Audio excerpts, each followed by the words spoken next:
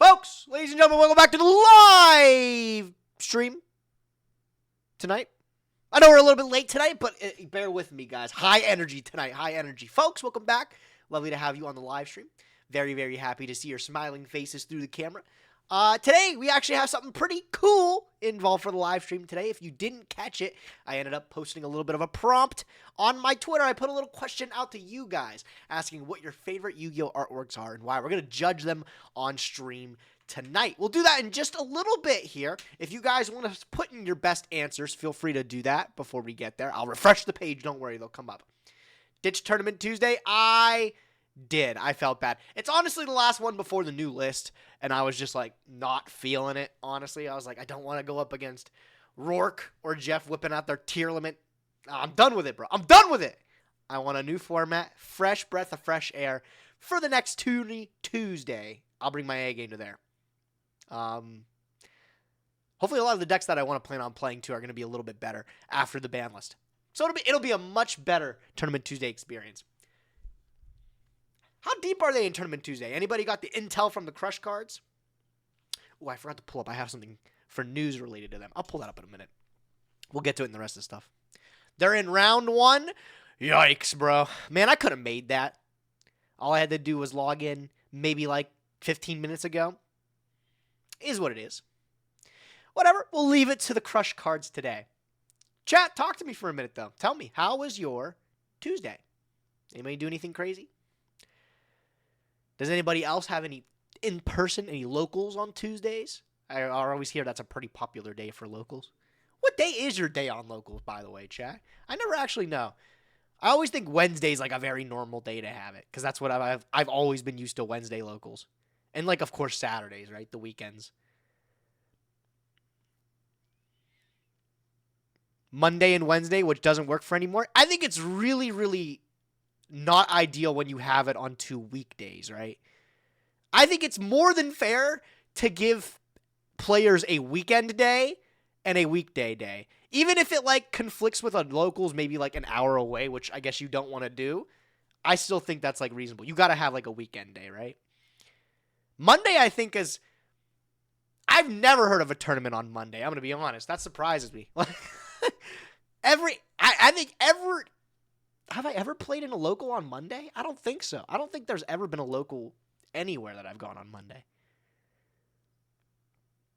I don't hear much of anything going on Mondays, bro. Everybody is snoozy on the Mondays. People just want to get the fuck home, right? The Mondays. Ooh. Thursday's always been my locals, but that's changing soon. We have this one on Thursdays near me. Actually, I actually talked to some friends the other day. I went to lunch the other day with them, and they were talking about how there's Edison locals now near that area. And I was really disappointed because they said, Wednesday, come on down and play Edison at this locals. And I said, Wednesday? That's at Top Deck. They do Edison on Wednesday. And I was like, don't you think that's just dumb? Like, don't you think you should change that? And they're like, oh, yeah, well, we don't want to change the days on Thursday and Saturday. I was like, no, you're not going to get anybody to play. They get like 8, which is good. Like, you can fire a tournament with 8. But imagine these two stores 40 minutes away talk to each other and said, okay, let's split these dates so we can make sure people can come. It'd be nice, wouldn't it? I'm not doing my part. I haven't gone to locals in a minute anyways, though, honestly. When's the last time you've gone to locals, chat? Do we got any grinders in the chat? Everybody goes every weekday? I've been slipping, man. I haven't been going as much as I wanted to. Anything on Monday sounds awful. I'm going to be real. I mean, honestly. Packing for a move, going to potentially be going to a place that has chill locals on Sundays. I think that's always good. Honestly, like, I think looking at the area around where you're moving is important, right? I would freak out if there was not a local store like 40 minutes away from me, like an LGS.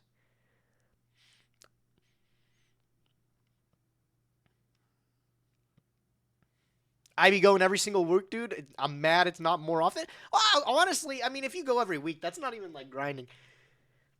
That flex, bro. I don't know what I'm trying to say. No, I mean, that's really good, though. You go every week. It's awesome. I need to start going, man. I need to start going every week.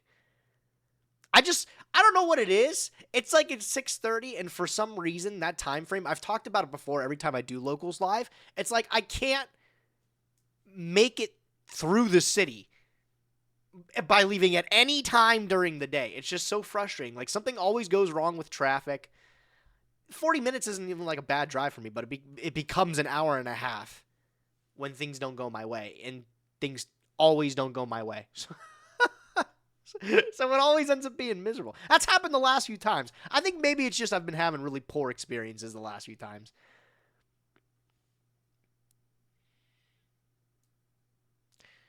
I just moved to college and there's a local right next to campus, but I don't know anyone. I'm scared to go. That's where you meet people, Mr. Tim. Everyone's there to win a couple packs and beat some kids, more importantly. Right? Right? Everyone's looking to 2-0 the little Timmy. Give him the hands. No, go to locals, man. Talk to people. That's where you meet people. Everyone's just there having fun, enjoying the same hobby as you are. I don't think there's an easier way to make friends than that, honestly. Been into Master Duel, so no locals for me. Maxie needs to go. Tired of it? Most people are tired of it, man. Has anybody found someone playing Master Duel Mobile in public? Is that, you know what? I don't think that's ever happened to me. I'll say it. I remember, I told this story, I think, on MBT stream. I one time found somebody and bumped into somebody playing Duel Links on, like, a bus. And we played each other. But, like, I've never casually bumped into anyone playing fucking Master Duel on their iOS device. Yo, TJ Parker, my man, bro. Gage, I'd love to call you a bozo, but after watching Simo play Progression, it would be offensive. Honestly, man. Dude needs to spend some of his tickets, right? As someone who's about to move the country and has a local 7 minutes from me, meet those new people. Yep, yeah, that's it. Like I said, the easiest way to go meet people is just to go find somebody that's doing the same hobby as you. I saw a dude playing Master Duel at my barber shop. It blew my mind. Honestly, dude, anything to keep the barber from talking to me, or always asking about my day and if I've done anything. No, I haven't done anything since the last time I meet you. Hold on, I'm trying to combo with tier elements. I'm trying to chain link 1, Rhino Heart, chain link 2, Scream. Can't talk right now. Snip, snip. I hate that. You ever feel like you can't tell, like, the barber to shut up? My barber loves to talk to me, right? But some days I'm just really not having it. And I try to make it, like, abundantly clear, like, I'm not in a great mood. But they be chatty, bro. They be chatty. I'll talk to anyone, though. I hate that. I hate to upset people. So many people to me at college call me out for playing Dueling Book on campus. It's fucking horrifying. No, I mean, it's cool that people are recognizing the game, bro. Bro, you're playing Yu-Gi-Oh! That's sick.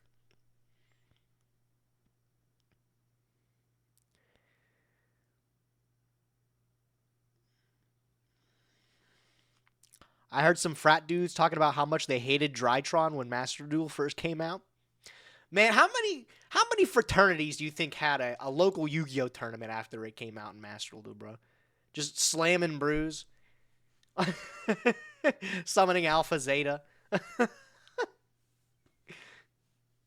I can't, like, I don't know, man. I feel like that's, like, the demographic, though. I feel like we already have a lot of players like that. Like the dude bros. Trifanovsky, right?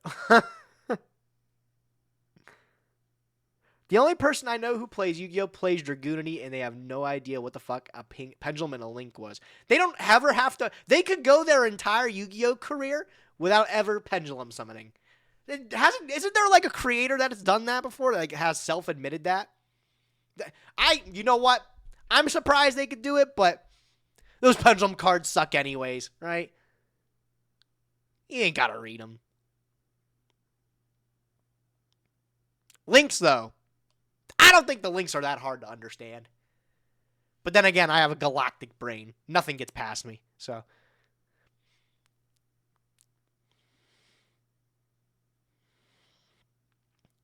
Used to work overseas for the past 4.5 years. A coworker and a friend got me into Yu-Gi-Oh! Recently moved back to the U.S.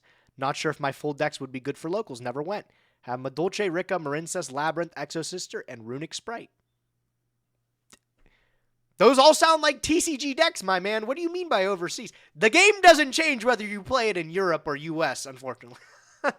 Some would say, the European players are better, though.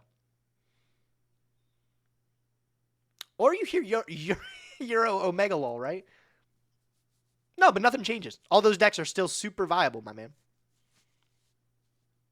Not sure how meta they are. Rika's really good.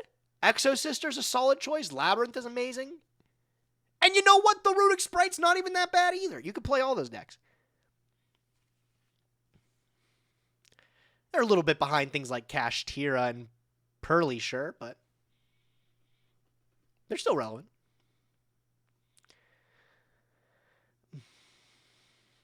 I want to play Necros so bad, but I feel like I would get just ran every game. I've ran the numbers, my man. You will get ran every game. That's just a fact, actually. You know what? But on the upside, if you can come to terms with that, if you can say, you know what, I will get railed every game, focus on the good stuff. I was able to activate Kaleidoscope and send Herald of Pure Light. It's a good day. Summon Unicorn, search. Oh my God. You went +2. Be proud of yourself. Be proud of yourself.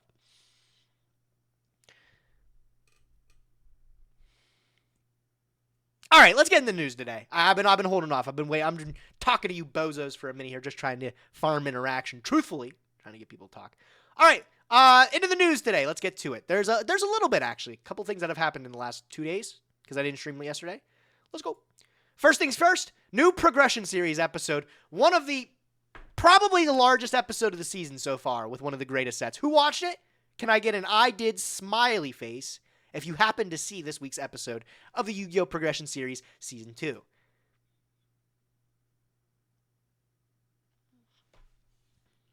Not me? No, I wish I was dead. I tell him the results. He doesn't even have to. I tell him it, bro. I watch someone watching it. That's just as good, right? You know what's even better? Subscribing to the Simo Patreon, because I get a cut of that money, bro. Just give me paid. I'm glad you guys caught this week's episode. Spoilers! If you didn't catch it, you missed a great episode. We are now tied. We are going into the next episode. We are 50-50. I don't think you could script that better. We are actually 50-50 if somebody checked. It's pretty sick. So, we're going into the next episode, which the next one is Battle Pack 2. We did that yesterday. No spoils. You can't get anything out of me. Look at me stone-faced.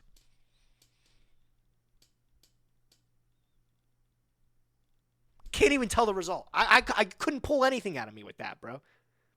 So, yeah, catch next week's episode. It's going to be a big one. You get to see if we can claim the crown or we got a little bit of more battling to do. But yeah, this was a good one. I think particularly this deck, after playing with it, Brew from I Wish I Was Dead, by the way, he's been cooking up a whole bunch of different variants and for all different possibilities that I would pull from this pack. He was a huge help for it.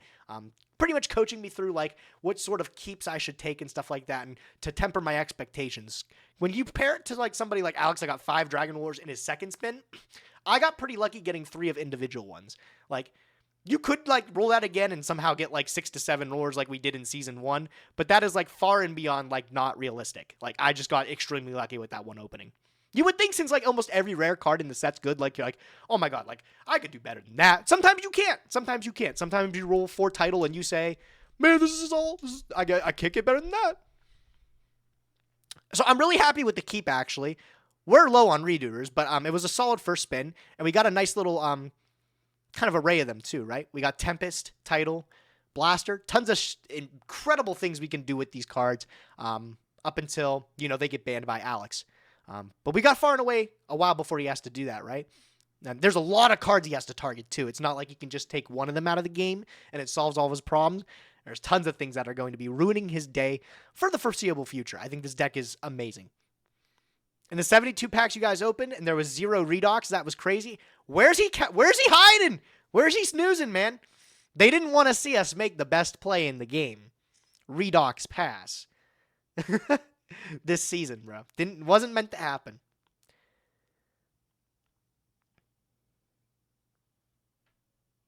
What is your guys' review of the episode? Give me a rating out of 10.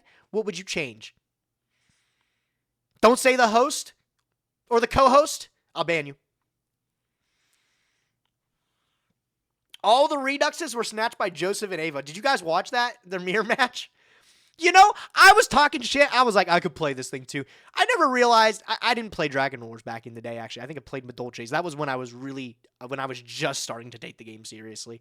But oh my god, I don't think I could like properly play that mirror match at all. The amount of Redox pass was pretty insane. Pretty insane.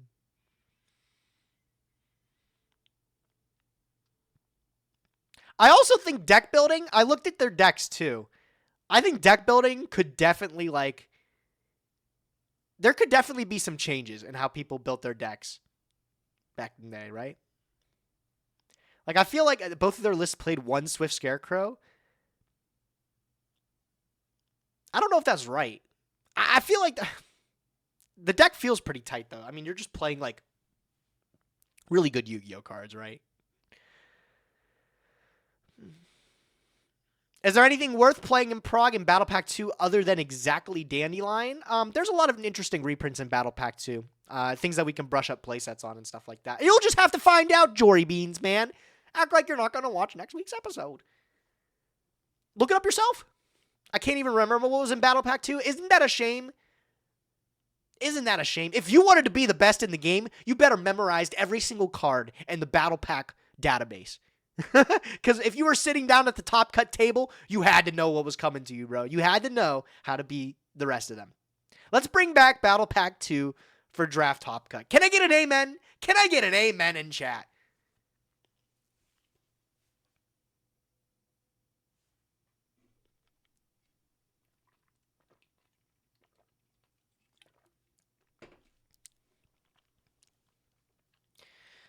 Amen till it gets old. So, like 3 months. Got it. Got it. That's how long it lasted in the actual game. Battle Pack 3 is where the best draft is. Shit's not so funny and nonsense. I love the all attributes, all type rule. It makes so many like bad cards like extremely good. It's really fun to play in like a sealed set like that. I gotta create a cube, chat. I think I've been looking at making a cube. I want to make like a really nice, high rarity, like Edison format cube. So when I have some boys over, you know, bust out the Edison cube. It looks good. Everybody feels good playing it because it's a good format. I don't think I found a cube list that really like, you know, throttles me, right? The closest I've seen is RJ has a really sick, like, Edison-esque cube. But he adds a whole bunch of cards, like, outside of Edison to, like, enhance things or, like, make it a little interesting. Some of them are really cool, but he straight up gave, like, Blackwing the 1900 guy that, like, is protected from spell or traps or something like that. He just gave the best deck in Edison another free card. I was like, why'd you do that?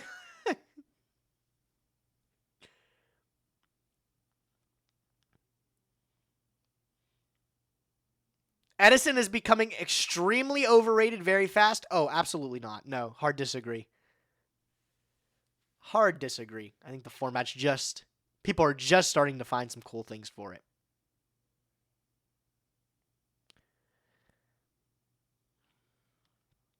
Yeah, so if you guys haven't checked out... by the way, thanks for all the follows. I don't know what's the deal, but everybody just now is starting to follow. Let me take a second to read them.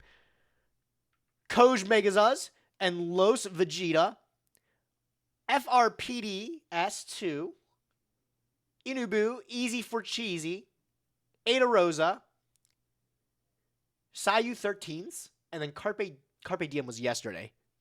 But I said his name anyways. You're welcome, bro. Thank you guys all for following. Right, okay, let's move on. Spend a little too much time here. We have the Duel Daddy graphic, bro. Duel Daddy graphic. Just joined. Did you already spin your wheel? For what? Progression series? Oh, no, this is the episode that was already up. We don't do anything live for it. But if you haven't checked out the episode, you definitely should go do that. Ding. Or are you asking if I already spun my wheel for the episode? I did. And you know what I said? No spoilers. Stone face.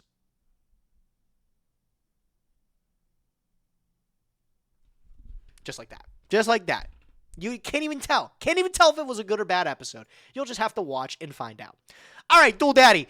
gives us a little look at the 25th anniversary tins, which were spoiled today. Were they spoiled today or yesterday? Today by all your favorite YouTubers. They got to open the new 2023 Megatin. I don't know how I feel about it. I took a little glance at it, so let's take another look. They decided to bring back the quarter century rare inside the Megatin. Wow, quarter century and everything, right? Are you guys sick of it yet? Are you guys sick of it yet? If not, wait till next set. Maybe you will be then. Some cards got some pretty cool quarter century rare upgrades, I think, though, that are pretty fitting. The one thing that's a little bit frustrating, I think, is to see like the Dark Magician and the Exodia and stuff. Don't these already have quarter century prints? This Red Eyes Black Dragon is not the correct artwork. They actually did give it to the starter deck Joey one, which I think that should have been the original one that got it anyways. I don't know why this artwork ever preceded that. But some of the cooler ones, I guess, like objectively, is like Stardust and Black Rose Dragon. It's a little bit bummy because they already had Starlight variants, which people still to this day say that they're pretty similar. And they are. They are. I think it feels a little bit cheesed, like if you get this kind of reprint like that. Armor Master, same kind of way, too. Luke Von Karma, I got him a deal on an Armor Master, too, but now I wonder how he feels about it now that it's getting a quarter century rare. I think Fireball Dragon's also a really cool one. Actually, I think, yeah, this is probably one of the better ones here. I like this one. Only a matter of time before Appaloosa gets it too, right? And this Cyber Dragon, this is pretty tough too. I'm still a huge fan of the alt art Cyber Dragon. I try to prioritize that in every deck that I play because I like it so much. I liked it so much as a kid. But this is a nice looking print for Cyber Dragon here, the quarter century rare. But I know you guys all want the Odd Eyes Pendulum Dragon too, right? I don't even know why I'm talking about it. What archetypes do you think serve some love and support, help make them viable? I really want Wind Up. I want Wind Up to be playable. Yo, my man, thank you for the 2 gifted to Quiz and Sound. You guys better say thank you. Think you're the best around? I'll kick your scrubby ass back to the playground. I just realized I don't think you guys can ever hear the notification sounds. There's always a sound tied to them, and it makes me chuckle, but you guys can't hear them. Because I have the desktop audio turned off. I've turned it back on, so the next subscription will have full-fledged bumping audio for it. So you can expect a meme banger there.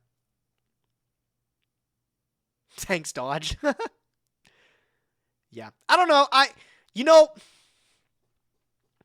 I can tell a lot of people are still going to like that this stuff is getting shoved and everything. I guarantee by the next month or the month after that, everyone's going to finally, like, actually realize that we're seeing this 25th anniversary stuff for the next year. And everyone's going to get irritated with it. I just think it's a lot. I think it's a lot. I don't know, man. I don't know. As for other stuff inside the Megatin, though, obviously everything's getting a reprint. That's pretty important. I'm going to need somebody in chat to inform me that's a little bit smarter than me. 40. So, I love to see it. Going down swinging, thanks for giving a sub to the literal worst person to ever receive one. That guy literally never tunes into my channel. Thank you for it, though, bro. Appreciate it, man. That's awesome. Oh, well, that's okay. Hey, hopefully next time he logs in, he's pleasantly surprised he doesn't get hit with advertisements, right? And then Nom Nom, thank you for your Prime Gaming. I appreciate it. Thank you. Jinzo needs more love. Jinzo got, like, several tries at support, and it still wasn't good. But they could use another, because I like Jinzo. Is there any cards in the tins that ended up missing this year? Did anybody do their research and find out if anything big missed the tin?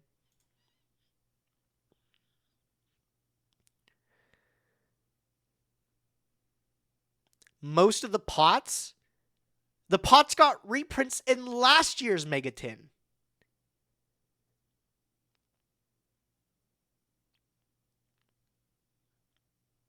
Oh, most of Power of the Elements. Okay, never mind. I read that wrong. So, like, every single Sprite card, and then every single, like, tier limit card. Okay, I do think it's a bit annoying that Paralino didn't get a reprint. However, and Kurikara? Oh, okay. I think Kurikara will get a placement soon. I imagine Kurikara will get a reprint soon.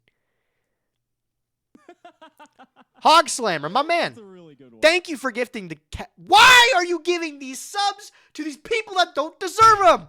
These guys are wealthy, bro. You ever see a distant coder subathon? Man, bro.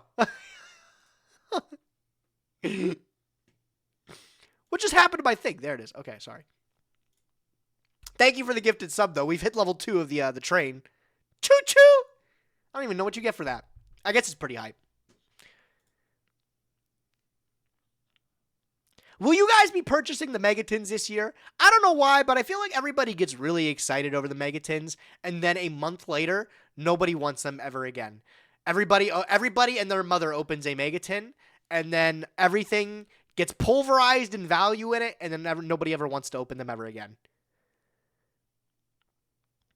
And it's really weird to see that because the reception from the original Megatin was insane. We had never seen something like a product like this before, right? Taking all the best cards from the year and reprinting them to make them accessible to people that maybe couldn't get the older product or didn't want to dig for the high rarity cards or were waiting out for them, right? Now everything in the tin really completely pulverized in value. Everybody's able to get it and play.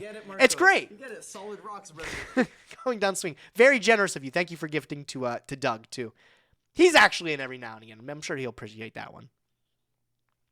I don't know. I feel like everybody always complains about stuff that misses the tin too. And I think it's a really dumb argument, right? I think it's a really dumb thing to complain about. Because for every one card that misses the tin, there are 30 other Yu-Gi-Oh cards that either got a downgrade or an upgrade in rarity to make them more accessible regardless. And then also completely level out the playing field for anybody that didn't get back any of the cards back in the previous set. I also think the Megatins are, weirdly enough, one of the products that new players always end up getting. Did you guys notice that? I feel like it's always a new player draw, the Megatin. I remember when I was at the card shop, that's what I always tried to sell people if they were like, I'm new to Yu-Gi-Oh! What product do I buy? I was like, probably just the tin. Yes, wanting cards to be cheaper. How dare we? I don't know. It's just everybody's... No, I mean, I think it's okay that a card misses the tin and then doesn't get reprinted for another month or something like that. I think it's fine. I'm saying that you guys got 40 plus cards before that one that are now more accessible. And that's a great thing. That's a great thing. I'm happy this product exists. I think they could do a better job of it. I don't know how we've ended up with starting with cards like Nibiru, Dimension Shifter, and Dark Ruler No More in a tin to make it really awesome to purchase because you not only get these new meta-breaking cards, but you're also able to get all the cards from the last year that you didn't get before.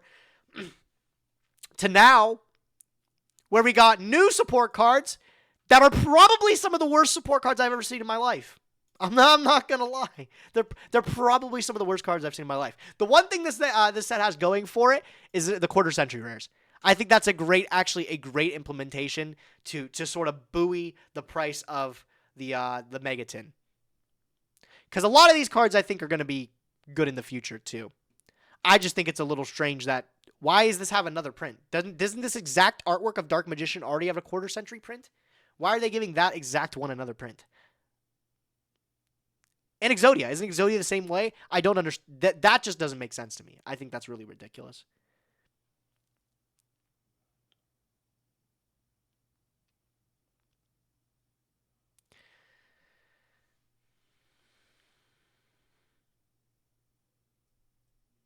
Give Junk Warrior 25th? Yo, that would be crazy. You know what they really should give? Junk Synchron at 25th. They're giving everything else a 25th anniversary. Why not?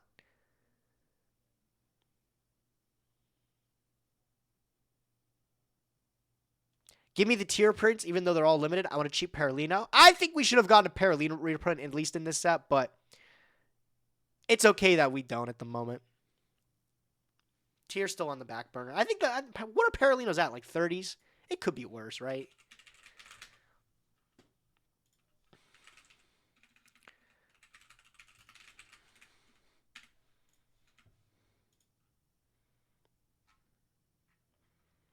Yeah, that's not bad. That is not bad at all. You know. I've lived through worse.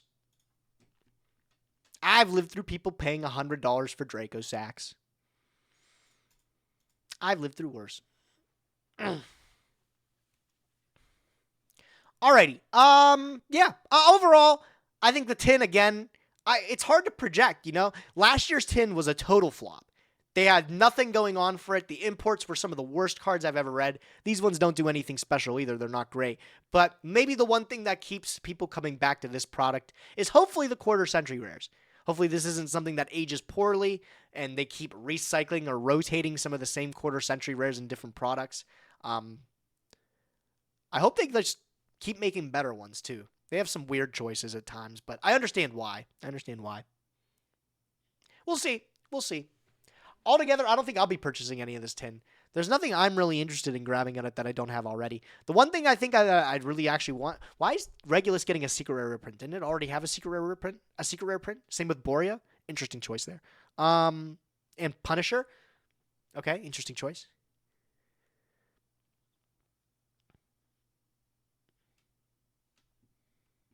I just know that's a lot of cards with the same rarity. I wonder why they did that. But yeah, I mean, everything in here is like pretty mid. Some of the best reprints are like things that you would fringe need anyways. What do you think that says about this last year in sets, chat? What do you think that says about it? There's not a good staple card in this entire set, right? Is there anything like...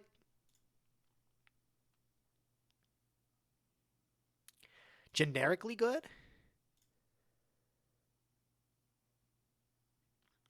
Wow, I don't think there's... Besides Fenrir. Okay, no, there's Fenrir. And Illusion? Illusion was never like generic. Illusion was generically the best card maybe 2 years ago.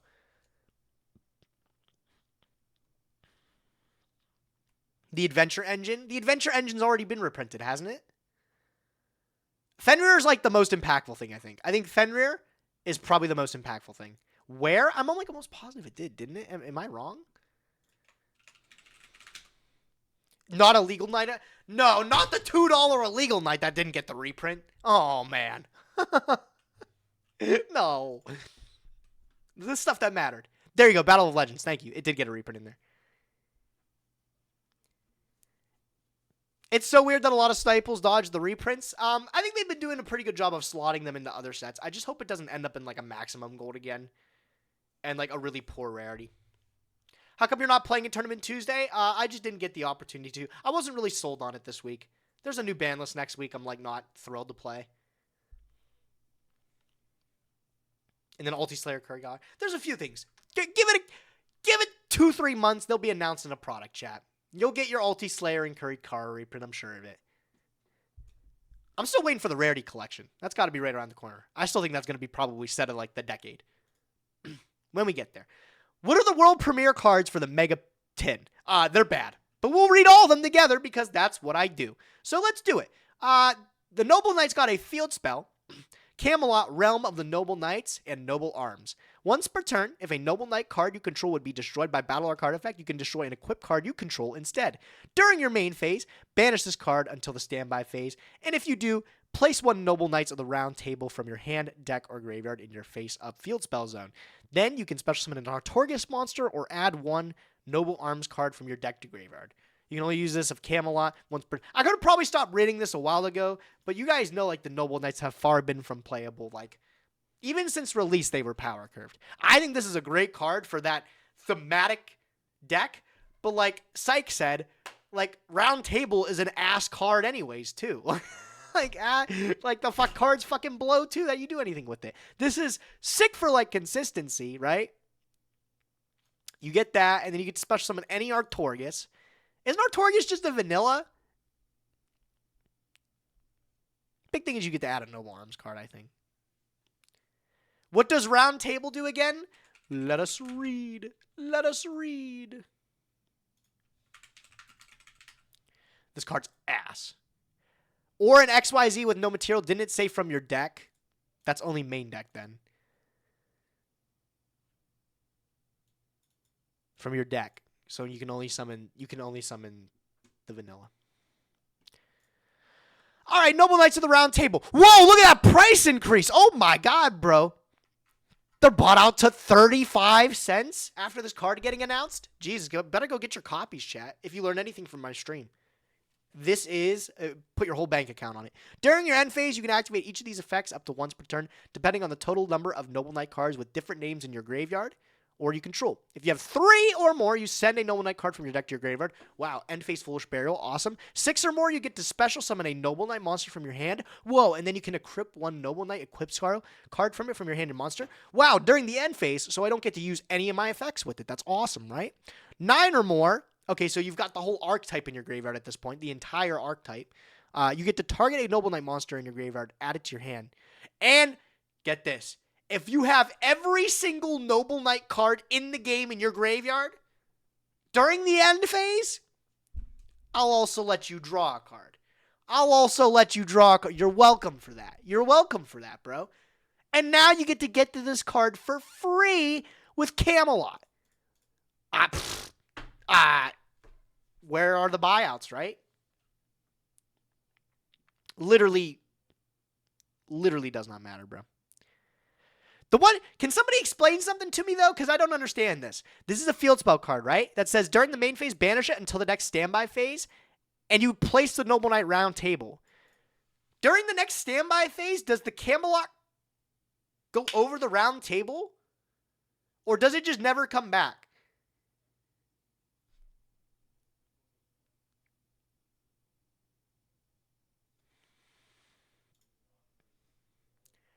That was something I just didn't know. I don't think we've had any precedence with this card either. To hand? Definitely not to hand.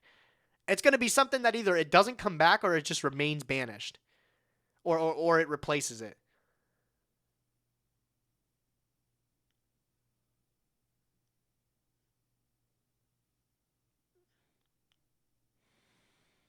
I would assume it just sends it to graveyard.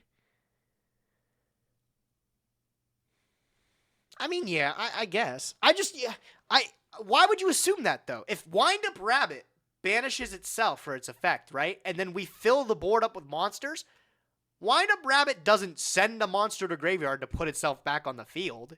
It doesn't replace a monster. It just doesn't come back. What are we talking about? We're trying to figure out if when Camelot banishes itself for the table, does it ever come back? If the table is still in this field spell zone.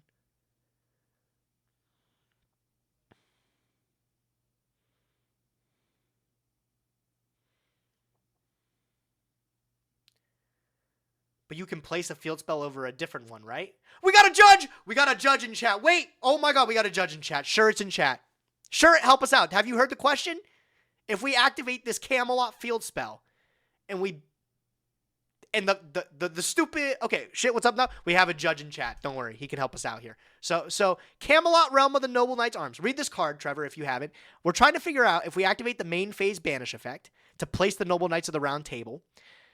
At the next standby phase, if the table is not removed from the field, does the Camelot remove it and then reactivate itself, or does it just not come back? You have to destroy round table? I'm like, that has to be it. There's no way mechanically it goes back on top of something. I just feel like it would read something like that. It would say, like, destroy the field spell in place. It should send to graveyard by game mechanics. It cannot be placed back in the field spell zone. There you go, chat. Damn, it's out of your hands now. Half of you were wrong. Literally chatters. Literally chatters. Literally chatters.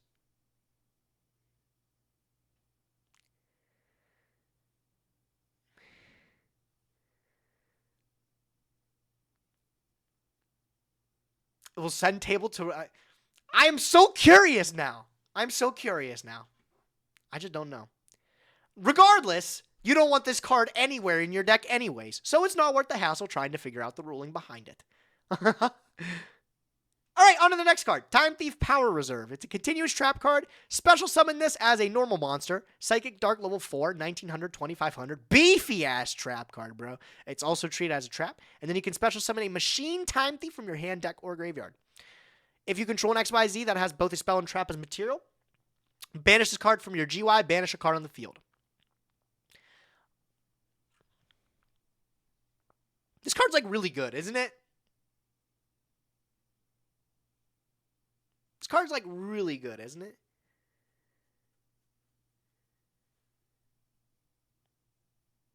It's slow. I mean, it's a trap card. Doesn't have Shade Brigade summon. What are you talking about? It literally says special summon this as a normal monster.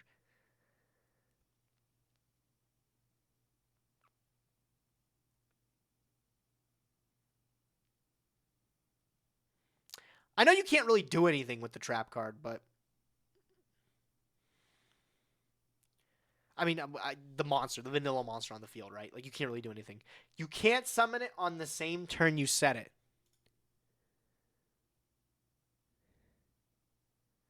What are you talking about? Oh, like Shade, you can do it turn 1. Oh, okay, I see what you guys are talking about now. Wait a minute. You guys think you could give this the Shade Brigandine mechanic and it would be okay? I think that makes it broken. Wait, that makes it, like, actually, like, insane. That makes it do way more than this. Okay, wow, all right. In a world where we're all okay with Time Thieves being the best deck, I get it. You're scared of Time Thieves breaking the meta? Have you read Regulator? Didn't Kevin lose to Time Thieves in our 3v3? Kevin straight up lost in this deck. It's gotta be good. I heard he was a pretty good player. Unless he sucks. I've been lied to. Kevin sucks.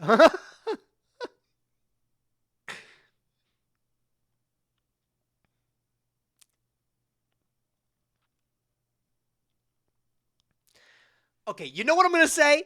They could have made this card better. But if they made this card better, I don't think I would have been able to forgive them for how bad this Spiral card is coming next. Like, if they're going to make... You know what? I'll say it. If they made one of the cards bad, I'm glad they made all of them bad. Nobody's happy, right? I'm glad they're all bad. Because otherwise, I would be really, really jealous right now if this Time Thief Power Reserve was any better than it was. Because the Spiral Double Agent is also fucking shit. God, this card is so bad. Double Agent's a light level 4 Fiend, 1400 attack, 600 defense. If you have a Spiral card on your field or graveyard, special summon this to your opponent's field. It can't be tributed or used for a Fusion, Synchro, or XYZ or Link Summon. And then both players reveal the top card of the deck. You can only use this effect of Double Agent once per turn. All Spiral monsters on the field gain 500 attack, and also Super Agent can attack directly. The art is nice. Oh, the art's fantastic, but this card is terrible. I originally thought, I read the card and I was like, oh, it's in kind of like an Ibly? Like, it's kind of neat. Who is saying Gorgon Egg? What are you talking about, Gorgon Egg? Type it again, Duelbot, unless you have an explanation for it. But... Right. So, Spiral Double Agent, this card's like ass. It doesn't do anything. I originally thought it was like an Ibly, which it kind of is. It like puts itself on the field. But it's just like a worse... It's like a worse drone, right? Shuts off Imperm and Cash. I guess it makes it better against Cash Tier Mirror. However, the only way you're seeing this card is after you've already used like Double Helix's effect, right? Like... And at that point, like, Imperm's already popped off. Why would you want this in your deck? Why would I want to... The thing about Ibly and stuff is, like, it's so easy to let it get to. And it locks your opponent from summoning. Your opponent can't use anything with this, right? But, like, Ibly's, like, strictly better in, like, most case scenarios.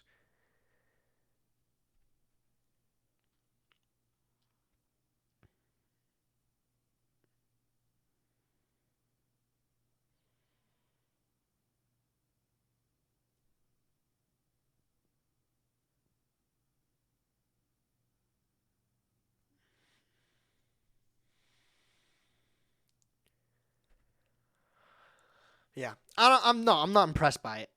I think the artwork of it's fantastic, and like I guess the term Spiral Double Agent, it makes perfect sense for what the card's called. I wish it would have been better. I own 169 Gorgon eggs in Master Duel. I'm bad at this guy, bro.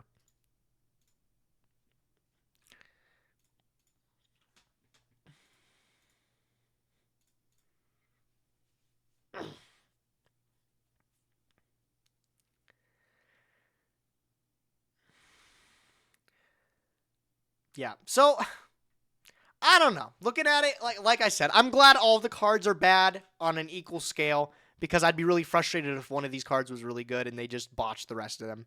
But I'm glad they're all equally terrible. Would I have rather them all be equally good? Yes, absolutely. These are some archetypes that definitely could see some love and really do something good. Like chat was pointing out, this card is one little effect or line of text to make it actually good. And this card is just like, I guess it's opposite of what we're looking for. This card, it needs work, bro. Camelot is good and I will die on this hill. Well, Abyss, you're the only one. You're the only one. I am literally Camelot's strongest defender. Well, the Noble Knights need some strong people like that, right? That's what they're all about. That's what they're all about. Kevin, how's it going, by the way? How you doing, bro? All right, moving through. Forbidden Limitless update today. Yo, a bussy witch. A busy... Oh. I've been ruined by Joseph. Did I just say that? What the fuck? It's a busy witch.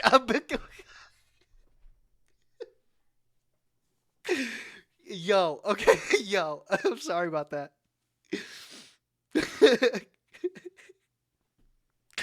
Very well. Yo, a busy witch. Thank you for your sub. What did you say? Was it important? Really sad about that. Sears Tins. Hopefully the rarity collection makes up for it. I think it will. I think the rarity collection is going to be, like I said, it's going to be the best product of the year. Or the decade, even. Right. There's a Forbidden Limitless update today. MX Saber Invoker's gone to 1.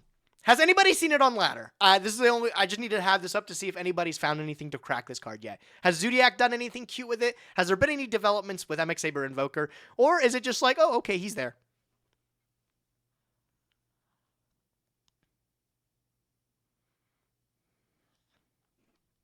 Not hard to be the best product of the year. What do you mean, bro? You're competing with Duelist Nexus.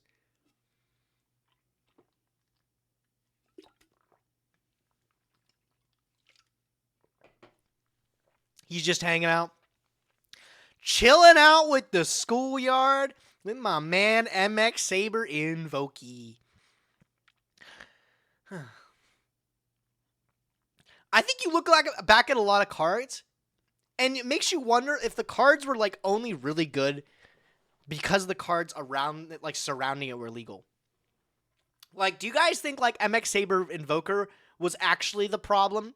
Or was it cards like Terror Top and Rapier? The cards like Easy to Summon Invoker. And then, oh my god, I was able to get to one of the best monsters ever printed in the game when it was at 3? I mean, sure.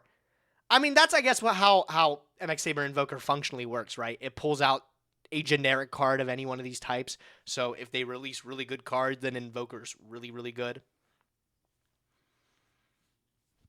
But what do you think was the one thing that made it, like, actually really a problem? Was it how easy it was to summon with Terror Top? Or was it just because, like the efficiency of Terror Top? Or is it because, like, Invoker's, like, actually just too good being generic as it is? It's both. I think, you know what? I could agree with that. It being both of the problem.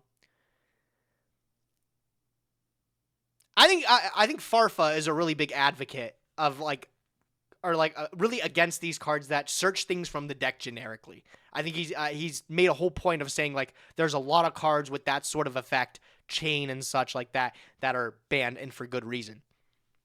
But then you see something like this, right? And then I see what you guys are saying, like, no one cares. Like, why this? And there's a lot of different things to it, right? Master Rule is a best of 1. That matters in some sense. The card pool's completely different. That matters in some sense. But, it makes you wonder, right? LP, Summon, Sork, Chain, they're all the same. They are all really good cards, bro. Free my boy Terror Top. I've got the alties waiting. I hope for the day they bring back Terror Top. I still think they could do it. I still think next TCG list, Terror Top can come back. And no, I haven't thought about the consequences. What do I look like to you? A prophet? I just want it.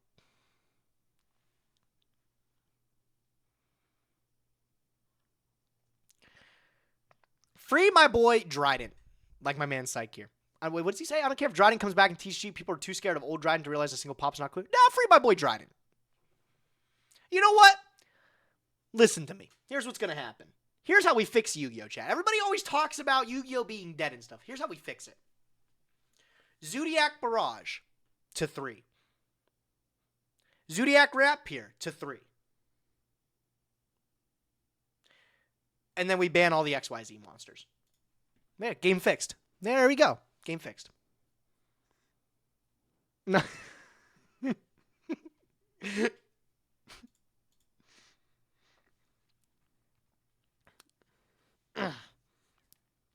What do you guys think of the next Dragon Roller that can come back?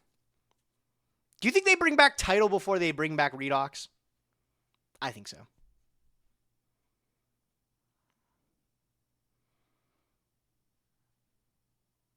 Did we get an effect for the new XYZ? The level 7 Dragon Ruler guy?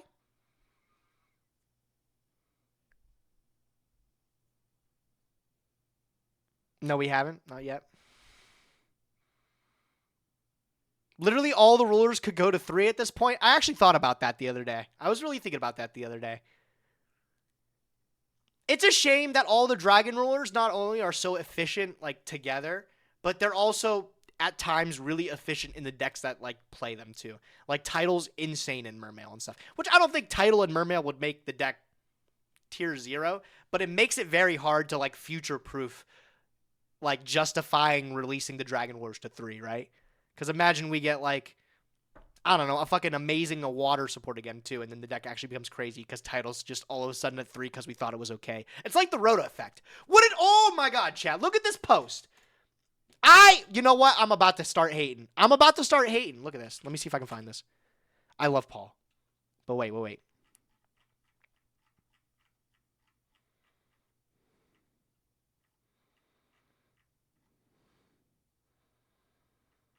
Where is it? Here it is. Found it. Honest opinion. I think reinforcement of the army could go to 3 and it wouldn't be a problem. Some warrior decks get more consistent, and that's really it. What do you think? Paul! Bro, what do you mean? Dude, I let him know. I said, remember when we said this, like, back when we got the Noble Knights and everyone said it's okay? And then Necros just got, okay, I'm going to search Colossus with my Rhoda, or I'm going to search my Jin out with my 3 of Rhoda now? Why? What are you talking about? No, absolutely not. This card cannot come back to 3. We tried it. It lasted one whole format.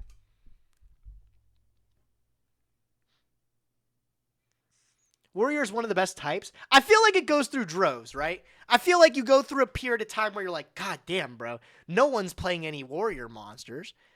We haven't gotten a good warrior monster since Nixon was in office. Like, what am I going to do? Bring back Rhoda to 3. That'll make the warriors good, right? And then all of a sudden, 6 months later, we get a good warrior level 4 or lower, and then you just made yourself have 3 more Rhodas to search it. Are you kidding me? Like, come on, guys. Absolutely not. This is a wild take, right? Chat, tell me agree. Tell me what you think. You actually think it's a wild take? Good evening, King. How are you doing? Sleepy Penguin? Amazing, my friend.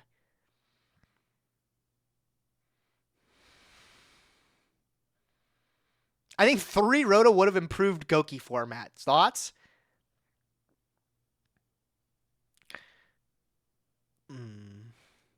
Do I have a guaranteed way to draw in Lockbird? 3 Rhoda searches Neo Space Connector, summon Aqua Dolphins, make Ice Soul Day. I love that combo. Yo, Neo Space Connectors, sick ass card, chat. I am not a Neo Space fan or like a GX fan even in that era, but I love the feel and like how Neo Space Connector plays. It's so cool. Sub goal over. What's the goal? Oh my god, we hit the goal today. We're going to watch a Galactic God duel today. Well, thank you, everybody, for being very generous. We're going to watch a Galactic God duel. That's the sub goal if we hit it. I'll pull up a good one for you guys. 3 Rhoda and 3 Potigree. All right, let's move on to something else. let's move on. Yeah, MX Saber Invoker. Unfortunately, nothing at the moment breaking it. But we'll see. Another thing, hot button topic that everyone's talking about. With the new maintenance that just came in, there's the new most played cards. Haha, look at Maxi number 94%. Still the most balanced card in the game, right? I'm actually... Am I surprised that Fenrir has more play rate than, like, all these other ones? Wait, what does this play rate account into? Like, summoning or activating the card? Or is it how many of these cards get thrown into decks?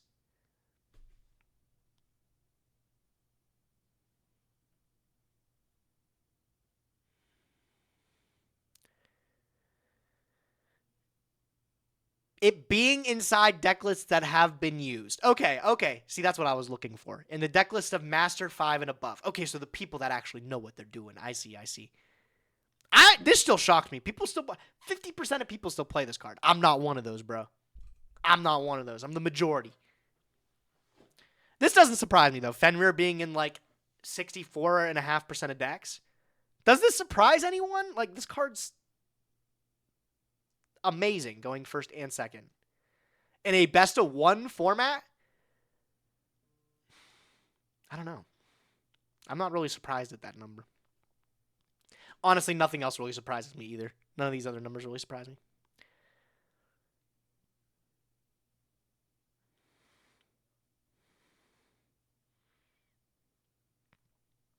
You know what card's still at 3 and nobody plays, chat? Dino Wrestler Pankratops. What's going on with my boy? Weren't people talking about the Ghost Second Supremacy with Fenrir and Dino Wrestler Pankratops? It's to fruition. It can happen now, but where are they at, though? Where are the people that are winning the coin flip and selecting, I'll go second?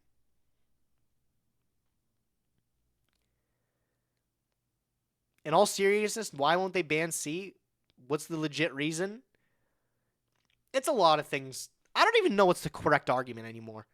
The way I've always seen it at the moment is the game like drastically changes with Maxi being banned. Not only like deck composition, but there's so many cards, like there's a trickle down effect. Like, oh, we banned Maxi. Now some of these cards that where Maxi was originally your way to stop this like ridiculous loop or something from happening, now that doesn't exist. Now these cards are just okay.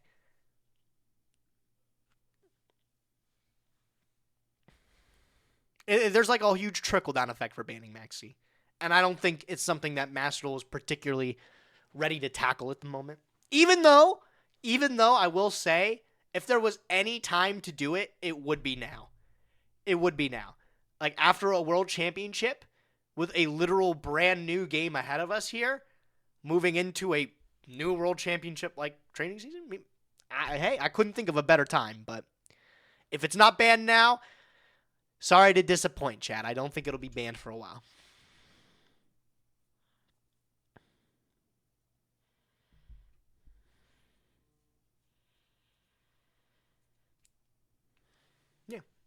Yeah, I don't know. Not a lot of these rates surprise me. There's still like some, like I said, like the Designator is really shocking for me.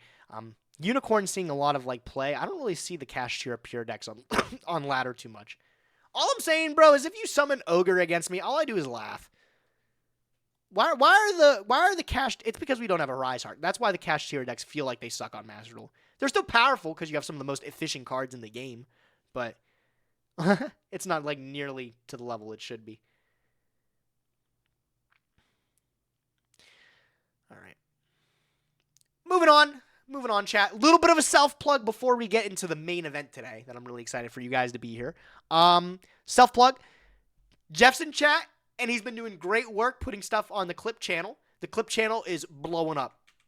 I look at these faces, by the way. I look like a literal toddler in these. It's a literal throwback. But he's been doing a fantastic job. Everybody say thank you, Jeff. He's been putting a lot of great work into getting some daily stuff up, or every other day stuff up for you guys to satiate your needs while I'm away. You know, I think your face thumbnails are the best thumbnails I make. That's kind of flattering. Thank you.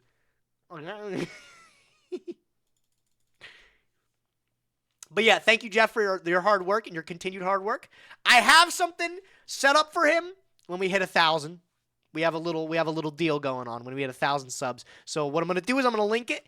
And everybody in chat, if you aren't for some reason subscribed to the Clip channel, you should do that. And thank Jeff on your way out. I subbed. Boom! That's right, Brave. I love to hear it. God, man. Love to hear it. That's dedication. All right, more self-plug. My Knights Arena Optimal Tournament. Joseph just did a little plug for this last night on his stream. If you're around the Pittsburgh area, please find your way September 23rd, the weekend after Cancun, to my tournament. I am hosting a very, very small 64-man Edison tournament. Super tight space, but we're going to make it work because we always do. I've played in worse regionals. But Joseph is going to be coming down, and we're going to be rocking some commentary. So even if you can't show up, expect to have a really, really good live stream on September the 23rd. If you're interested in playing, though, I do have a link. There is a exclamation mark Edison. Gives you all the information that you'll need to play in that. Can I come just to say hi? Trevor, if you want to. I will be working so fucking hard, bro. I'm going to be doing a lot. I'm going to be TOing it. I'm going to be just making sure everything runs smoothly. And I'm going to be doing commentary. Are you streaming Top Cut? We're streaming everything. Streaming everything.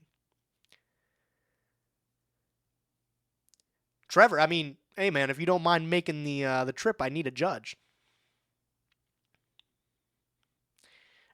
I guess I'll put that out there, too. If anybody is in the area, too, and you're looking to help, I do need like a judge or two. How many judges? I want at least like 1 or 2.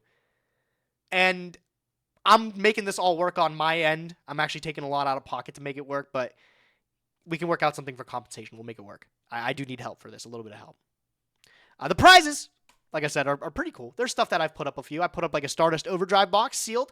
Pretty freaking nice. So if you want to win one of those, really relevant from the era, maybe you could pull a Black Brute Draco, and you could be the next Gemini duelist. There's also a case of the last year's Megatins, or 2021 Megatins. A little bit older, but we just happened to have it. One of my friends had it, and he donated it to it. And then there's a case of Duelist Nexus split amongst not only entry prizing, so you get something for being there, but also there's a couple boxes for 2nd, 3rd, and 4th. And then HyperX is also coming with a couple of additional really cool items to give out for the top cut there. It's $20 entry, and I'd love to see you guys out there. Again, September 23rd, that's the week after Cancun. Exclamation mark Edison if you're near the Pittsburgh area. Check us out. Love to see you guys there. Excuse me. All right. Let me refresh this, and we should be on to the main event. Main event, ladies and gentlemen. Today, I put a little question about 2 hours ago. I put it to the Twitters. I said, hey, what is your all-time favorite Yu-Gi-Oh artwork and why? I'll be judging all your answers on stream, and I will be rating them. So if you have a bad opinion, I'll be sure to make sure it's heard. Yu-Gi-Oh is special to me because it does a really, really good job with its artwork. Like, you can have two completely opposite sides of the spectrum for Yu-Gi-Oh artworks. You can either lose to this huge demon army that has been assembled, or you can lose to, like, the minions of hell, right? Like the Burning Abyss. And then on the opposite side of it, you could lose to freaking stuffed animals. Some of them slightly more scary with scissors coming out of them. And that's like Frightfur. And I love that dichotomy, right? It feels like you always get something special no matter what time of Yu-Gi-Oh! You're playing. Whether you really, really appreciate the old Egyptian like artwork and aesthetic to it, or you appreciate some of the new kind of experimental fun things that they try out to be a little bit more, you know, maybe youth-friendly or something like that, right? For kids-friendly. We love it. So I decided to ask you guys what's your favorite artwork and what makes it your favorite artwork too. And then I shared one of my personal favorites. This is Memory Crush King. This is just one of those artworks where you see, and what more do I say? This guy looks so tough, bro. He's got the Brainiac going on here. And I love how all the artworks in Yu-Gi-Oh! Kind of tie into different cards too. He shows up in a lot of different other cards, which is really awesome. This doesn't look like a Yu-Gi-Oh! Card. Just wanted to say you're awesome. Don't believe what MBT says. I don't listen to that guy anyways. Absolutely a real Yu-Gi-Oh card, bro. So sick.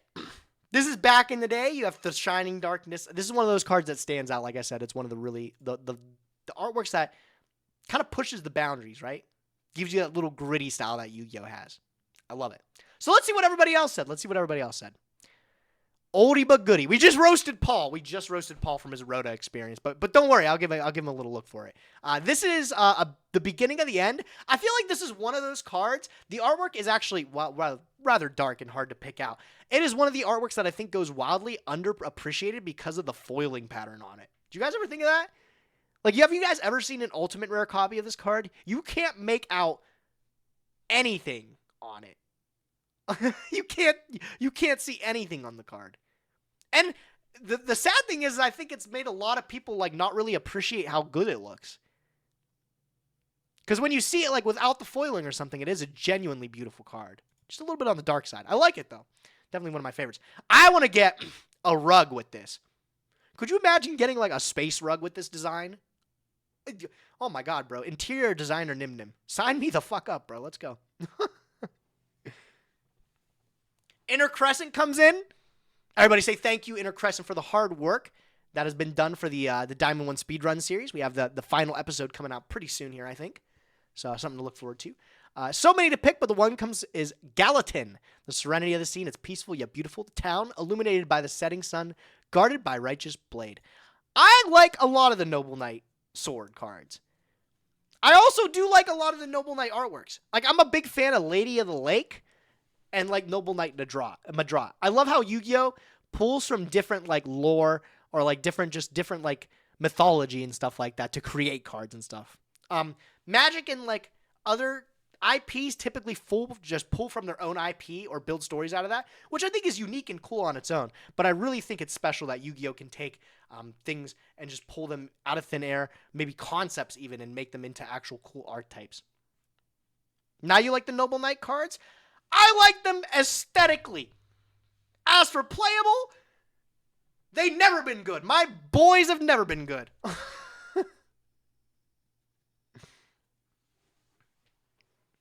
No, what did Joseph bring up? Joseph brought up in one of his most recent videos. I never even made heads or tails of it. There's a new archetype that has like that plays with the pendulum zones, and what is it? Chat's gonna know what it is. It's like the left is like the white angel on your shoulder, and then the devil on your shoulder. He brought that up, and my mind was obliterated. I didn't even know that was what it was. I was like, that's crazy. Valmonica. Okay, I don't know if those cards are good. But still, like, that's awesome. What a cool concept to build an archetype around. Yu-Gi-Oh does it so well, too. And that's because the cards are wordy. That's why we're better. We know how to read. Freeze, my beloved. Oh, my God. I love the Gusto cards. I really like the coloring on, like, almost all the Gusto cards. I think the color scheme of, like, the green-orange, beautiful. It makes for some really, like, standoutish cards. I love that, like, Yu-Gi-Oh's color palette feels, like, more saturated, too. Like, I feel like sometimes you do have, like, the gritty cards, but, like, when you do get the colorful cards, they really do pop out. Yu-Gi-Oh is not afraid to use color. Never afraid to use color. And that's what I love about it, man. It's always right in your face. There's a card called 5 Rainbow Magician, dude. That's every color in the world, as far as I'm concerned.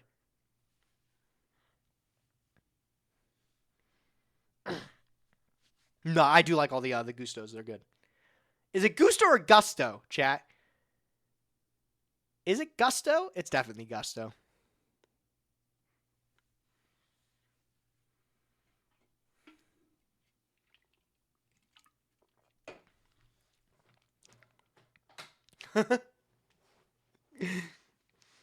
Well, I've been saying Gusto wrong the entire time. I've been doing that since I played the game. Oh my fucking god. Look, I can have my fucking Gusto. Joseph has it. What's Joseph have? Fucking Machina, doesn't he say, or something like that? Joseph says everything wrong, and you guys are okay with it. This Miger accident. Stratos, that's another one he says. Right? Leave me alone. I'll say what I want. Oh! VIP alert! I wish I was dead. Anime stan here. Ugh, cringe. Love the CXYZ Barry and Hope. It's a combination of all 7 C101s through C107. One of the early translations called him Chaos XYZ, King of the Dreams variant. Does it really have all aspects of the Chaos numbers? Where's my man Silent Honor Arc in here? What are even the numbers through C100 and stuff?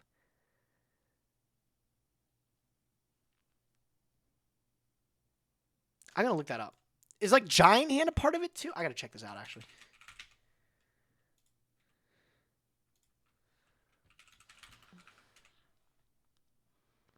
Okay, so 101 is Arnarch. 102 is Seraph Sentry. Oh, we gotta go through the C's. Sorry. Okay, there's a Lance in here. Hold on, let me take a look at the artwork. Okay.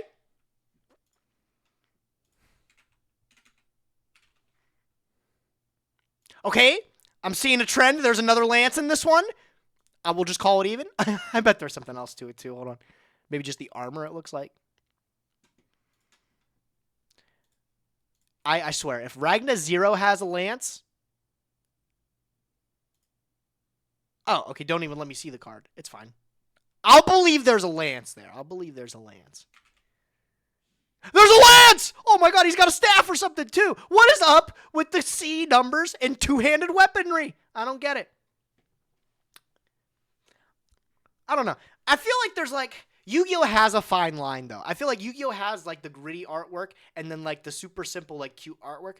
But then it has like the artwork in the middle, which is I think it's just trying too much. And it just becomes like a color blob on the screen. I think a lot of like the lore ones like just become like a color blob and it's really hard to like actually see what's going on. Giant Skyhawk, big fan of this guy. What do we got? Lost World, not fancy, but there's so much flavor happening with all the old dinosaur cards. You got all the boys. This is what I really love. I love when they take like all these older cards and like slowly expand the world behind them. Like I think that's super sick. Like even one-off cards that you think wouldn't have any lore behind them, Yu-Gi-Oh takes and says, we're going to put this into a larger perspective. And that is so unique, I think, to most card games, right? Lost World in particular is really cool. There's something here too about it. Coolest detail, though, is Sabersaurus. Sabersaurus' flavor text says that it only turns red when it's angry. But here in Lost World, he's peaceful and happy. My man Sabersaurus is green! He's calmed down! Let's read the artwork. This normally gentle dinosaur enjoys relaxing in its nest in the prairies. If it becomes angered, it turns terribly ferocious. I don't think anywhere on that card it says he turns red when he's angry. I'm going to be honest. I think maybe this guy got it wrong. I think Sabersaurus is always red. It's OCG text. Oh. Well, damn. Now I'm no longer immersed. I read my cards in English, actually. Hi, Dyer. You can also see Oh my god! There are non-angry ones in the background. What? How do I not realize these things?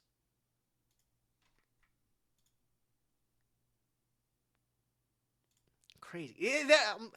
Like I said, man, we do the card guesser every single time we stream.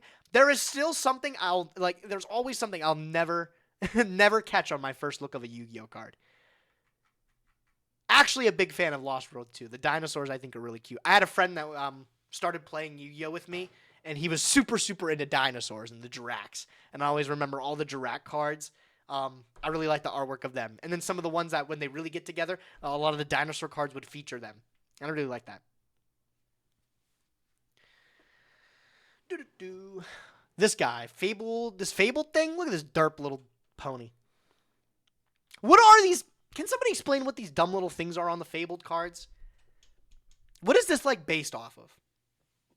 Does anybody know?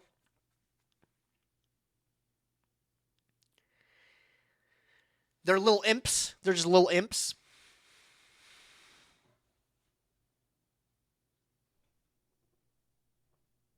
They're just little silly little guys, bro. They're just a couple little guys.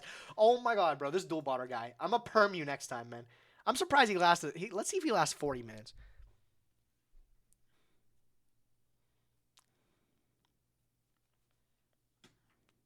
Oh, we got a dire answer. This is a great based dire answer. Wins over the ice barrier. Such a pretty art. Shame it's a bad card. It is. It is. This is one of the cards. I feel like I've seen this artwork before, though. You know, like I feel like this card artwork is in something else that I've seen. I know this is an ice barrier card, but there's another card that I feel like it looks exactly like this, and it's something that like has Sophia type text. You know what? I'm gonna try to look it up. I think I know what set it's from. Tachyon Galaxy.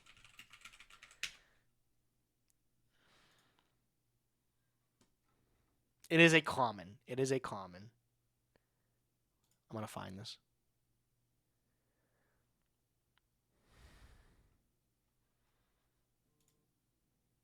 Zephyr Providence? That's not it. It's definitely not Zephyr Providence. Like Paths of something, I think.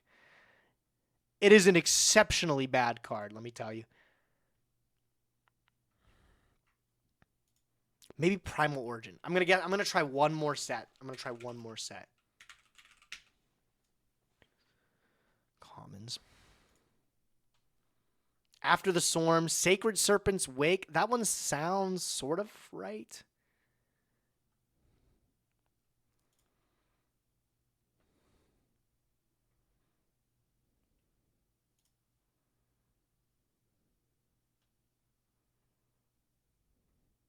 Fuck, I don't know. Let me see the Sacred Serpent's Wake. This is the one. No, this is it. Yeah, this is it. This is exactly what I was thinking. Damn, Mr. Quiggles, let's go, baby. Okay. Read in my mind. Yeah, Sacred Serpent's Wake. This is the artwork where I see that card, and every single time I see this card, I always think it's this one. Look, it looks like literally the exact same. Okay, maybe not. Maybe not. Maybe I'm over exaggerating. But yeah, this is one where I always see it almost looks exactly the same. I always get those mixed up. Yugioh Punk Dragon. Oh yeah, this is a good one. I think a lot of recent stuff is really good. This is another one where we were just talking about Yu-Gi-Oh's not afraid to use color. I'm glad they didn't. This is such a sick archetype, and I know it means a lot to a lot of people too, right? Like, what's the punk stuff based off of? Isn't it like, is it Japanese or like Chinese stuff, something like that? I'm sounding like a fucking idiot right now. Japanese theater, I'm pretty sure. I love it. I love it.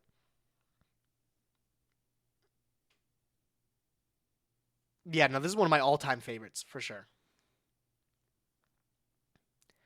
I always used to make fun of people for, like, picking cards from, like, recent sets and stuff like that. But, you know, it's really... They've been kicking it up, man. They've been releasing some really beautiful cards recently. It's hard to funt it. I know there's a lot of classics that are, like, unbeatable, like, iconic. But Yu-Gi-Oh's been making some great art recently. This is one of the ones that is definitely really awesome. Abyss! Big fan. I'm certain I had latent responsibility for this tweet about Memory Crush King. Yes. Yeah, yes, I did steal it. I did steal it from her. She had... I do love Memory Crush King. But yeah, she did this kind of post already. Favorite card arc? Goder Demer... How do you say this? How do you say this, chat? How do you pronounce this? I can't tell you how many times I've seen this card. I've never been able to pronounce it. Goder Demerung? Is that it? Goder Demerung? I did it! Oh man, bro. I'm crazy.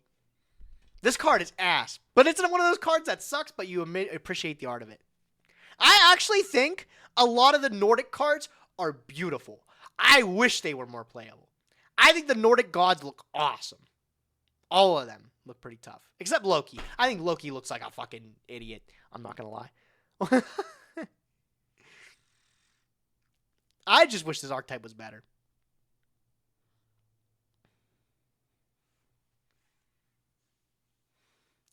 I think it's weird. I always like looking at like the main. I think when people talk about card artworks they like the most, it's normally like a protagonist or like a predominant monster in a card, right? Like you notice how we said Lost World was one of the prior answers? I think I like to see more answers like that, where it's like art of the supporting of the character or something like that. You get another look at like that main character from a different angle. Maybe they're doing something iconic. Kind of crazy. I like this one. This is a really awesome one. Witness the Absurd. Big fan of their art here. Ill Blood's up there. I only learned years later it was to tribute the infamous, heavily idiosyncratic horror game Ill Bleed. I didn't even know that. That's a video game. But it doesn't reuse a specific design from that. Just kind of captured the vibe. Painted a version myself. Look at that. That looks so crazy good. Pretty sure their name's Francine. I'm a huge fan of their artwork. Insanely good art. Maybe you'll see a special merch drop. No, you couldn't. No. How would you see a special merch drop with this person? I don't think it could happen. Always love the artwork of Duel and Lockbird. There's a lot going on in this picture, and a lot lacks explanation, but I think it's very effective at being just a recognizable card, even if it's the most notoriety comes from a powerful floodgate effect. Duel is such a pretty artwork, actually. Doesn't the Lockbird have its own card? Who is this guy? Is this my man Duel? Duel doesn't have, like, his own card, right?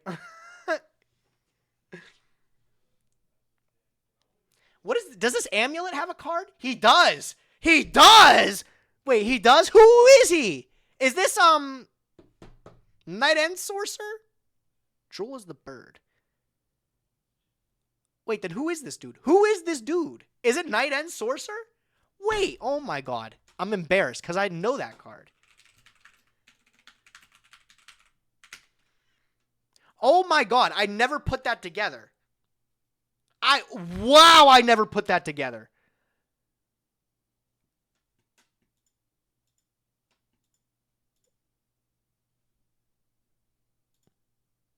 The fit looks off. Wait, the fit looks totally off, though. That does not even look like the same clothing. Is there, like, lore implications? Is this, like, the early ends of something like that?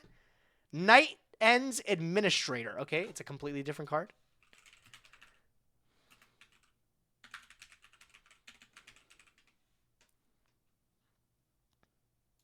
Oh, it's a new card. Fit looks off, too. The card looks beautiful, though. Holy smokes.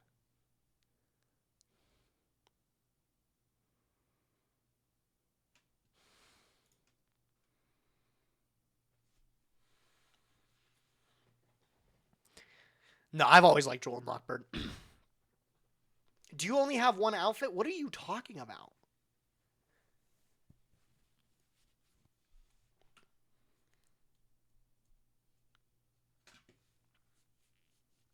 That's him with his jacket off? Oh my god, I didn't put that together. Is it really? Oh, I guess he is dripped out. No, I like Duel. Duel's a base choice. Definitely. Moving on. Vanquished Soul. I really like the Vanquished Soul archetype too. I'm really a fan of the style of the Vanquished Souls. Like being a fighting game archetype, I think it's super slick. I think they really did a great job with it too. The way he sells his final boss energy with his pose, he does look tough. He means business, right? My man Cesar, he means business. Alt art Duel is better than the original. I actually disagree. No, 100% disagree with that. OG artwork actually looks kind of tough. Yeah, this guy looks like he's ready to whip out like a half circle AB fucking bash your face in type combo. I'm all for it. Do we have any new Vanquished Souls on the horizon? Has there been anything announced in OCG land, or are we still just waiting? Are we in limbo?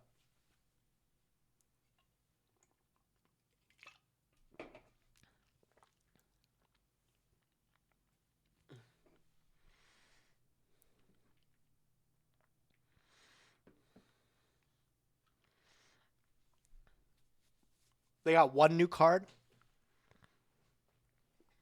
Oh, wait, I do remember the cards they announced for them. They're, like, pretty okay, aren't they? I think I remember everybody said they're, like, all right. They're not, like, insanely good, but pretty good. You can't take everything, right? Sometimes you gotta take within reason. All right, moving on. Ugh, I don't know. I'm gonna be honest. Masterpiece, the true Draco slaying king. For a boss monster, I think this guy looks like a dunce. I don't know why, but his like whole helmet structure and face shape has always looked completely off to me. This guy has never truly sat right with me. I don't know what it is, but Masterpiece has never like actually looked like a great Yu-Gi-Oh card. I also think, I don't know if this is entirely true, but what's your guys' thought? Do you think the rarity of a card can ruin your look at the artwork too? I think whenever I would see this card in game, it just looks like a blob because of the secret rare foiling. It looks like nothing. And I think a lot of secret rares definitely fucking do that. A lot of secret rares take away a lot of like pretty artwork. And this is one of them. I'm sure maybe if I look at a different print of this card now, I might like it. But back in the day, I always remember this just looking like a white and blue blob. And that's everything. He's got the Nate is not helm. Oh man, he doesn't even have the Gesture guard. He needs the basilisk jaw. Somebody hook my man up. As a pro wrestling fan, I love Goki. But out of all of them, I love Thunder Ogre, purely because it's a reference to the legendary Jushin Thunder Liger. That's kind of sick. Are all the Gokis based around, like, actual, like, wrestlers? Like, could you pull up references for all of them? This one's like a spitting image, which is kind of fucking tough. I think that's sick. I don't know. We got to give Chaotic Meatball a call, right? He'll let us know. he'll fill us in. Dream Sprite. I think this is one of those cards. It's the simplicity of it, right? This is an OG card, and this is where we were talking about like the full spectrum. You have some like super intense, gritty Yu-Gi-Oh cards, but then you also have something like serene, beautiful, and simple as Dream Sprite. This artwork is truly beautiful in its own way. I think this one takes it a step above because it has a beautiful background to it too. As much as it looks like it's just like a copy and pasted forest from an MTG card, it gives an additional like layer to it. There's a lot of cards that I really like the artwork of it with the forefront, but then the background is maybe just like a single color, and it completely like drowns the rest of the picture out for me. I think a lot of like OG monsters like that give me that kind of vibe.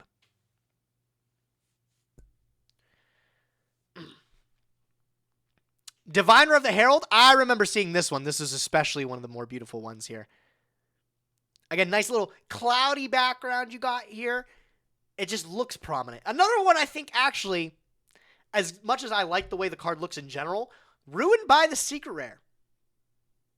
Could you imagine if this got a collector rare? I think this would probably be, oh my god, this would probably be one of the toughest collector rares I've ever seen.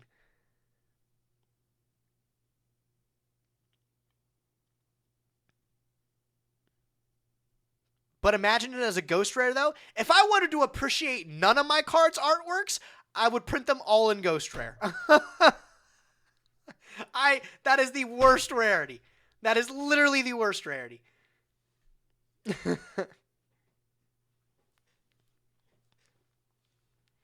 No, I do like Diviner of the Herald. I know Olympia Yo is a huge fan of it too, but I think this card's just exceptionally beautiful. Even all the other Heralds, like I like how they look. Herald of Perfection is another one of my personal favorites. I really, really love Herald of Perfection. Oh, another Ill Blood Lover. We love it. Ogdo Abyss is so powerful and beautiful looking. Why would you cut out the entire background? I think that's what makes this guy look fucking cool. What's this card look like with the background?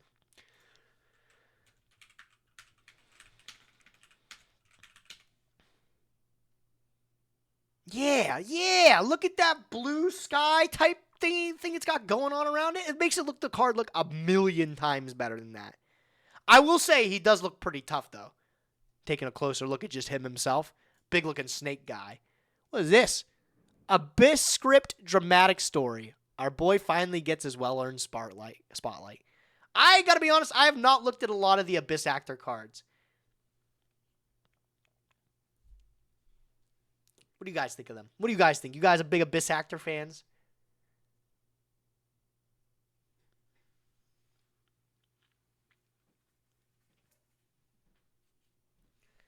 Some are good, some are Garbo art. I know I like this guy's art. What is this guy's name here? What's this guy? His individual card I kind of like, actually. But then there's some cards like the Superstar here that just look, I think, really plain. Like, let me look it up.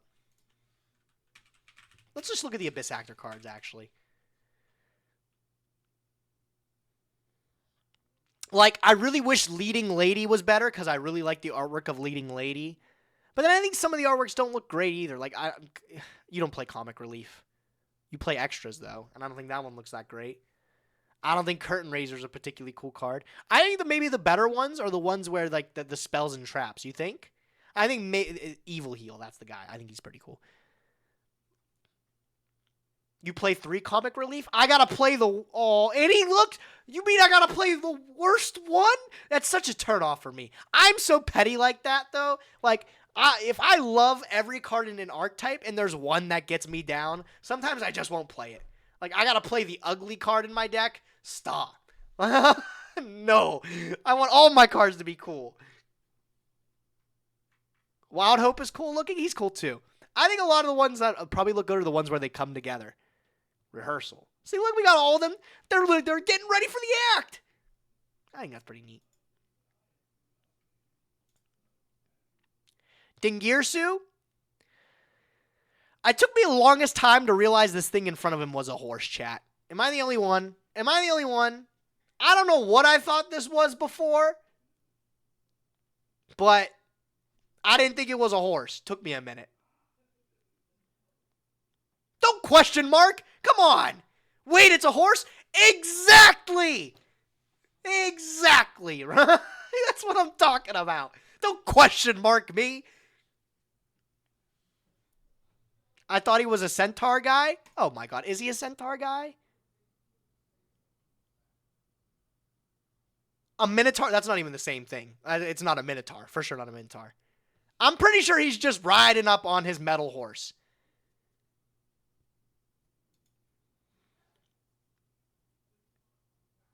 Yeah. So see, now if you didn't know he has a horse, he's got one. There you go, bro. Insane artwork and imposing name to go with it. The artwork's insane, I will say. I don't know if Dingirsu is the most imposing name I've ever heard. The most threatening name I've ever heard. Nah, that name goes hard. Like the whole name. The Orchestra of the Evening Star is a great fucking title to have to it, but Dingirsu, I feel like, could be better. I am a huge fan of the Orchestra archetype and the Nightmares. You know, it actually took me a while to realize that the Nightmares and the Orchestra were, like, related. I don't know why it took me so long, but if you look deeper into it, they're all based on, like, not only musical instruments, but musical notation. I gotta point something out, actually. Hold on, let's go to the wiki, because something's never made sense to me. We're gonna go Nightmare Monsters Wiki.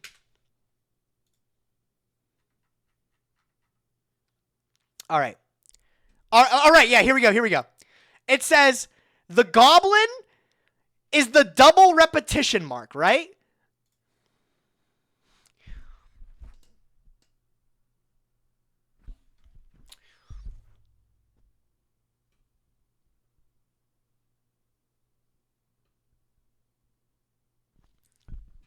I don't see no double repetition. Anybody see that? Anybody see similar to that? Maybe the lines? Like, that would be the closest, right? I know what a double repetition bar is. I'm a musician. But I've never seen this before. I could never make it out. Brave just came up with... Dire just came up with Galactic Brain, though. Double repetition because you summon twice. The nose? Is that what it is? It's the teeth on his face? Is the teeth? What is it? Is there another one? I think there's one that makes even less sense. Is it Mermaid makes even less sense? Is Mermaid the treble clef or something like that? Let me see. It's a fermata. Oh, no, wait. That should make sense. Let me look at that. Let me look at the Mermaid. If it's a fermata. Okay, no, that's a fermata. That for sure is a fermata. Absolutely.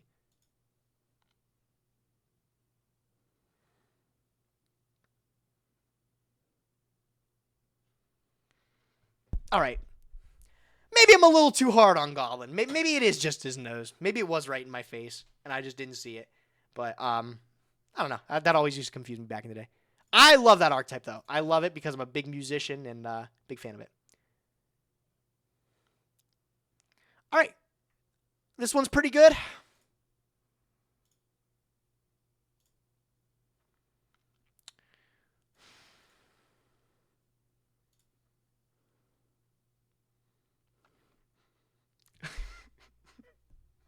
No, I don't want to mute him. I kind of want to see him. Ban him on stream. I did that to Kevin, and then he didn't follow me back for like 3 days, and I felt really bad. I thought I severed a friendship, so I'm not going to do that. All right. Love how much detail is in this the entire time. I love that Zombie World is one of those cards. Has there been any like retrain of Zombie World or any like further world building the zombie world. It's what I was talking about before, where you get these cards from back in the day, and then just like years later they build it outwards. Is there anything like that, chat? Has this? I feel like this is like the Vampire Kingdom in the background or something. Maybe anybody got anything? How many references can you point out? Oh Lord, that's Despair, right? That is the trap card. I don't even know what the name of the card is. It's a bad trap card though. Zombie Rat. Is Zombie Rat even a card? I don't even know. Should be a card. This is the Temple of the Skulls. Dark Spirit of Malice. Yeah, that's the one I was thinking of. Oh, there's a lot more than I thought. I'm looking, and I'm seeing a lot more than this. What is this one back here? I feel like this one, it looks like a little umbrella or something. That has to be something I know.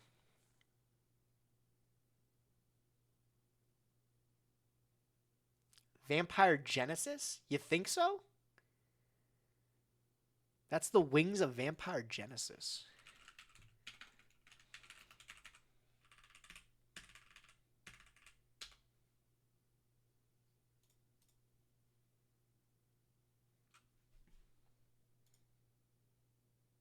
Oh my god, it is. Oh my god, it actually is. Wow, that's crazy. Damn, y'all are a turbo nerd. That's great. How'd you see that? That's awesome. Someone says Return of the Zombies looks like Zombie Worlds. Let's look at that.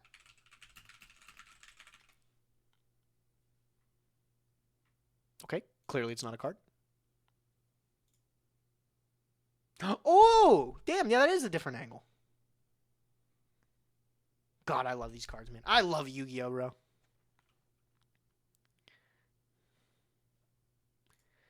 Moving on. Spending too much time. Dingirsu's design slaps, we've talked about it. I like the hat on Pakari Adignister. You ain't gotta love the big things for it, right?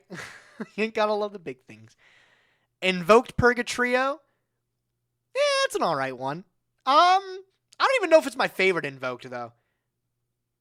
You know what? I'm not even a huge fan of Invoked Makaba. You know what I'm actually a big fan of, chat? Can anybody guess what my favorite Invoked is?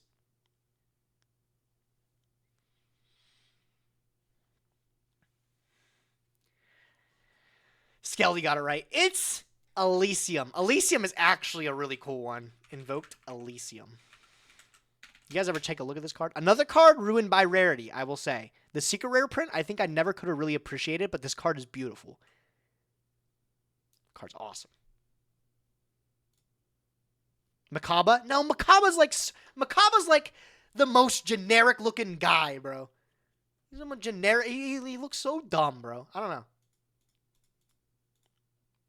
Moving on. What even is this card? It's a Buster Blader type card.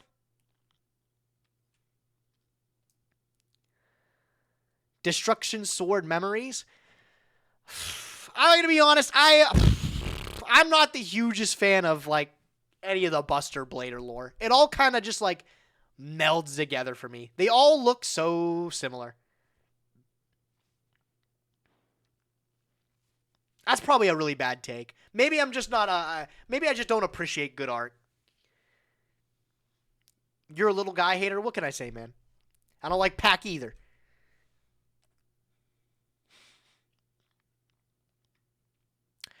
Magician Salvation.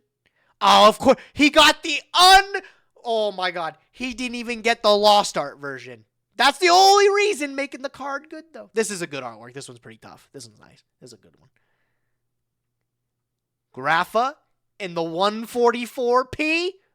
Absolutely TJ Parker. Base choice, actually. Grapha's one of the first monsters I actually remember seeing starting to get into the game. And this guy looks menacing. Like, he looks like a boss monster. I will say, I think a lot of the other Dark Worlds have some of the worst artwork, though. Have you guys seen my man, what's his name, Gren or something like that? He does not look good.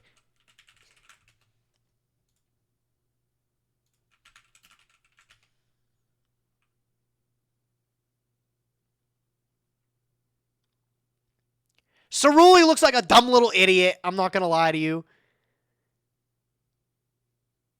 Where's the worst one? Braun! Oh my god. Who remembers my man Braun? My guy does not look like he's in good shape. He does not look great. There's Braun, and then there's also the other level 4 that I'm not a huge fan of. That's okay, we don't play Braun. I know we don't play Braun, so it's good we don't get to see him. But why don't we get to play the cool ones? Why don't I get to play the OG Rainbow, which I still think is one of the fucking toughest ones in the game? Why don't I get to play... Where'd the other card go? I just had a good one. Beige looks ugly, by the way. I will fight you on that. Beige looks fucking ugly. This guy looks tough, too. The Hermit.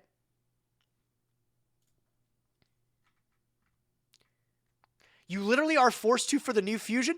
No! We have to play the bad Rainbow, which I think looks worse, in my honest opinion. What's the new one? Let me see. Hold on.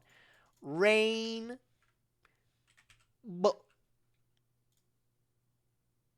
This guy.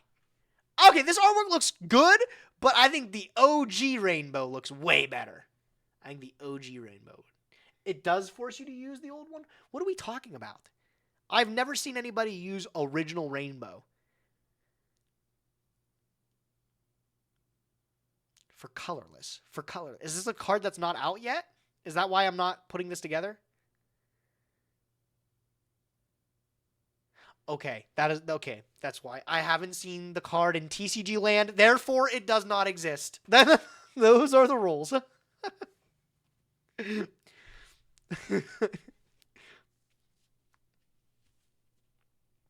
What does OG Rainbow look like? Does it even look different? Yes, it looks a million times better. I just had him up. Here, I'll pull him up again. Look at him.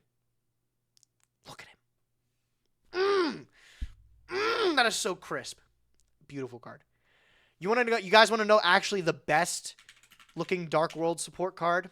No, it's not like anti card, but undefeated. Best looking Dark World related card. Absolutely.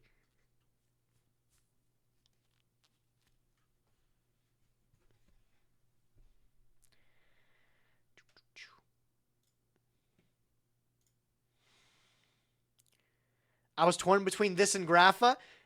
Grapha's a solid one, TJ Parker. I don't even blame you. Grapha's really cool, but this one I think is nuts. I remember this card back in the day. This is one of the artworks I used to love. I used to try to ask everybody at my local for a copy of Dark Smog, not because it was ever good or playable. It's because I just wanted it because I thought it looked so fucking cool. I did that a lot with cards back in the day. I just wanted cards because I thought they looked cool. What was the one card... Has there been any card recently that you've chased after? Like, you've had to legitimately chase after because it's cool looking? Most of the cool looking cards are pretty easy to get now, I think. Let's keep going. The D-Boys? Oh, man. That's right, my man D-Boys. Guys, I have a copy of D-Boys. My great friend, Tom from Team D-Boys. Awesome Australian Yu-Gi-Oh! Does that ring a bell for anybody? Did anybody else just get a huge swing of nostalgia from hearing that? I don't think anybody is. I think it's an only me thing, bro.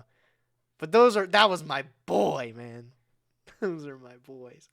He gifted me one of these a long time ago, and I still have it. It's one of my favorite cards. One of my favorite cards that I own. The boys, bro. Oh, we got a little collection here. Sinister Yoshiro. You know, I don't think I've ever taken a close look at this card. This is one of those cards that I strictly know for the effect and like not the artwork. But now I take a look at it, like this is really tough. This is nice. Nyarla. These give me nightmares. I'm not gonna lie, bro. All the outer entities creep me the fuck out. They all fucking scare me.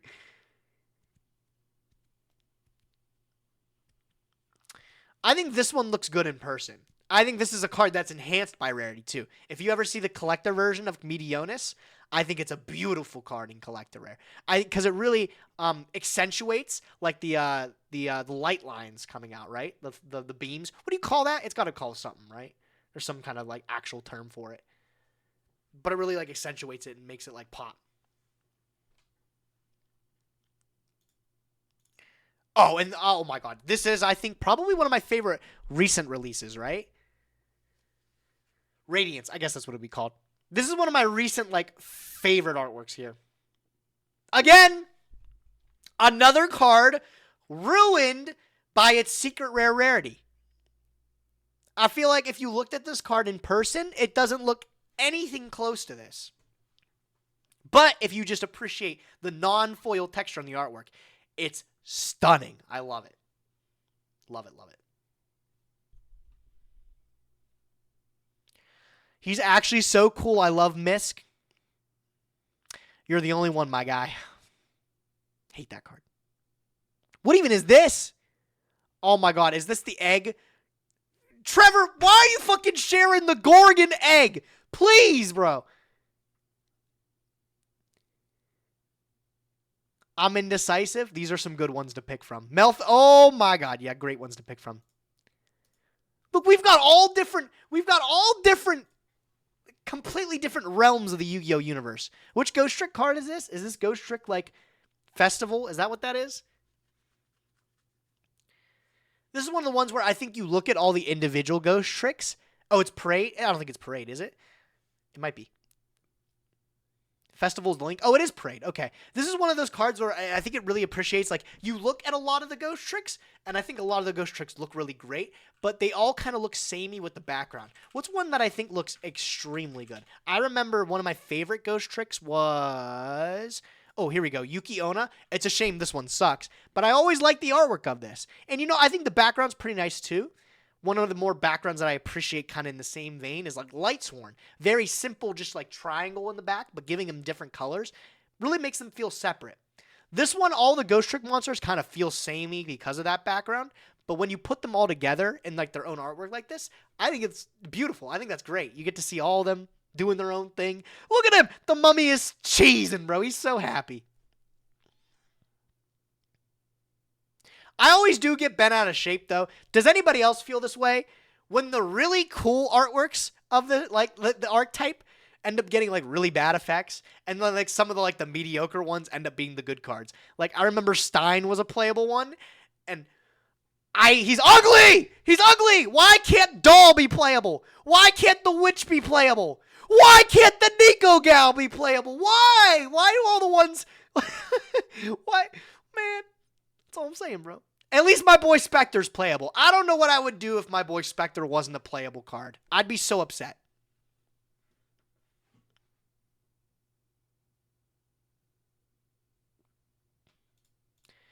Base choices, honestly. This one I'm a little bit... I've seen better. I will say this is like a 2 out of 10 choice. I've seen so many better artworks than Possessed Dark Soul. Underrated one, by the way. Thunderclap Skywolf. Cool card. Cool card with its effect and cool card with its artwork. Abysslin gave me a weakness to mermaids. Prima Donna. Who? Mermaid Knight. I ain't gonna lie to you. This one looks like Ash Chief. This one doesn't look good. But Lynn's my girl. Lynn's my girl, bro. Linda's my girl. I think all the mermaids. I like all the mermaids. I'm going to be honest. I'm a huge fan of the water archetype.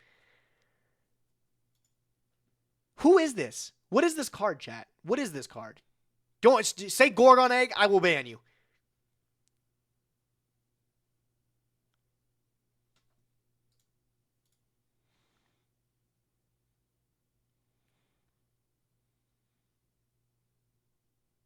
It's a vanilla? Okay, well, nobody knows the answer. Fair enough. Gorgon Mermaid. Oh, you're so lucky, Proctor. Oh, my God. Please try Ursartix. They're very cool, I promise. Man, didn't know we were doing table 500 today, bro. Literally 04 turbo. I had a friend that was super into Ursartix, and he really wanted to make them work, and he tried, and he said, man, I can't do it. I can't do it. And I said, that's a shame, bro. How do you have a field spell that says draw 7 and it's not good? What's going on?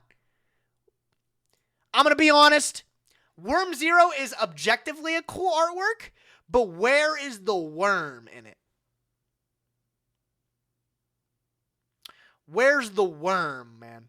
I always think like this would be like just a field spell or something, right? That is the worm. It's the ball.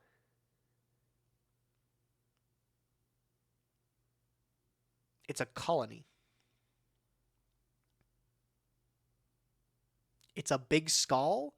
Are these the eyes here and this is the mouth? I think you guys are just coping. I don't think that's actually what that is. I think it's just dark spots on it. I actually don't think it's a skull. Is it?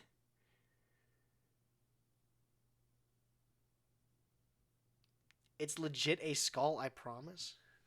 Get your eyes checked. Relax.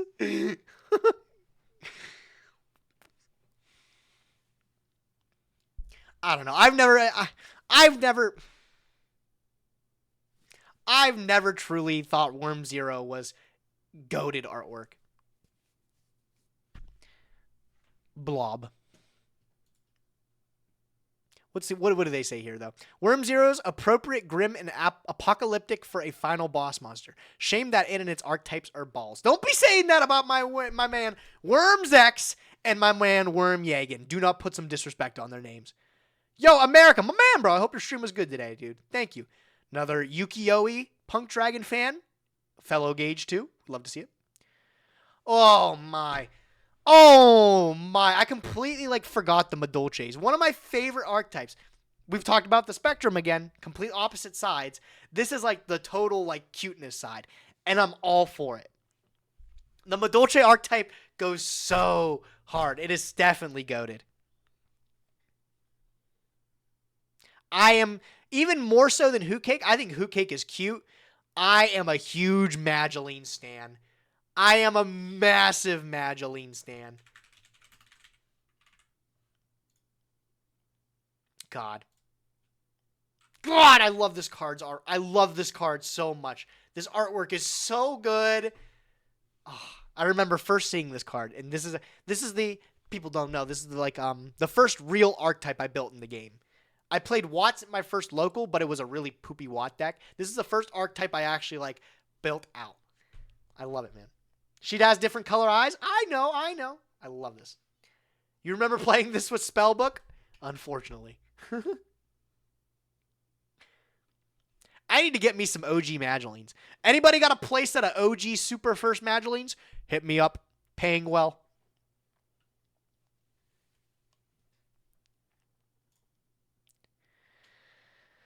All right. Moving on. What else we got? The Necrozes. I'm gonna be honest. I was never actually super into the whole Necroz aesthetic. I loved the way the Necroz deck played. I think that format is probably one of my favorite formats in Yu-Gi-Oh! When you play the mirror match. However, I was never a fan of the artwork. I don't like any of the artwork. The whole concept of armoring up in these classic dragons would seem cool for a lot of people, but I think they look pretty ugly. I think they look pretty ugly.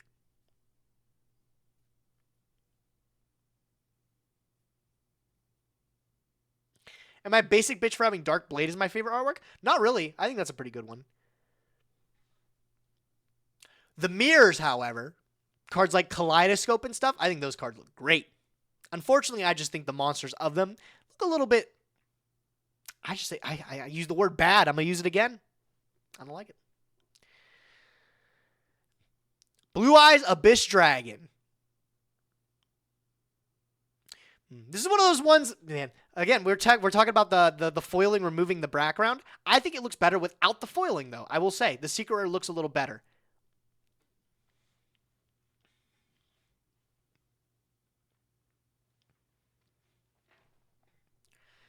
Why did they do the lewd Blue Eyes? I feel like, if you're a Blue Eyes fan, this would be a really cool card to see, right? If you're coming back into the game, this guy looks fucking tough. I don't mind it. Valid choice. A little bit off the beaten path, They could have went with the OG classic Blue Eyes. Was that a better answer? Probably. But we'll let it slide. Super Quantal. You can see where he puts the mech beast. You know what? I agree. Definitely agree. I think this guy, Super Quantal, is super tough. I also think the individual pieces of him look awesome, too. I'm a big fan of all the individual pieces, like the look of the Liger and the Erebos and the Grand Pulse. And it comes together in the big rank 12 guy.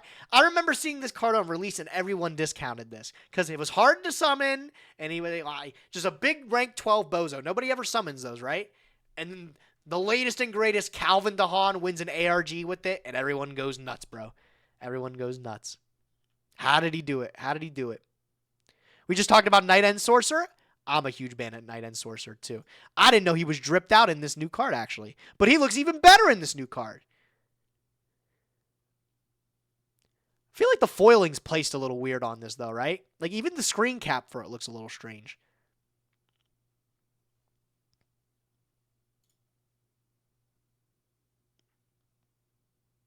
Luminous Spark.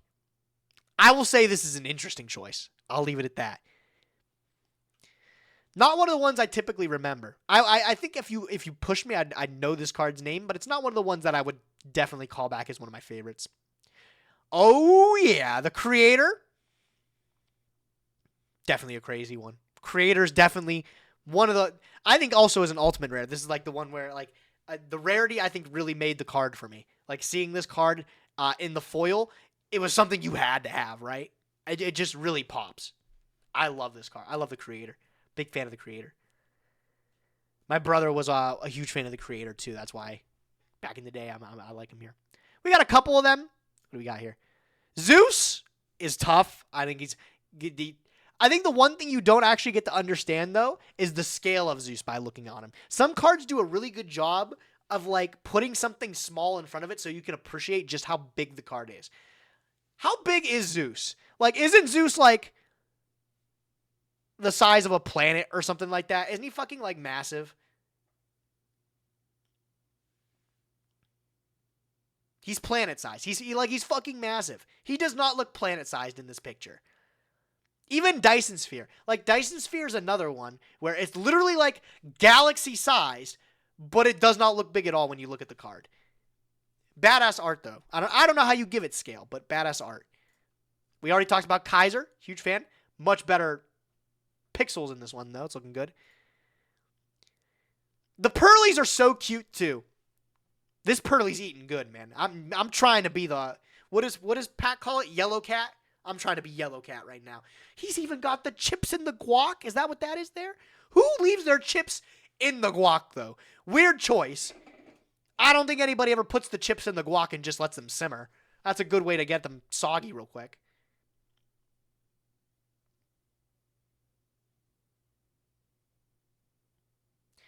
I will also say this salad needs some type of dressing.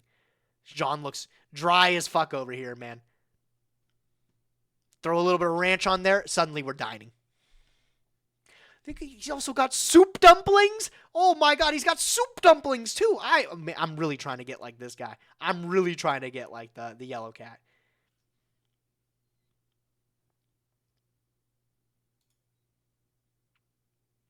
Sprite Blue. I'm not a huge fan of all the sprites. I'll say, I think Sprite Blue does look chillin'. He's the coolest out of all the sprites, but the sprites in general, I'm not like that sold on them. Now the AI, the AI versions of the sprites, have you guys checked those out? Now we're talking. Now we're talking.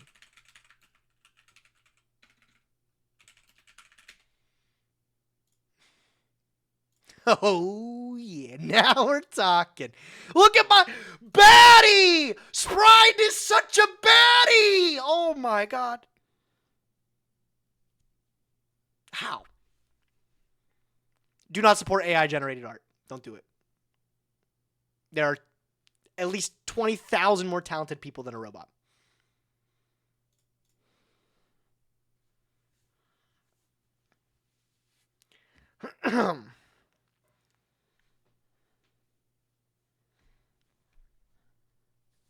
Call of the Haunted, actual classic. I think there's so many lost arts that we're still waiting on that I think look good. Where's my man, Mystic Tomato? God, Duel Botter's actually back, bro. He didn't even get to capitalize on the fact that we saw Gorgon Egg. I'm glad you stuck around, though. Color me impressed. Color me impressed, bro. That's crazy. I'm still waiting for my man Mystic Tomato, though. When are we getting the Mystic Tomato Lost Star? Halloween this year, it better happen. It better happen.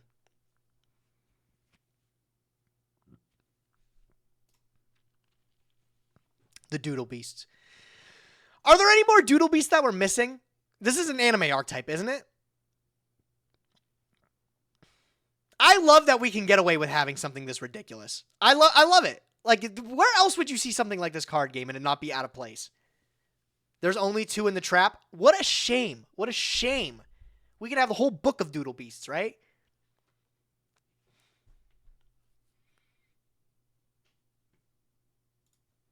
I love it. Unbreakable Spirit. This was released at a very weird time. I remember Battle Pack 3 having like 3 specific generic cards with like this kind of like this kind of style of artwork, right? Generic magic artwork. I think that's what I would say. As I remember, like Battle Pack 3 had specifically like 3 or 4 cards with this exact like aesthetic. And to me, it just looks like a generic. Like, I think that's the best word for it. It doesn't like really speak to me that much. I definitely wouldn't say this was a Yu-Gi-Oh card. But is that a good thing? I think in the case of like Prophecy Destroyer, sure, but when it's this, it just looks like everything else. Unforgettable artwork for an unforgettable card. I'd prefer it that way. Outstanding Dog Mary. Reason? Round. Yo, Mary got the fucking dumpy. Don't clip that. Don't clip that. No, don't clip that. Oh, bro, what? I think this whole... Stop! I think this whole archetype is really cool. I love the whole like theme around the the outstanding Durag. How it dies and comes back and stuff. I love it. Moving on. Very well. The Phantom Knights, I think, are especially cool, too. I really like the Phantom Knights. I do think they suffer from having the same kind of background, though. Some of them, though, like, Boots, like, really actually, like, pops out from the card. Torn Scales, I like it. This Grapha, I've never been a huge fan of this Grapha. I like the OG art of Grapha, but this one just looks off to me. I don't know why. This one just doesn't look right to me. It truly doesn't look right.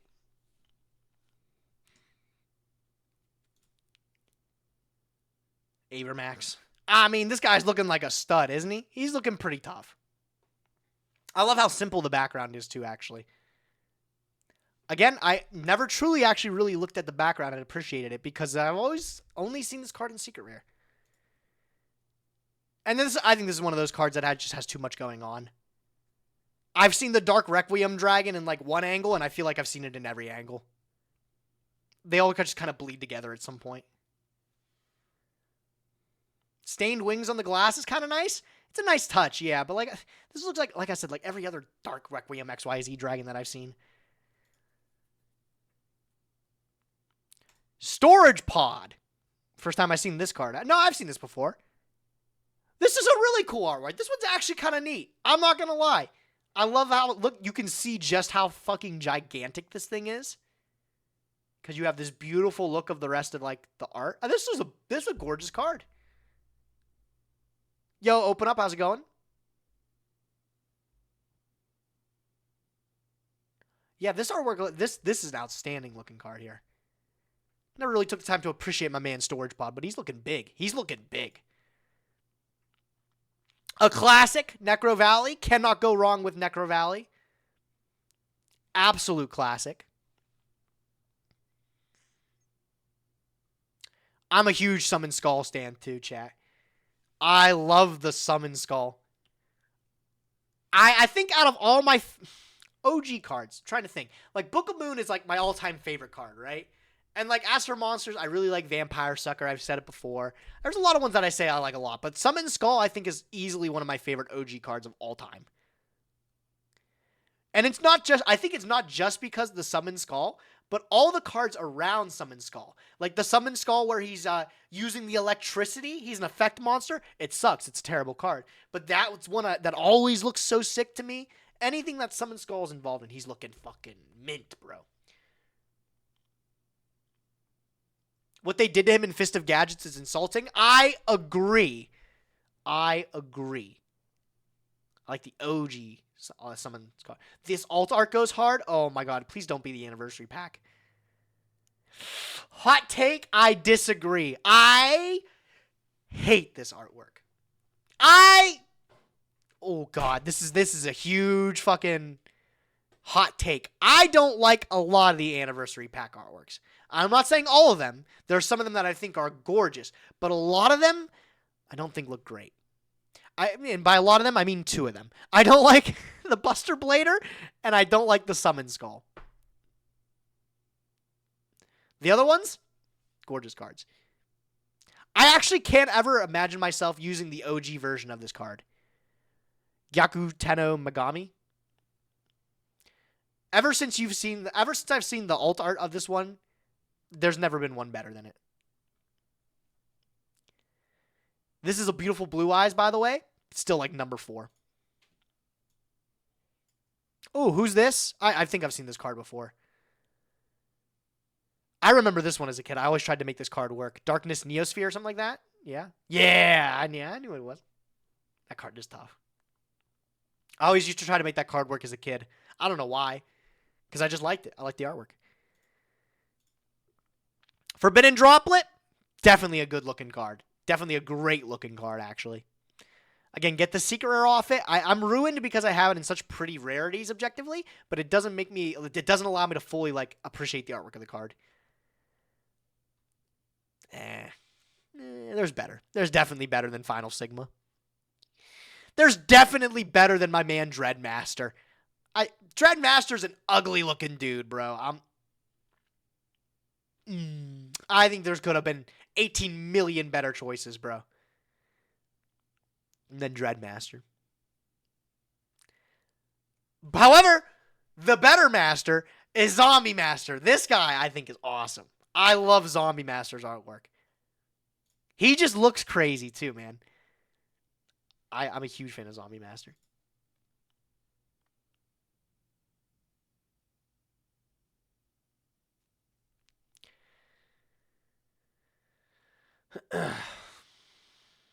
Oh my god, North Wemco is another beautiful one here. Wow, underrated artwork. Underrated choice, actually. I think everybody always picks out Demise, right? Or like the, what's the other one? Ruin? Underrated. North Wemco is beautiful. And then they even got the Ulti print right next to it. Beautiful! Oh my god, gorgeous card. Actually stunning. Who's the other guy to this? There's a dark version of this guy that I always used to like too. What's his name, chat? Who is that? Someone's got to know. It's Gargamoth or something like that? Garganoth, isn't it? No. Close. South Wemco? Yeah, that's the one, right? It's not Dianana. What is this set from? What is this from? Let me check. God, I don't know the set name. How do you not know, chat? Ganondorf. Oh, I think Crescent's right.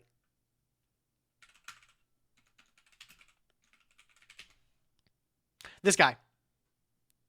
Garlandolf. I always thought this guy looked pretty tough.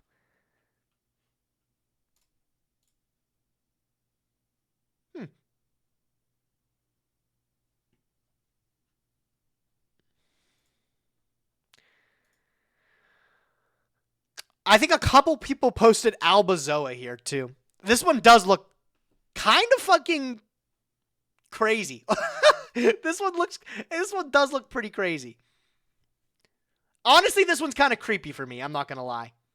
This one does look like actually insanely creepy though. Sorry, I'm running out of steam, guys. There's a lot to go over. There's a lot of ones that people shared. How close are we to the bottom? We're getting there. I might wrap it up in a minute here. Pride of the Week. The art combined with the name really involves the feeling of dramatic last stand. I can't quite get enough of it. I feel like there's a lot of ones with the Skull Servant in there that ring out a little bit more. What's the what? Tri-White, I think, is one that stands out a little bit more to me.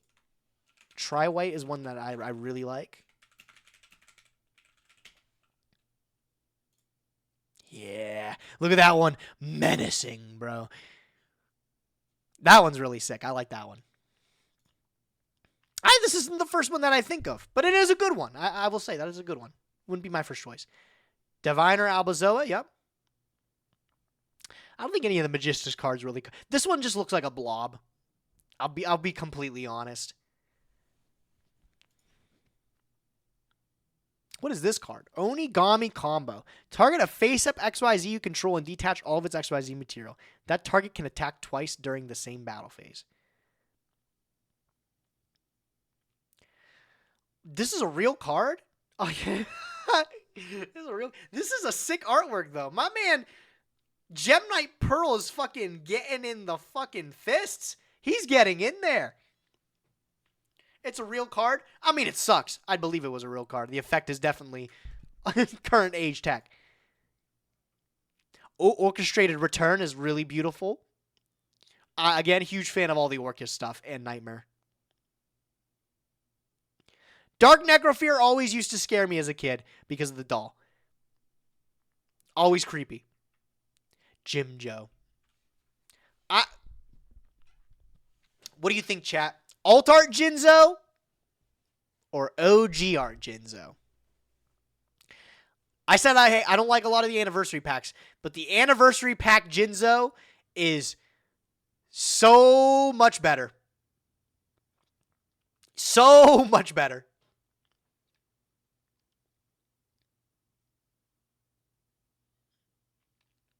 Come on. You guys, why are you guys saying the OG? I'm going to pull this up for you. Hold on. How can you say the OG when you're looking at this? Look at this.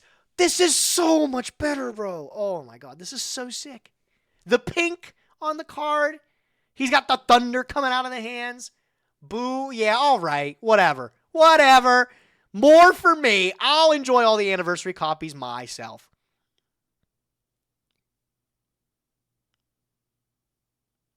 I don't even know what this card is. I feel like I've never seen this card in my life. I feel like this is just Zark from a different angle. It's a new Zark? Okay. I feel like they just took Zark and then, like, rotated it 45 degrees.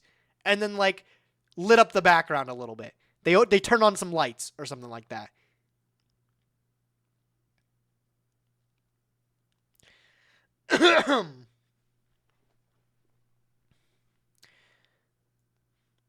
Hidden City. Again, another card. I think the Secret Derb does look tough, actually, I will say. But you wouldn't notice that these are all little, like, actual buildings and stuff down here if you didn't just get a regular rarity of the card. I think this looks pretty cool because of the color scheme of it. Like, I think the green of it looks really sick. However, I think actually being able to see the artwork for itself is really, really awesome. Because you can see a lot of stuff in the background, like this volcano and stuff. I think that's where, like, what is it? Not Umostrix. Who's the big fucker gold guy? It's not a good one, but he would be back here. Irma Fist or something like that, I think. Yeah. This one, though, come on. How many cards in Yu-Gi-Oh? Over 10, 12,000, and we're picking one from, like, the last year. How are we picking friggin' a Rise Heart? There's at least a billion cards cooler than my guy here. He's looking tough, but there's 1,000 cards I can think that look way better than a Rise Heart. I will say. Meh choice. He does look really cool, though. Yeah, I give him like a 7. Like his level.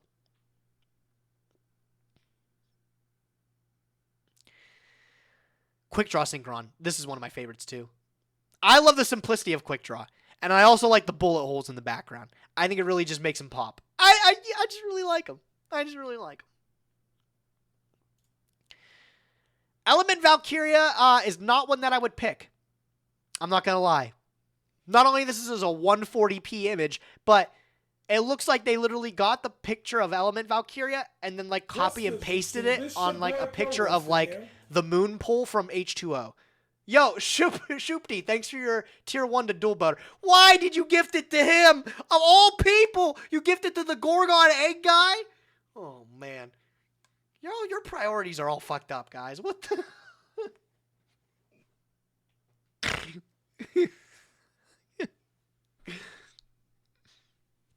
you just make an H2O reference? How could I not reference the greatest show in television history? Thank you, Shoopty. Thank you very much for your tier 1, actually. Very generous of you. Anybody watch H2O? I feel like there's some shows I watched as a kid because that just feel like a fever dream.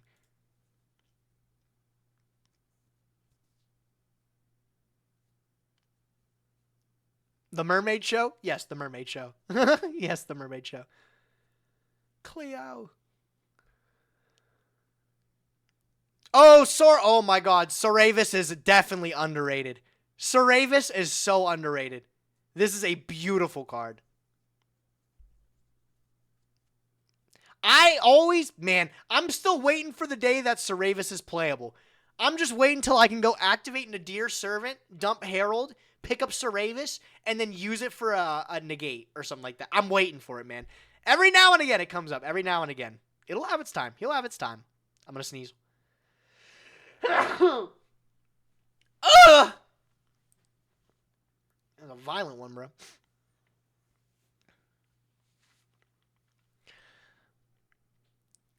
Branded in Central Dogmatica. Unfortunately, a lot of the Dogmatic art, this one's beautiful, but I think a lot of it falls into that category of too much. What do you guys think? I feel like some of it just looks like a homogenous blob of everything going on. Some of them, like this one, however, stunning. Beautiful work of art.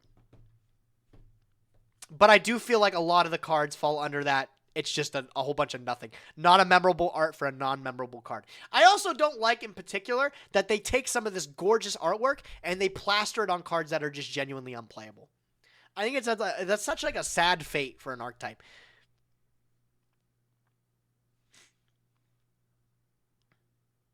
It's pretty and easy to read. Yeah, this one is. No, this one in particular is really beautiful.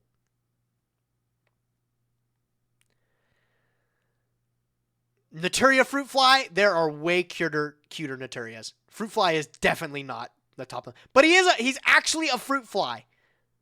I will say, he's actually a fruit fly. He's got the berry butt, berry body, and the great mouth.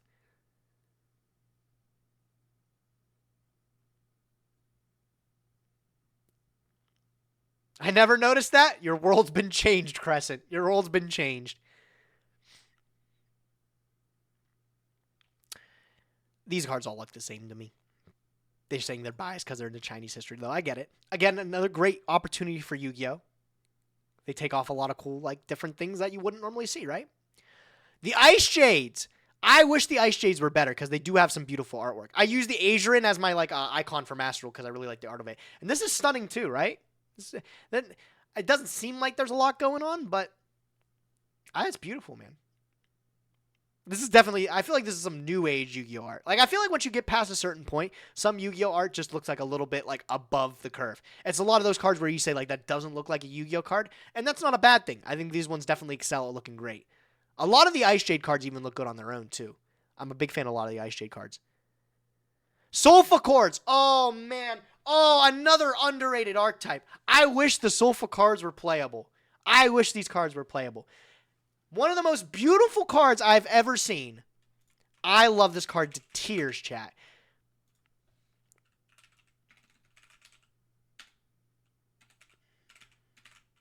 How do I spell it? Yeah, I love the card so much I have no idea how to spell it, bro. How do you spell Butea, chat? How do you spell Butea?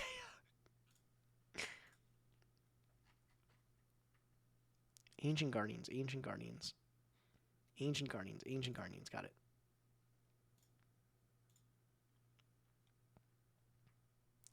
Yeah, all of them look beautiful, but actually, in particular, if you guys have never gotten an in-person... I have one. Hold on, let me show you.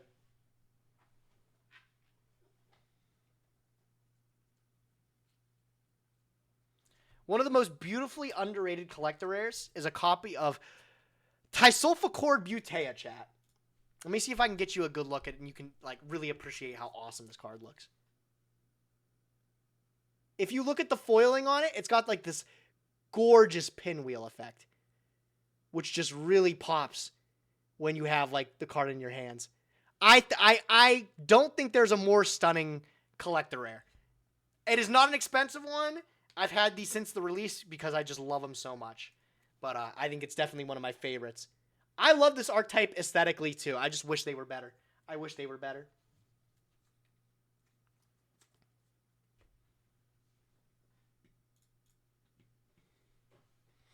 Bring sulfur cords to locals. I would have no idea how to build the deck. Also, Electromite's not legal.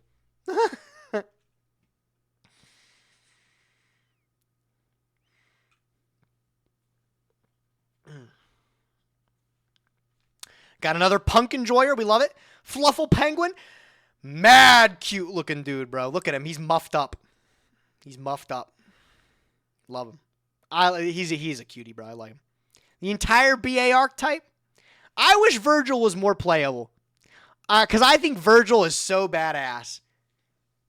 I think Virgil's like actually like tough as nails, but I just wish he was a better card. I will say, although almost all the Burning Abyss look awesome. They do look great.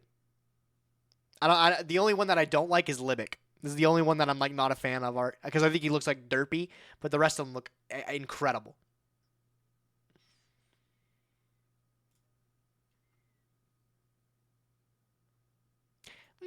Interesting choice. I'm gonna be honest. These are nowhere near anywhere. I don't even consider these real cards, bro. That's how much I don't acknowledge them. But you do you, baby. You do you, bro. The first Dark World. This card does look pretty tough, too. I actually like... You know what? I don't even like this version of it. I don't like how, like, front-forward this is. I really like, however, what he's based off of. The Dark Lord Morningstar, is it? Oh, yeah. Oh, yeah. Oh, yeah. Like, if we're comparing similarly looking cards, this one is at least like 80 times better.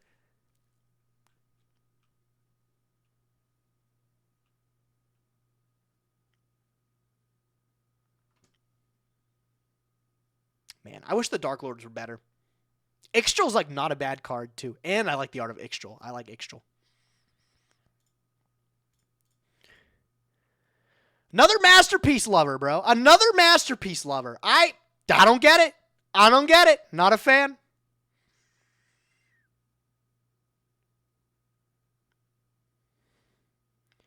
What we got here? What Tri-Brigade card is this? What Tri-Brigade card is this? I do like the Tri-Brigades, though, I will say. I like a lot of the artwork that Kit's like featured on. Of course, Farraget's a baddie, too. Big fan of the Farraget. What is this card? Why can't I not recognize what this card is? It's probably unplayable. It's the token?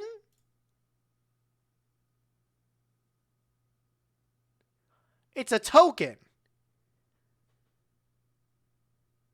All right, never mind. That's tough. That's awesome. No, that's sick. I don't know why, but I always picture... I always picture Nerval being like this super little guy. He is a normal dude. Nerval is a normal guy. I don't know why, but I always picture it being just this little, like, angry bird. I don't know why. And then the Appliancer Draco. Oh, we put it on top of the XYZ. This thing's tough. Oh, yeah. Means business. Slower Swallow. Cute little one-off artwork. I love it. I wish some of these cards were more playable, though.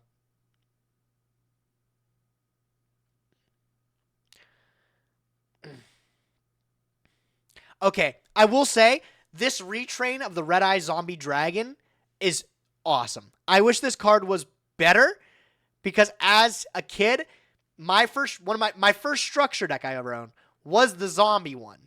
That's the one that I got as a kid. So this one, yeah. I mean, this guy, he hits home for me. And I think they did a good job of the retrain. He looks fucking incredible. However, card is unfortunately not good. Weird ass choice. Weisel? Why, though? That is a strange choice, my man. Oh, the Oscu Piscu? Oscu Piscu's, what do you guys think is the best one? What do you guys think is the best Earthbound Immortal? I'm pretty impartial to the whale. I like the whale. I do like the whale. I also like the what's the guy's name? Aku Piku too, the big guy, just the big one-eye guy.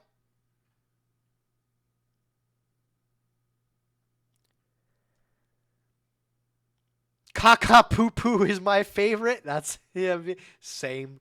Same. Same.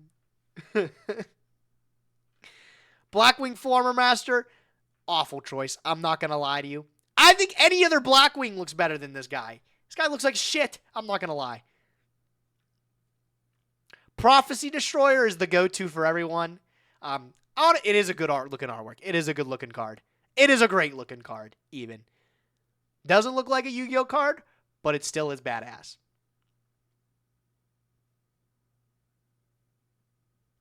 The World Legacy. You know what? I never actually realized this is a real card. I always assumed it was just a picture for, like, Master Duel. It's a shame it's not a playable card, but it is a beautiful card. This card is, like, definitely gorgeous.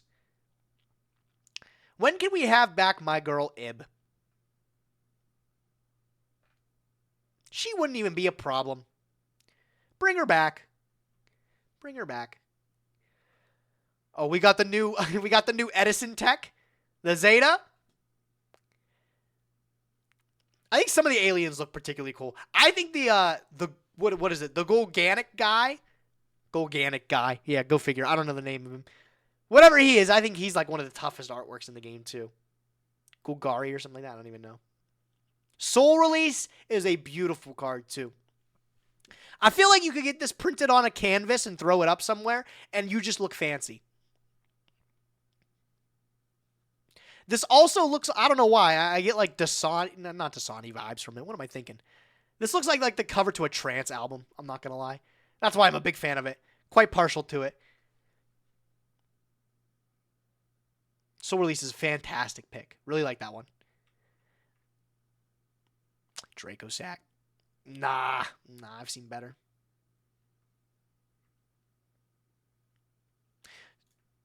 That's the better Naturia I'm talking about. My man Sunflower. He's chilling. Literally me, bro. I think that's it. I think we're about done with it, chat. Couple repeats. Yeah, all right. I'm happy with it. JD is a baddie, too. All right. We got through a lot of them. Thanks, everyone, for contributing. It was nice to see your guys' favorite artworks. I think you guys have some pretty good takes. There's some ones that I really didn't think about a lot. That when they pop up in here, they really make you really appreciate them when you look at them. I think a lot of the ones that I was really, really impressed by were the ones that whenever they remove like the foil from it, like a card that I would typically only see in Secret Rare or something like that. When you remove the foiling from it, you get an entire new perspective of how the card works. I think that's awesome. There's a lot of them that were like that. Some beautiful cards, guys. I'm glad you like this game as much as I do. All right, folks. I'm going to leave you for just a minute. I need to use the restroom desperately. And then all of you guys in chat, give me a 5-letter Yu-Gi-Oh word.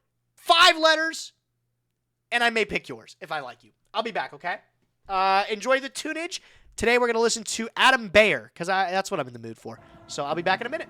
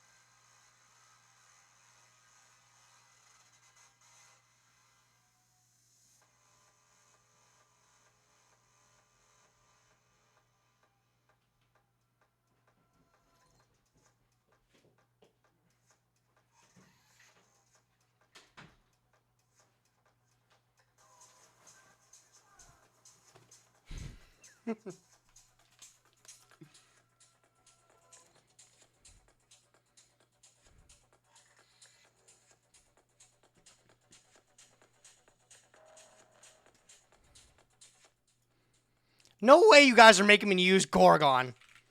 I can't. That's a 6-letter word. I would if I could. I would if I could. Redox? I'm down for Redox. Let's put on Redox. We'll will him into existence for next week, chat. Let's do that. All right, we got the O. We got the O. Oh. None of those, though. None of those other letters, though. We don't need any of those. Let's see here. Ojama was quick with that. I think that works, too. That works. Chaos could work as well. Ooh, Retro comes out with Chaos, and I'm pretty happy with that one, too.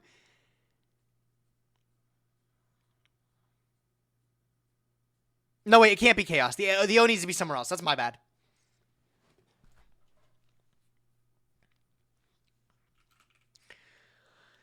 Omega doesn't work. I think Ojama's our best bet so far. I'm a big fan of Ojama. That's 3 more letters we don't have. I'm gonna plug that one. I'm putting it in. Okay. So that O is not at the front either. Rongo? Do you think they would do that? Do you think they would do that?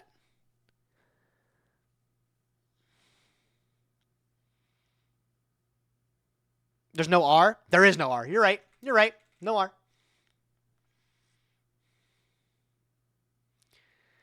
It was always wrong. Oh, there is an H in there. You're right. That's not even how you spell it either. It could be bongo. It could be, it can't be banjo.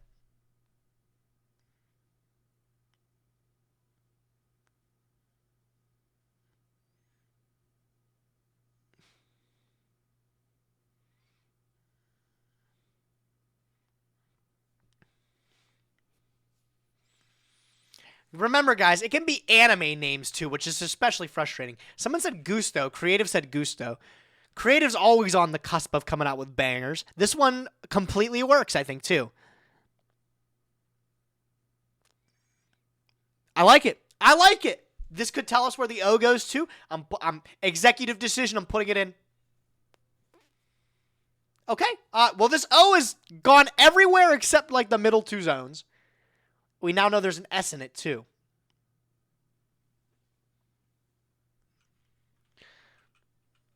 So, maybe is it safe to assume something like S, X, O, T? Some kind of a letter here?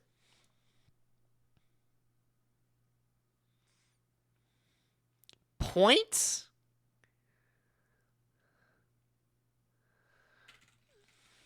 No, points doesn't work. Union. No, there's no U in it. Oh, that was a good one, but it's not union. Goatee.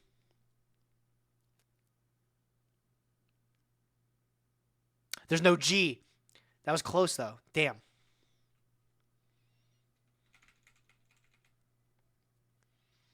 But you need an S? Yeah, we do need an S.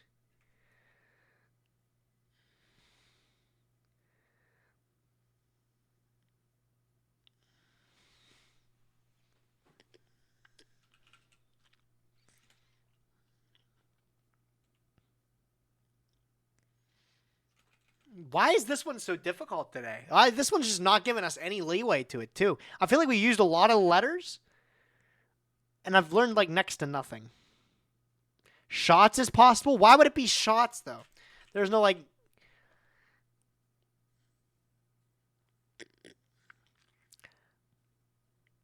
I have a feeling it wouldn't be this, but, like... Boots?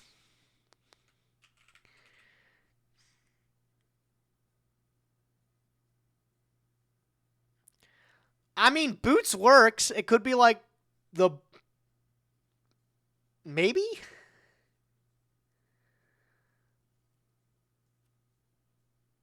I feel like shot... Let's put it in. You know what? I think I'm okay with this. Let's put this in.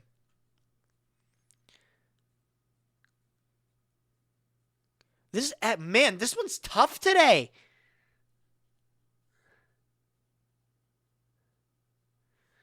It's not shots. Shota.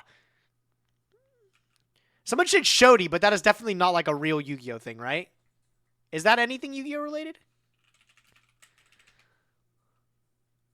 Shoddy. Shota. Have we gotten an A? Have we guessed an A? Oh my god, it's not Shota because there's no A in it. Man, I was going to say.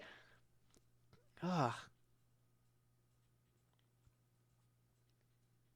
Try Sloth? Is there any Sloth Yu-Gi-Oh cards? Yeah, Gorgon Egg. How could I not guess that one? Oh, a Morphage Sloth. You're right. You're right. All right, I'm okay to put this in. Let's launch it. Let's launch it. That's a good one. That one was tough today. I will say this one meant business today though. No, good job there, chat. Proud of you. Proud of you. All right, now the daily. Can't do Gorgon Egg. Man, oh, you hate to see it.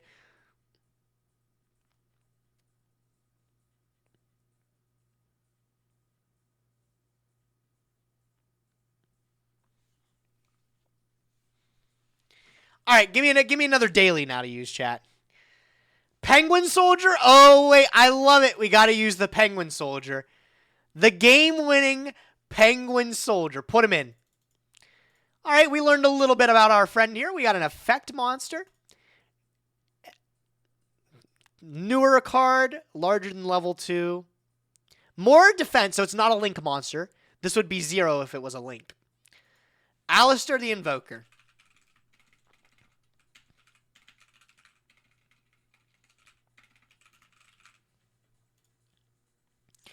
I mean, the Invoker, like, technically works, right? We should put it in.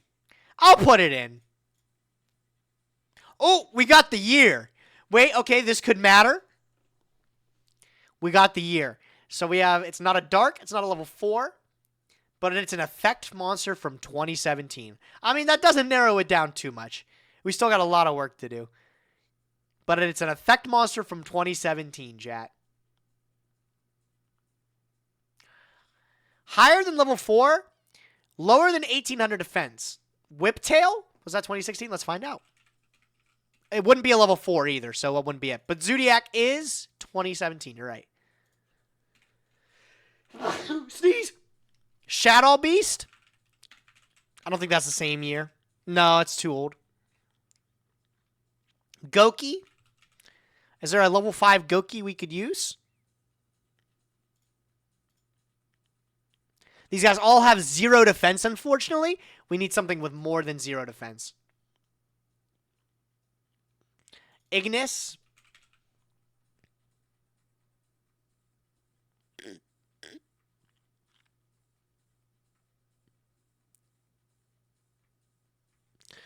Nothing from there.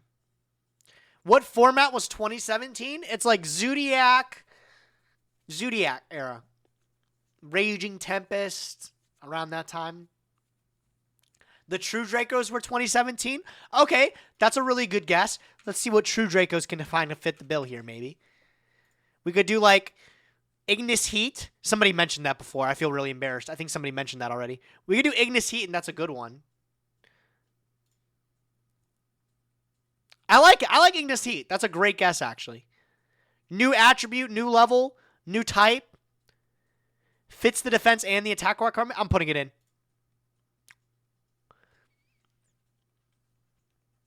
Okay, well, wait, is this Suwani? No, it's not. Oh, it's not a fire. Is there another True Draco with that kind of line? Dynamite Knight? No, it wouldn't be Dynamite Knight, right? I think his stats don't line up. Yeah, no, his stats don't line up. Majesty? Got a couple of seeing Majesty Maiden. Or like you mean Majesty's Fiend. No, it's a level 5. It's got to be level 5. Oh, here we go. Yeah, Majesty Maiden. 15, 23, 2017, level 5 worm. That's it. That's got to be it. There we go, chat. Context clues. All we needed was the year. We were able to figure it out. That was nice.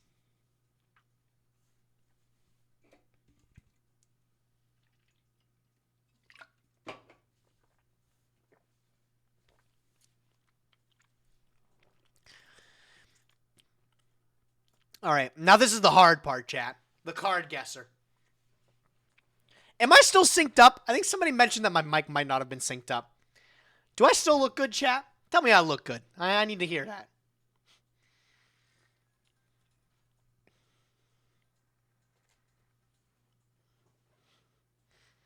We look good? All right. All right. We're chilling. All right. Let's play the card guesser. Strap in, chat. Our high score to beat is currently 969. Let's try. Go.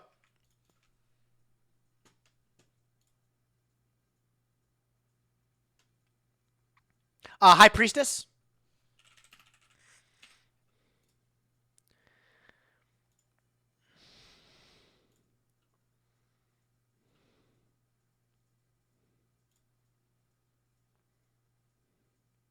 Wild Hope.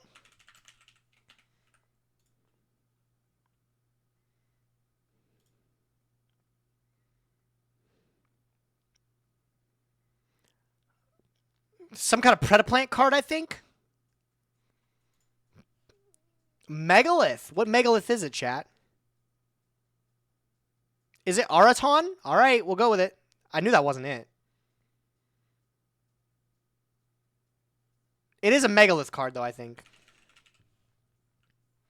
Is it like Emergence or something? It's one of the support cards. It was Emergence.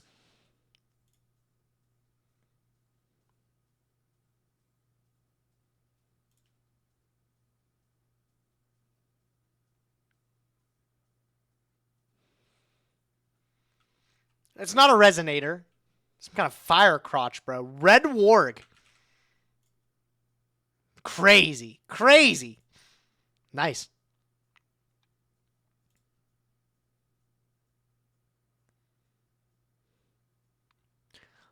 Oh, I know that. Performapal Uni or Corn? It's Performapal.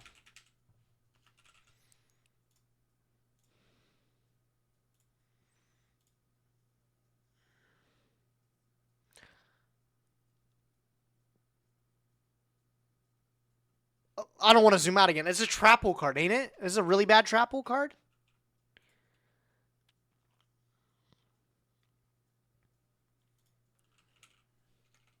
Tremendous. That's the one. Yep.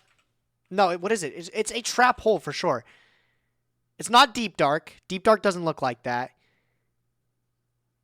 It's not Adhesion. It's not Ground Collapse. Giant Trap Hole? It was. It was Giant Trap Hole. I knew it was one of the trap holes. It was one of the ones that nobody ever plays. Look at that good-looking bun. I just feel like I know this card. Aroma Jar. Thank you.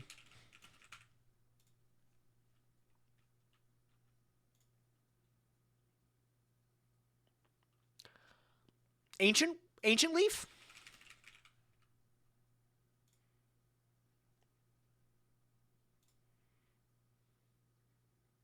Fossil Dig?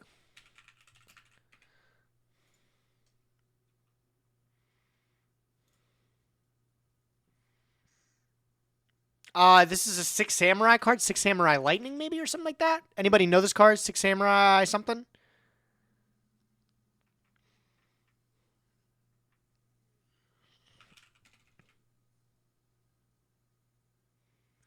It is not a ninja card. I don't think it's a ninja card. It's a Six Samurai card, right? There it is. Six Strike Thunderblast. Thank you.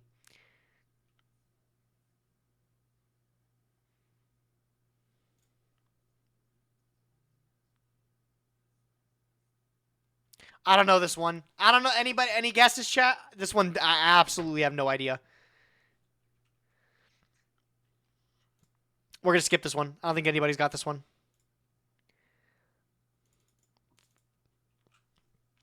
Bubble Bringer. Some flowers, pretty. This Cosmo Beat.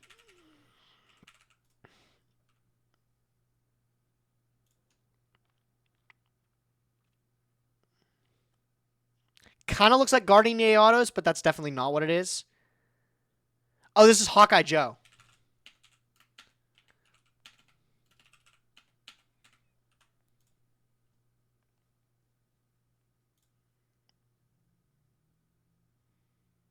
This is Mole something, right? Mog Mole or something?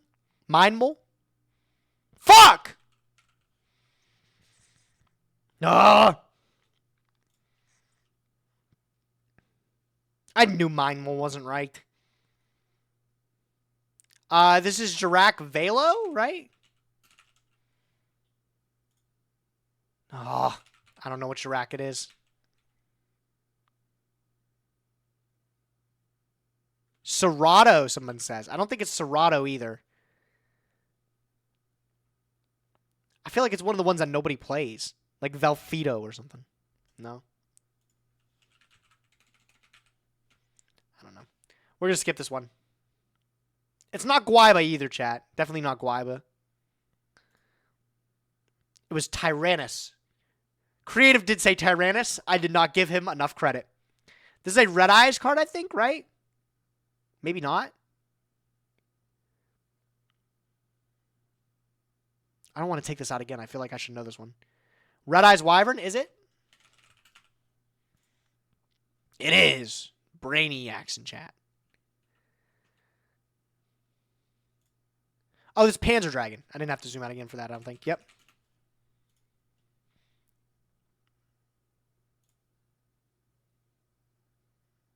Levianeer.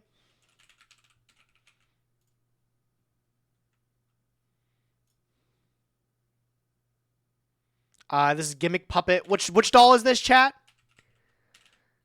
Is it Gigantus doll? I think it is, right? The one that nobody likes. Nightmare. Thank you.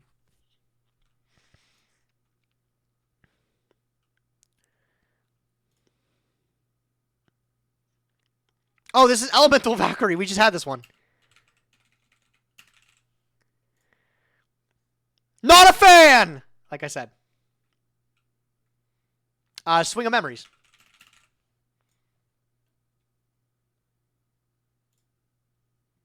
Bongo. Thunder Nyhmnim.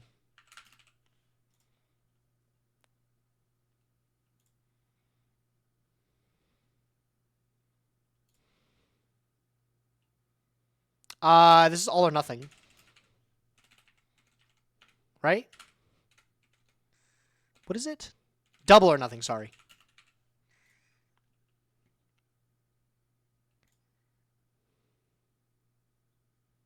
This is card guard? Card guard? Ooh, nice.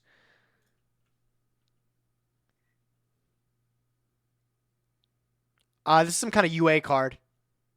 Or some FA card. This is FA something like Dragster. No, it's not Dragster. What is it? I have no idea. Wouldn't be Whip Crosser maybe? No. Oh, what? It was! What is going on?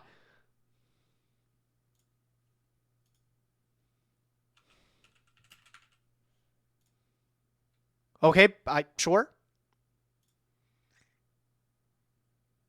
This is Ultimate Tyranno.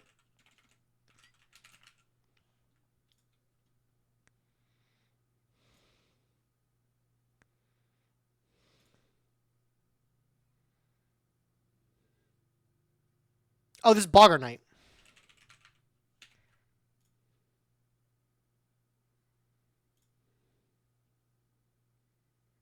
Heat Wave.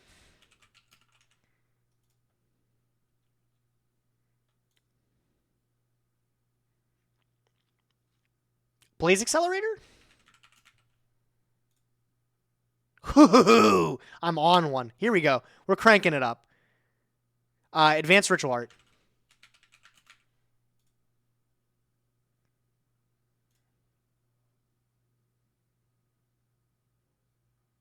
Oh, I need your help with this one, chat. What is this one? Is this some kind of poopy dragon that I don't know? Galaxy dragon? Is that really all it is? I mean, okay, that was easy.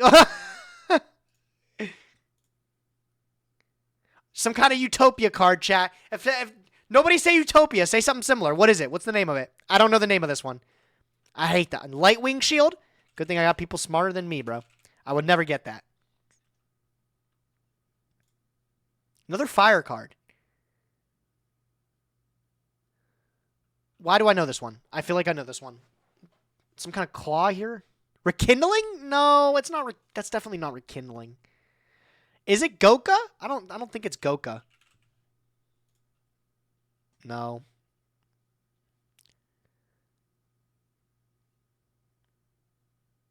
I do not know this card. I do not know this card. Fire Snake? Wow. Is that it? Wildfire?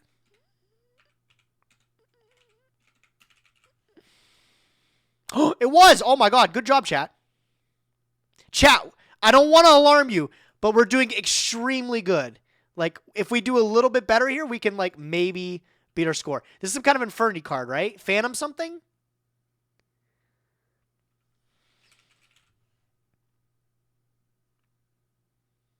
Anybody? Anybody know this one? Is it? I don't know this card then.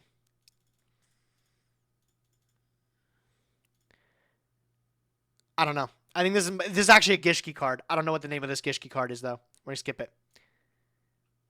Gishki Vanity. I did not know that one. Globe. Oh my god, it's Satellite Cannon.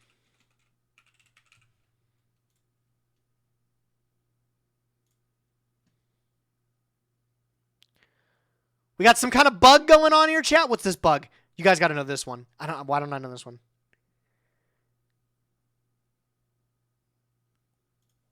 It's a resonator? Is it Pain Gainer? I don't think it's Pain Gainer. It's not 4-starred Ladybug. Those are all wrong. It is a resonator. What resonator is it, though? Force resonator? Got it. Nice. I thought it was a spider for sure. This is Butcher. Bistro Butcher.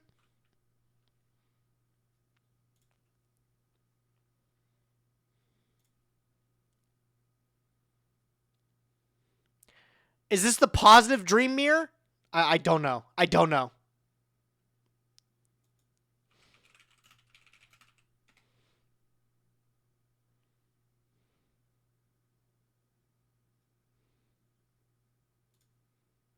Oh my god, it was. I got it. Sick. This is some random TG card. I know it is, and I don't know the name of it. We're going to skip it.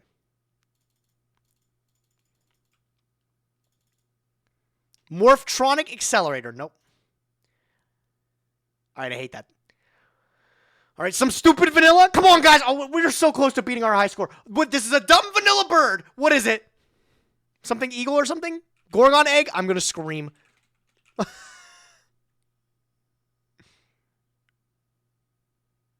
Punished eagle? No, it's not it.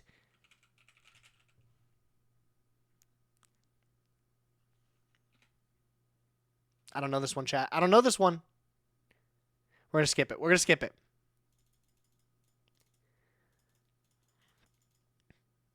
Takuhi. Who could forget my man Takuhi, huh?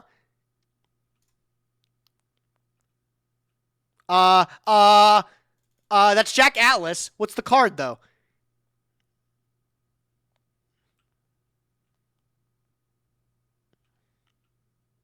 I don't know this one either. Is it Clavicus? No, it's not. I don't know this card. We're going to skip this one. Magic Key Duo? No. Guys, why am I getting some of the curveballs at the last one here? Right when I'm so close to beating our record, I get ones that I've never fucking seen before. What is this card? Remote Rebirth? I've never heard of it.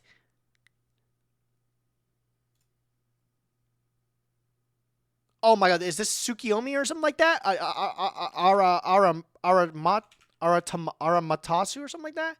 Emma.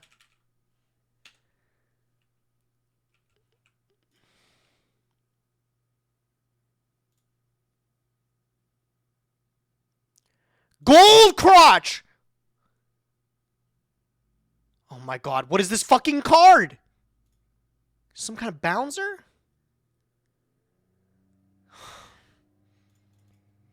That's not Panzer Dragon. Background Dragon? Is that really his name? I'm just gonna skip him. It was Background Dragon. This is Painful Choice?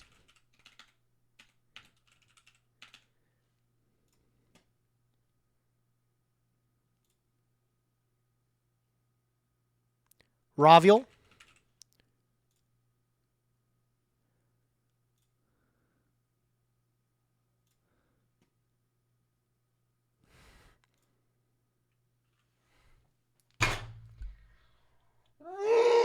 We beat our score. We beat our high score, which was 969, but to be that close to 1K again, that hurts so bad. We got thrown some of the fucking hardest curveballs at the end there. I've never seen some of these cards. Like, for some reason, this stretch here, I never seen any of these cards, bro. I never have seen those. See ya, Abyss, take it easy. Thanks for tuning in. But this is a super solid score. You know, this is our new high score, though, chat. That's pretty good, right? 972. Kind of got it. We're kind of brainiacs. Yo, my man, bro. Duel Master Toby. Legend in the chat, bro. Big fan. How's it going, dude? You going to Indianapolis? I think so. I think it's in the books. We have not booked anything yet for it, but I think we're going for it.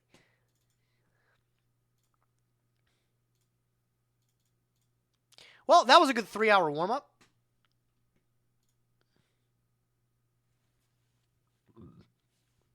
Do you play RuneScape? I do. Unfortunately. All right, let's play some Master Duel.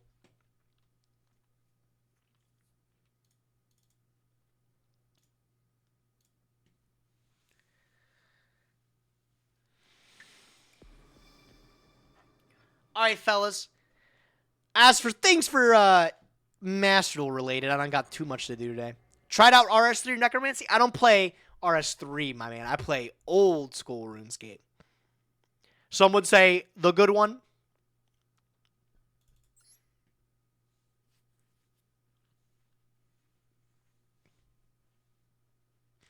All right, chat. Thank you all for tuning in for the intro part today. We had a good time with reviewing your favorite artworks. It was a good time. I think now we're just going to get a couple of games in. Let's just get a couple duels in. Did they reset the ladder yet? Or is it still... Okay, it hasn't gotten reset yet. I'm still master. When's this reset? By the end of the day today, right? No, it's by the 31st. Okay.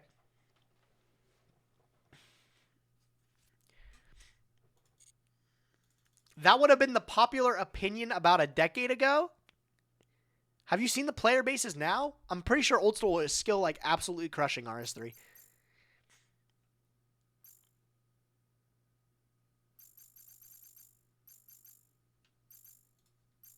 Someone says there's a new solo gate. What new solo gate came out? Look at this, chat. If you want to see something embarrassing, I didn't even do all of them. Look at how many of the ones I haven't done yet. How many of you in chat have all the solo modes done? I'll only judge you a little bit. Look at this. I can't even touch it. I got to do all these ones to even have a chance to. Me? Damn, you are all fucking nerds, bro.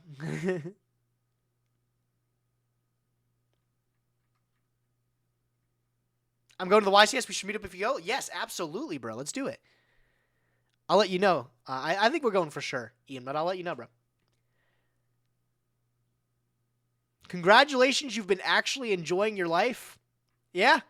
Instead of spending it doing solo mode, right? I'm not Rich Gage. I need the gems. All right, relax. Just because I whale doesn't mean I'm rich. I don't even want to do solo mode. It honestly sounds miserable. Like, that sounds like the last thing I'd rather do, like, I'd want to do on stream. Let's just play some cards. Let's just play the Sprite deck. We'll queue it up. I really have no motivation to play for the last, like, 3 days. But we're going to do it anyways, right? We're going to do it anyways. Dude, I'll be happy to see you at Indy. Crescent, I'll be stoked to see you anywhere. All right. Let us duel chat. Ladder is pretty easy. It's just kind of dead right now. Like, the format's done. Like, I want to play. I want to do something else.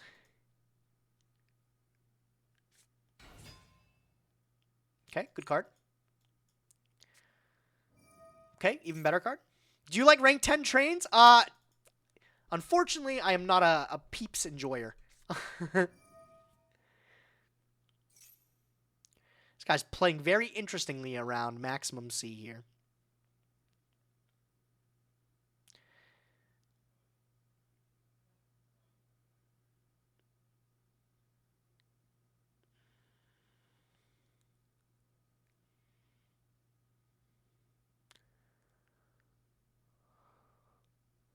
Ian, my man, bro, thank you for your tier 1, dude. I appreciate you, dog.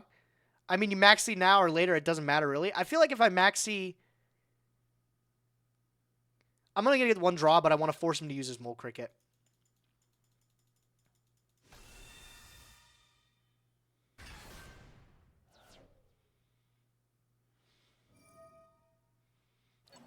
Runic for 1. Okay.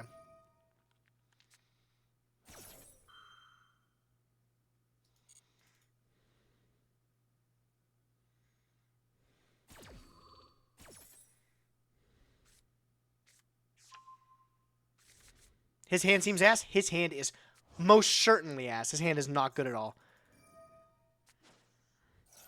I mean, it's all right, right? Like, you got the fountain set up, you got your 2, and now you're able to play here. It would be better if he had, like, a way to stop this maxi. He did play pretty well around it, though. He's already played it pretty well.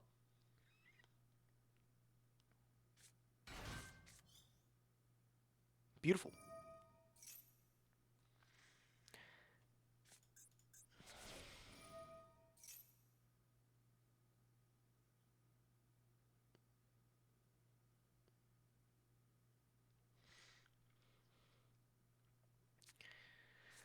I think he's going into next turn, too. I feel like we win the game. Because this triple tactics is going to force out the Camellia here. I can maxi on his turn, too, to, like, once he guarantee draws if he goes this into Mole Cricket.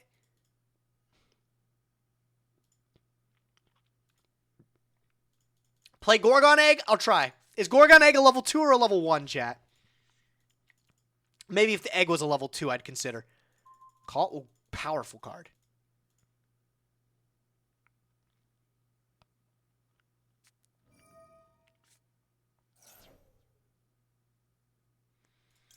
Well, I mean, I need to play my game, so. It's a level 3? No!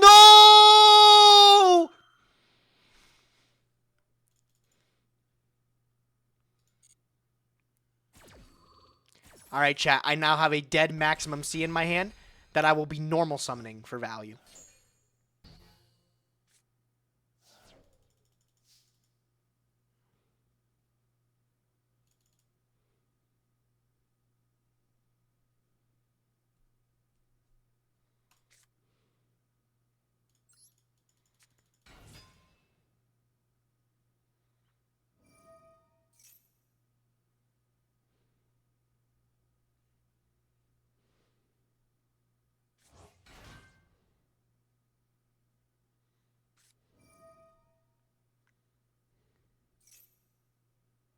Synchro.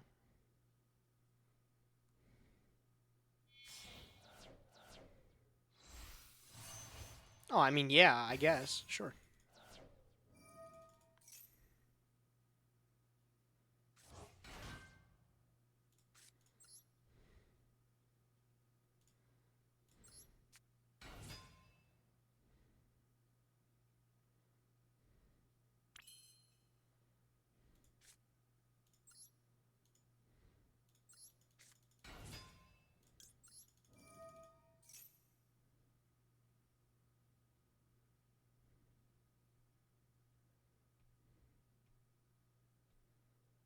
We know he has another fountain in hand, but with, like, minimal follow-up. Do I still pick up the smashers to out this fountain? Like, probably, right?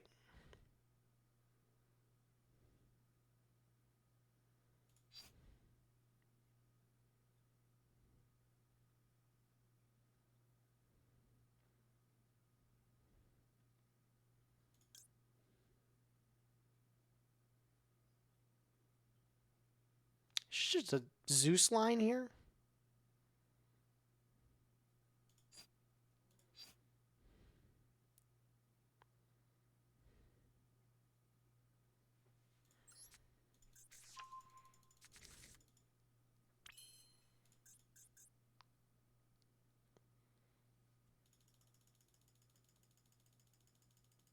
I think Zeus is just actually infinitely better here.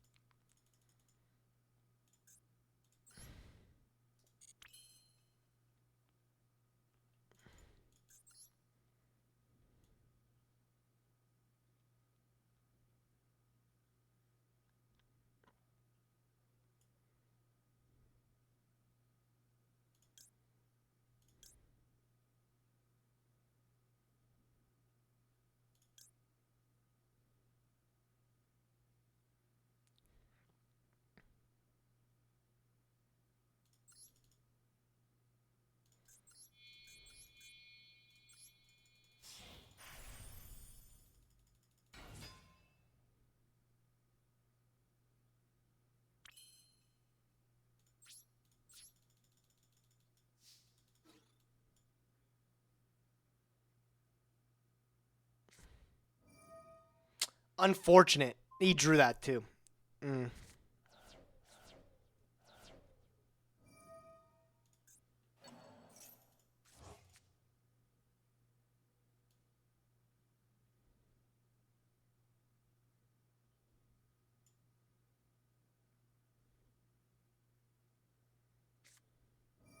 He drew that too! Oh my lord. Alright.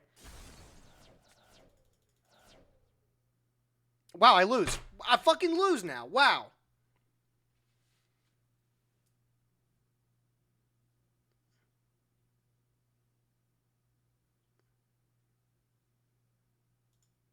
Fuck!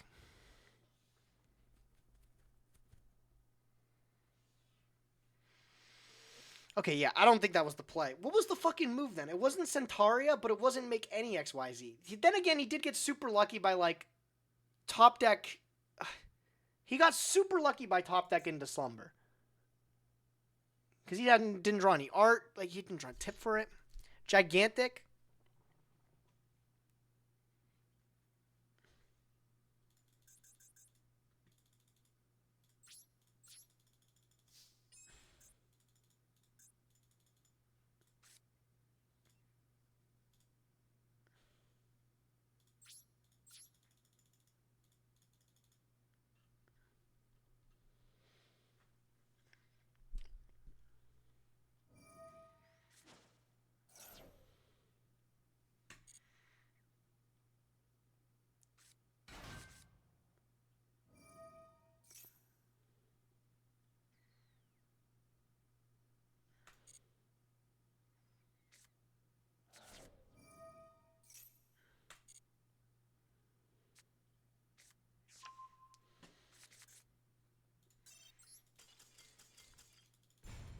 Yeah, I feel like, I don't know, I feel like I played that one like a bozo.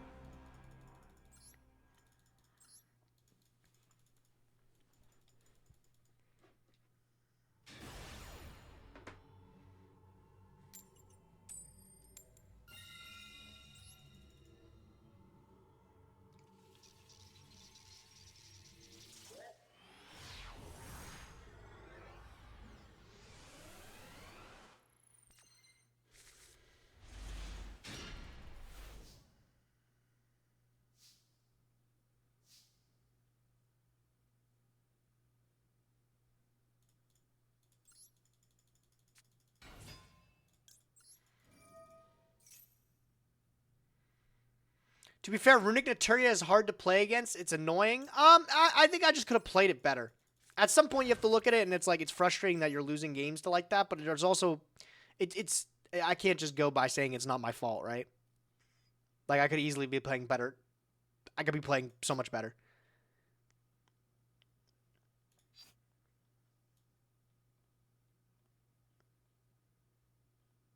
I think I start with Gigantic here. Yeah.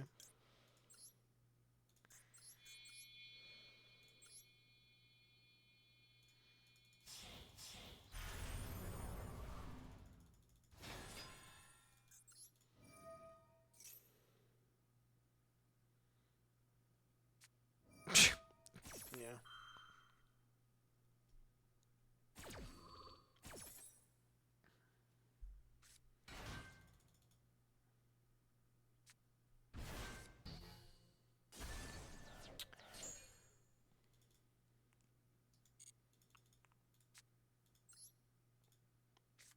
All right, I guess we're going to go end phase Caddy and hope it gets us there, right?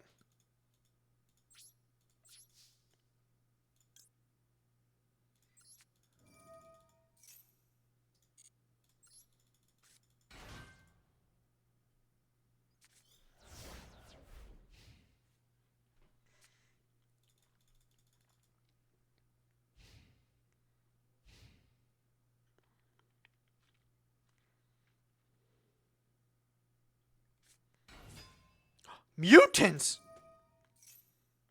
Add a mutant monster from your deck to your hand. I mean, sure there, buddy.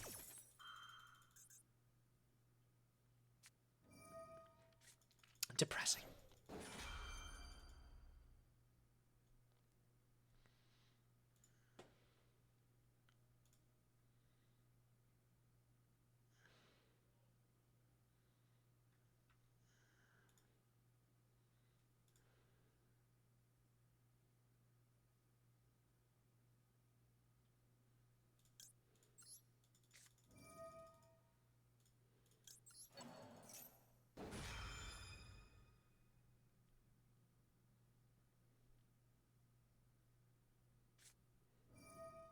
Sprite Mutant.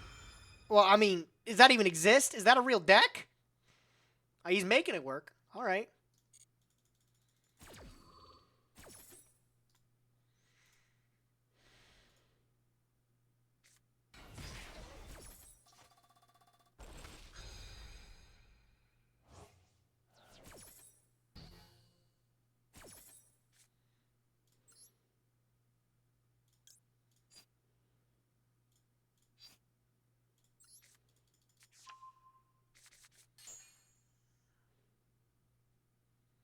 He's locked into twos? Yeah, but he's just going to do full Sprite combo. Like, is that so bad?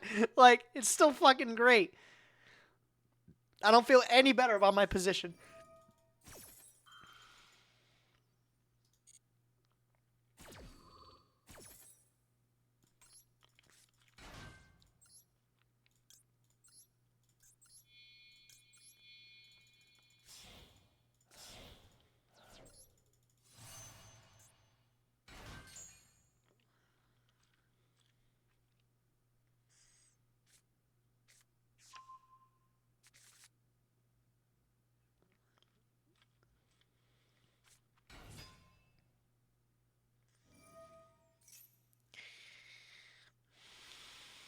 I mean, I probably do this here, right? I don't know what stopped him. Why didn't he just go battle phase? I guess he's really just trying to kill me.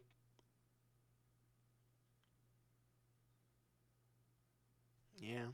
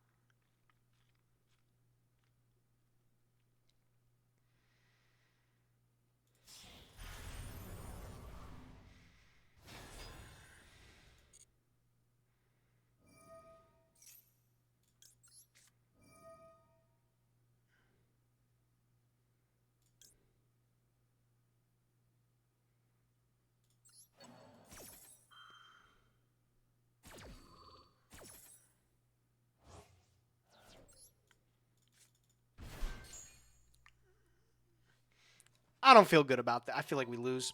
Like, I feel like he just does this full combo. He doesn't kill us, but, like, maybe Druid Storm stabilizes something.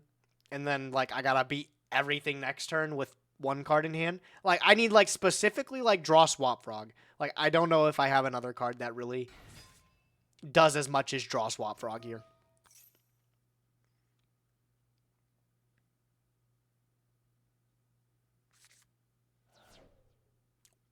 What? I mean, that's the kind of shit I need. I need you to misclick, send swap to graveyard. Yeah. I mean, that's as good as that gets.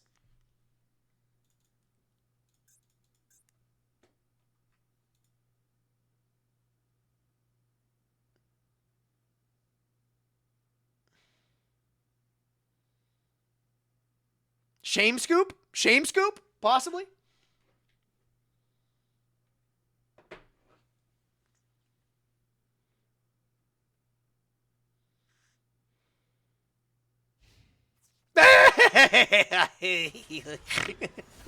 No, no, no, say it isn't so. What do I send? Do I get rid of his gigantic or do I get rid of his beaver? I probably... I gotta get rid of the beaver, right?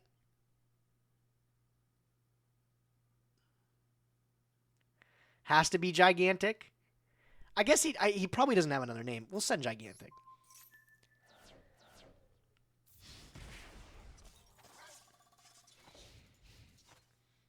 All right there, Chief. Whatever, man. I feel like you still could have made Elf, but it is what it is. Oh, stop! No, the game has ended! No.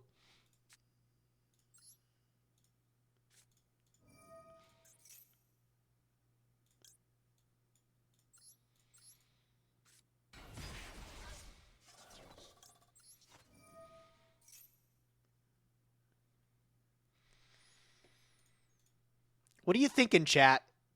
Do I just pick up the jet and then get this another starter for next turn? Starter for the red? Yeah, that's what I do. Oh my god, wait. The plays are looking absolutely scrumdiddly-umptious. Can you not kill with Gamma Burst? I can. That's what we're going for.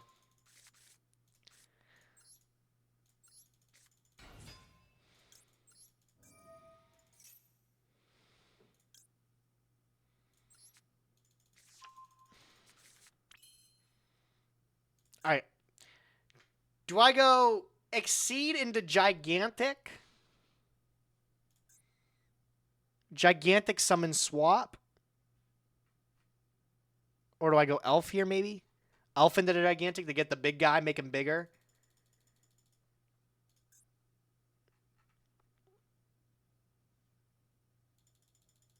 Nah, yeah, this is definitely the play. Alright, we're going to go Elf.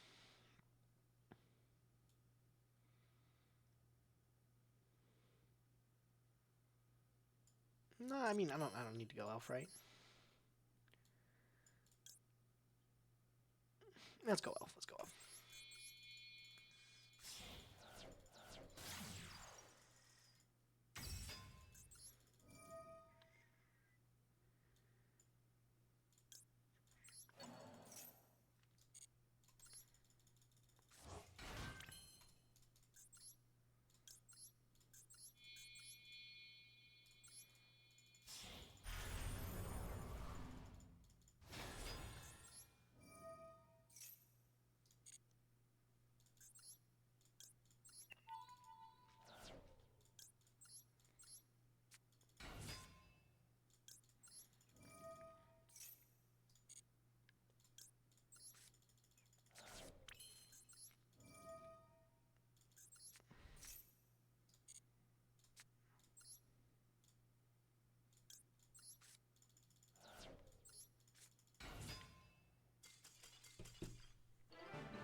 I mean, sometimes you just got to play off your opponent fucking up, right? Like, we take those. We take those.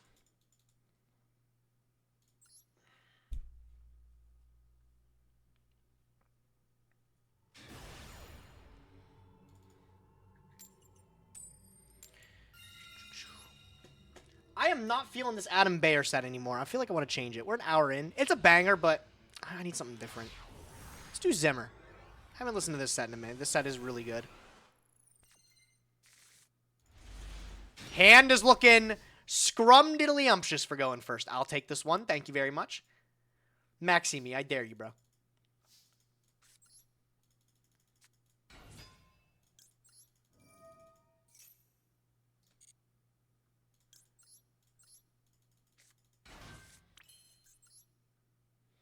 Sprined. One imperm, can you ruin your life? We run those risks. Only 50% of decks technically play it. Did you see the stats? Probably doesn't even have it in his deck.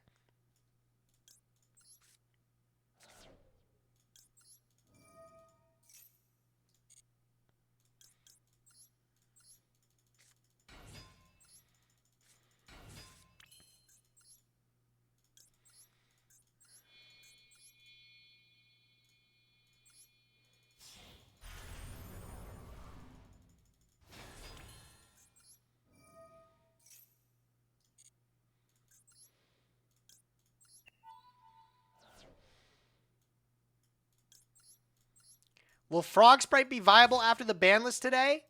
No, Sprite's going to be playable, but just probably not Frog Sprite. They'll probably change it.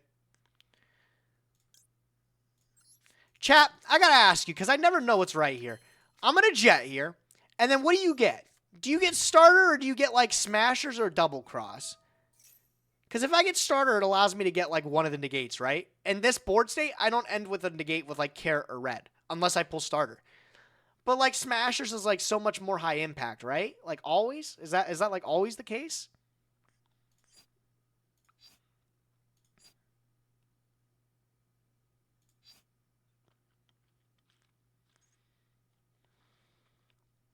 Never know. How much do you fear evenly? Like, not at all. Like, if I get even lead, I feel like that it is what it is. So I think smashers is probably better than in that case, right? Let's take the smashers.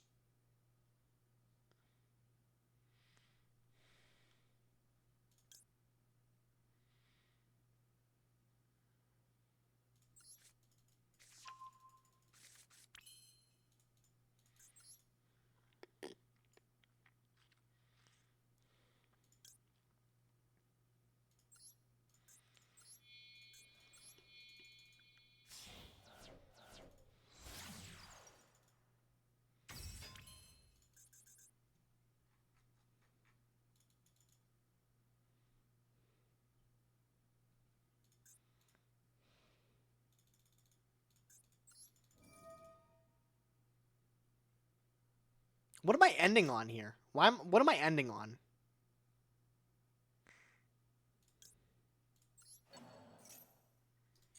Why do I feel like I screwed this up? What did I do wrong? I think I should have got the starter. I think I'm one body short of, like, setting up the board that I want.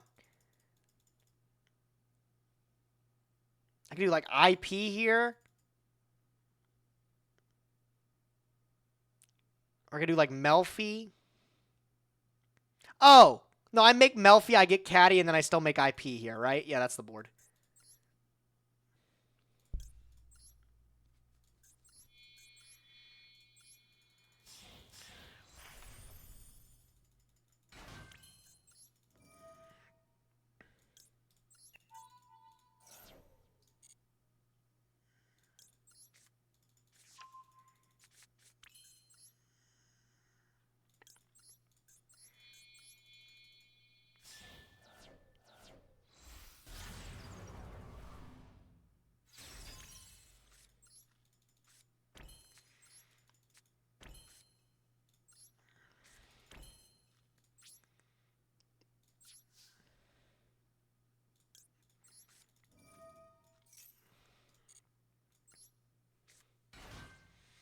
All right, not bad, not bad.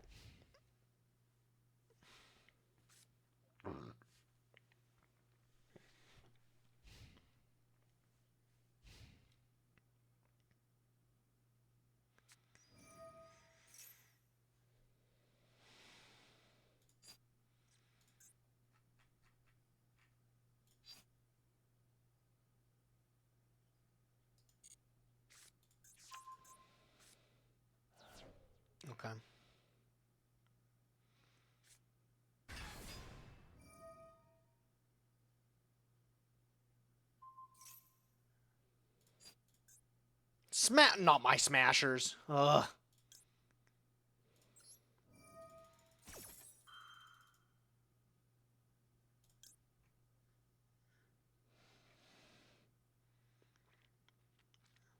I mean, what am I gonna do? Not use it? What do I do here? Do I just let it die?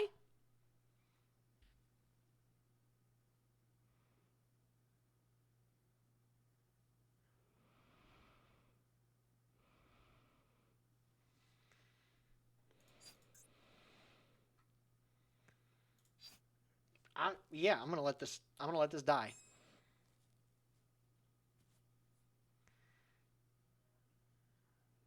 Do you call by Grapha? Oh, that's another choice.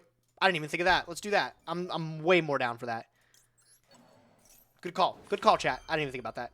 I was like so hyper focused on him like targeting the face down that I was like, oh my god, I gotta use it. Otherwise, it just goes to bin.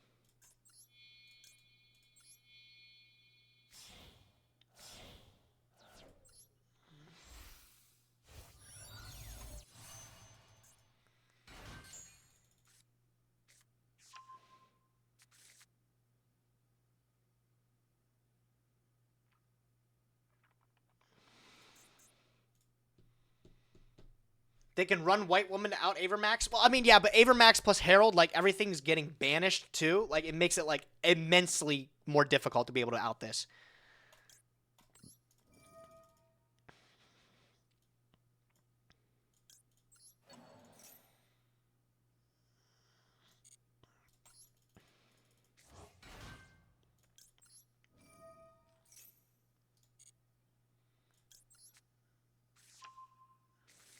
See if he tries to leave the main phase again. Yeah.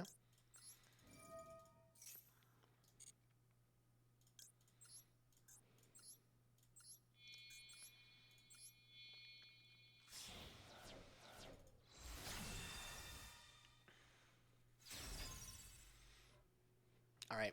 Now let's see how he approaches it here.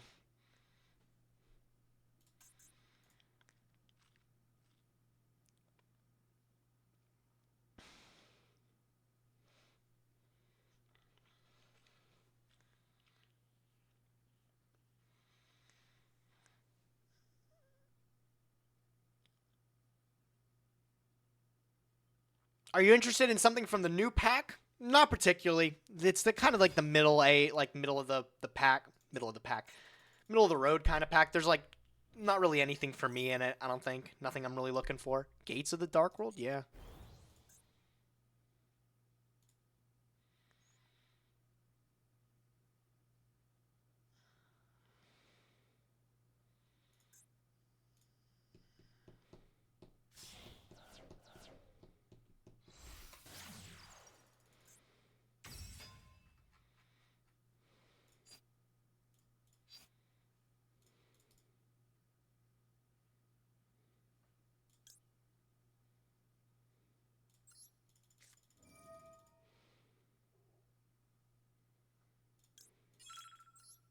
This probably wasn't.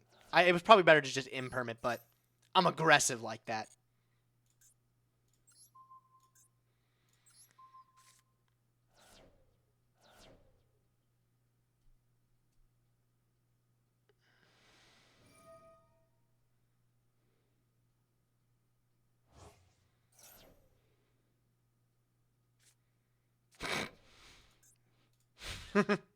Yeah.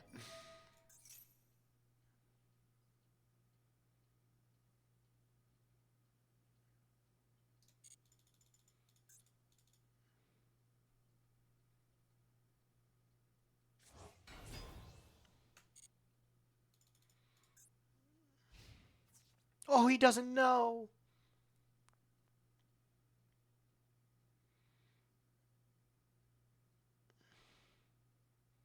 Poor guy.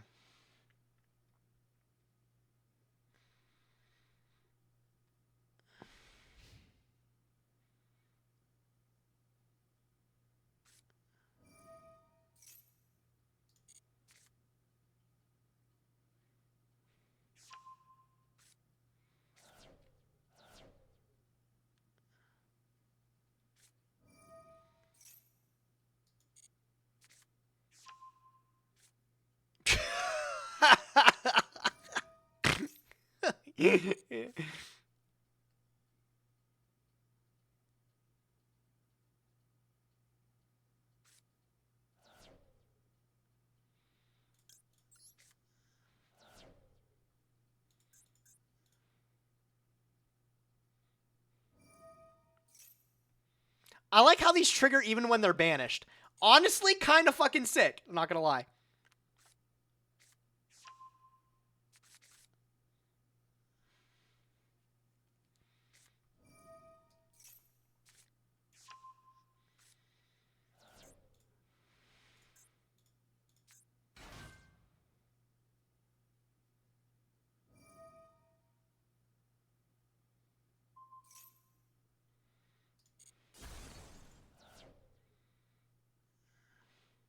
Why do they work when banished? They only need to be discarded. They don't need to be discarded to the graveyard.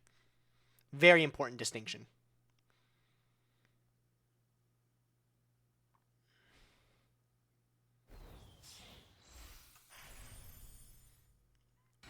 Guards the Timeless, huh? Okay.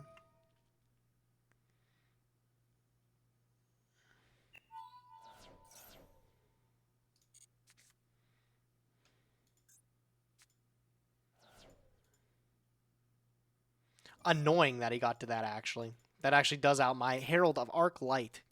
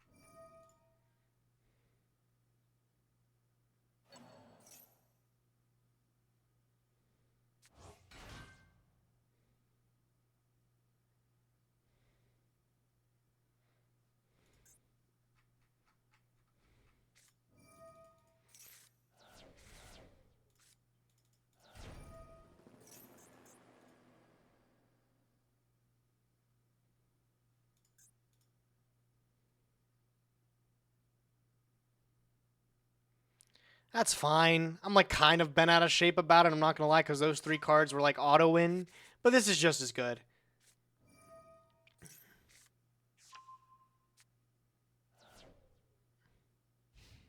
Finally. Oh my god, bro.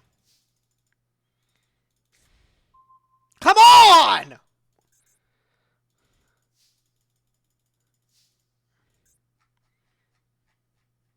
I can't even do anything with that. Shit!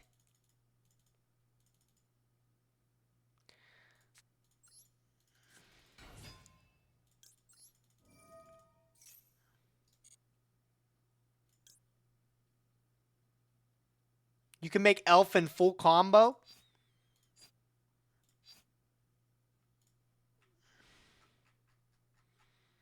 Yeah, that's probably pretty good.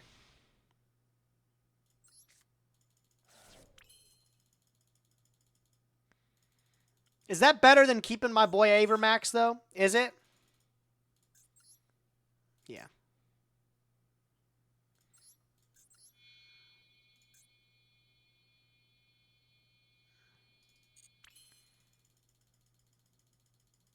No draw phase. Nah, you know what? I'm not going to fucking... what does Gamma Burst do in the graveyard? Oh. Okay, well, I don't have enough time to think about this, so I'm just going to go battle phase. We're going to beat over his board.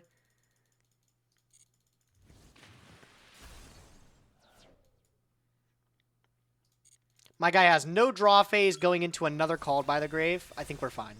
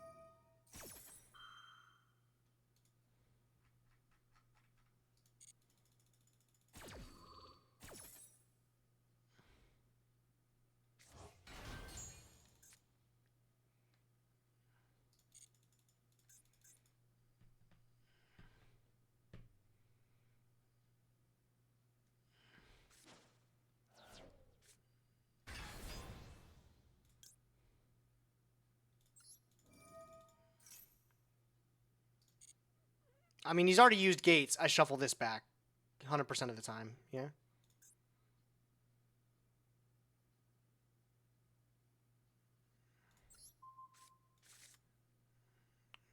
No, that is some sure.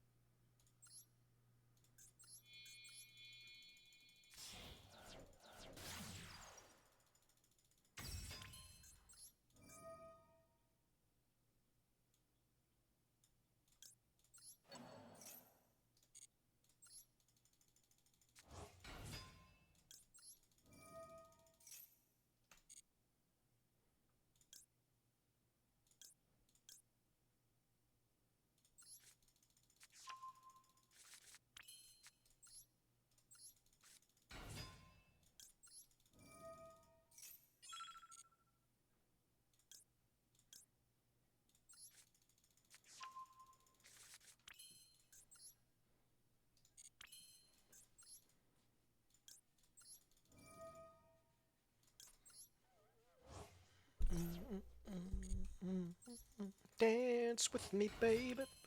Banger track, bro.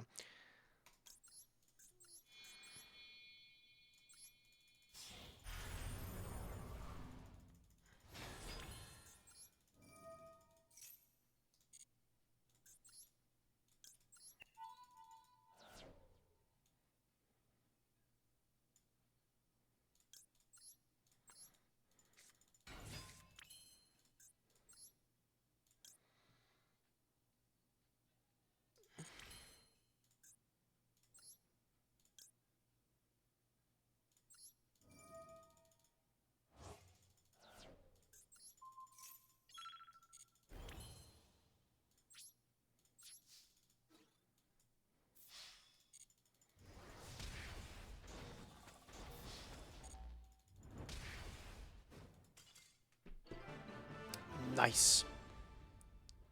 Very cool. Playing against a very lame deck, I'm not going to lie. The Danger Dark World. The Go Second specialty. I'll say it.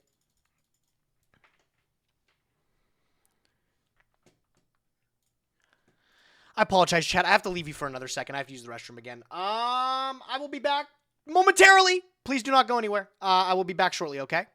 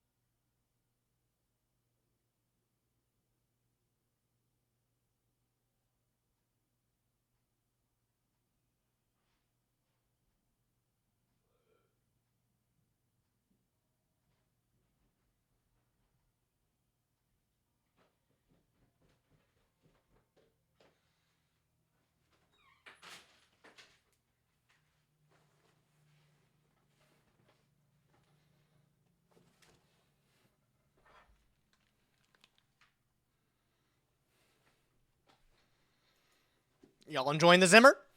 Serene, bro. I like this set. It's a good one. It's one of my first ones I've ever seen, actually. That got me into this genre. All right, chat.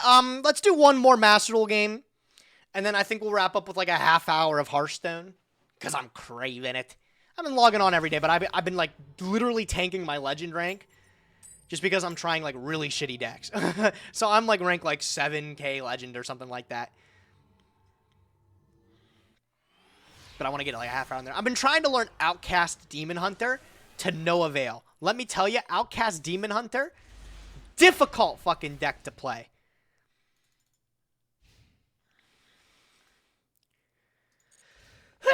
Next time MTG draft, ooh. Then I'd have to download Arena. I don't know about that one, Chief. It's Max C here. I'm going to get Gammaed, and then I'm going to Ash, and we're going to be fine.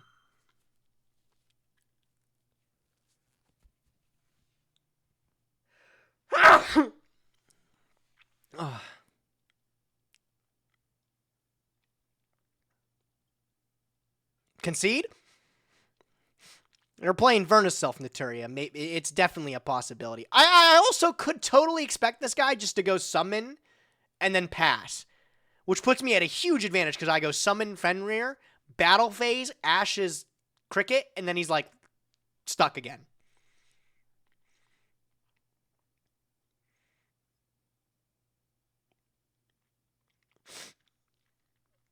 What response do you think this guy has?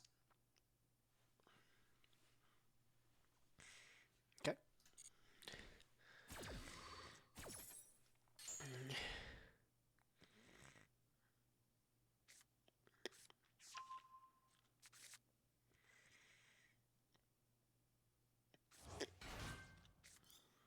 Beautiful draw.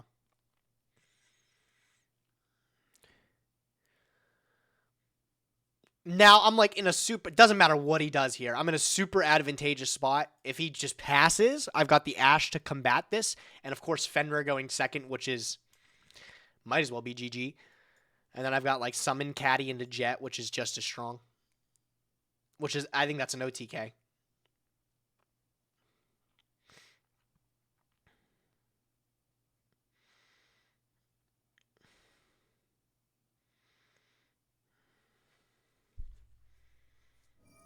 Oh my god, he's using it. Do I allow it though? Nah, that's the question.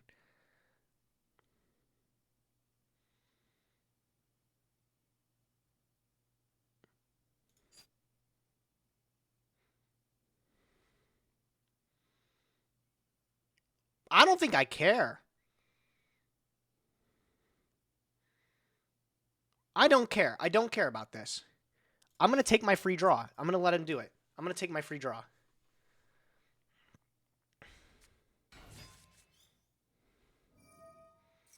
Another thing where I could use it here.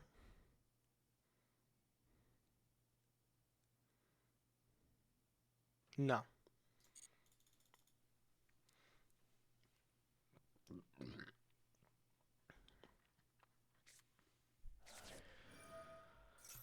You no longer doing Master Circuit? They're honestly very entertaining. What do you mean Master Circuit? Do you mean Master Conquest?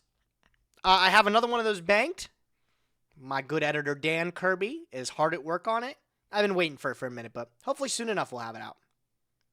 I have one with MBT coming out.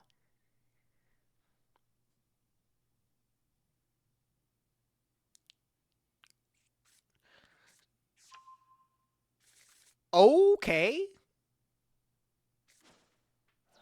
I have no spells or traps to activate, so like this is totally fine. But I could see where he would think this would be like a really ideal play.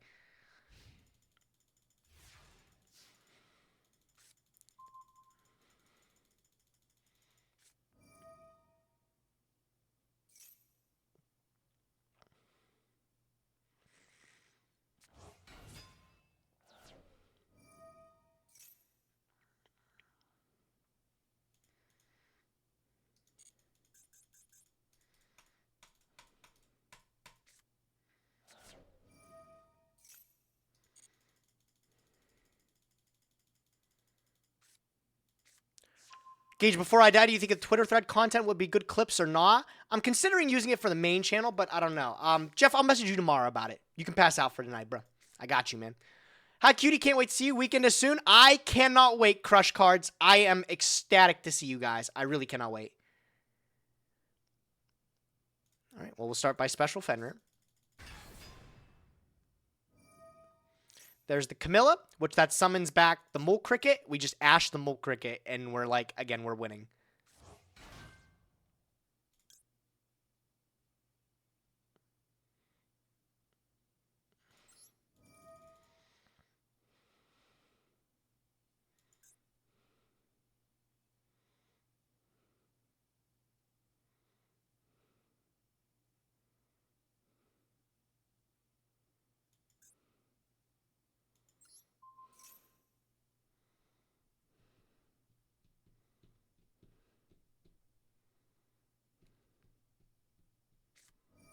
Oh, that's not at all what I thought the back row was. I thought it was Blessing.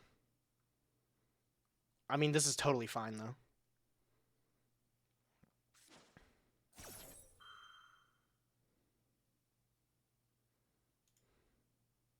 It's going to special summon a plant.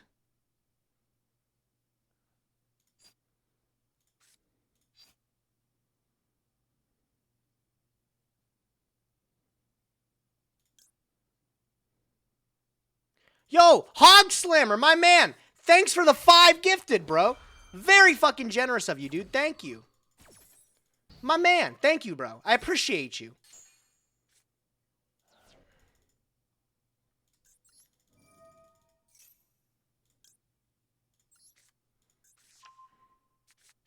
Okay, so now Mole Cricket, if I special from the extra deck, he gets another one. So we're not going to summon from the extra deck. We're just going to put some dudes onto the field here.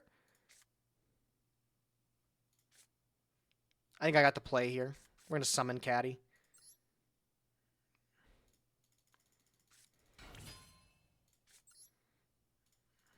I did not mean to put that in defense. It's fine. It's fine. Don't worry about it.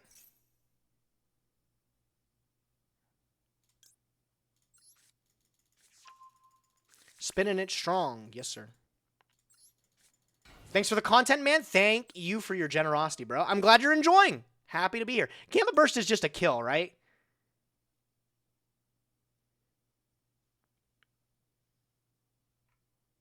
Yeah.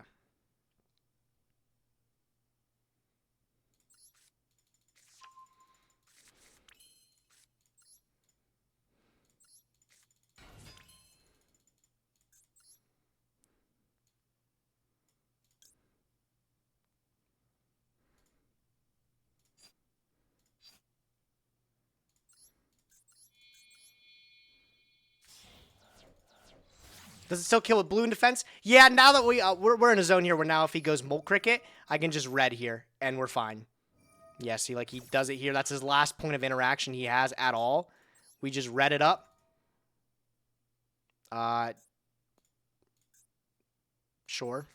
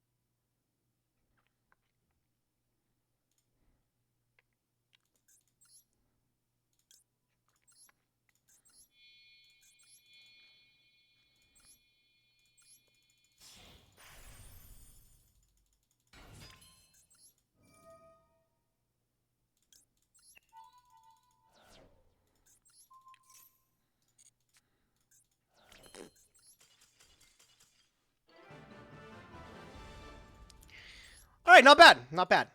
All right, well, those were a good couple games we played. Let's get on to Hearthstone. Let's play a little bit of the stones. Let me collect my missions. Can we open some boosties? That would be a great end of the stream. Boosties?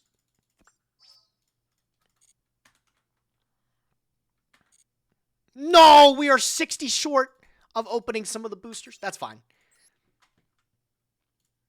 All right, ladies and gentlemen, if you only came by for the Master Duel segment of today's stream, I appreciate you coming by. It was great to have you. Now we are going to play a bit of Hearthstone.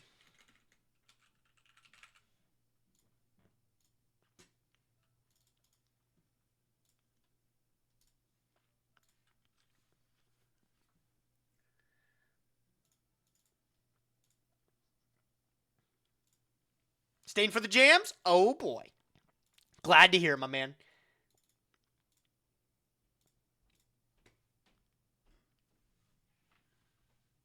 Did you see the new deck box in Master Duel? Bought that right away? I wouldn't expect anything less, Crescent. I wouldn't expect anything less. Snapped it up. Alrighty, ladies and gents. So for Hearthstone, I've been learning Outcast Demon Hunter a bit.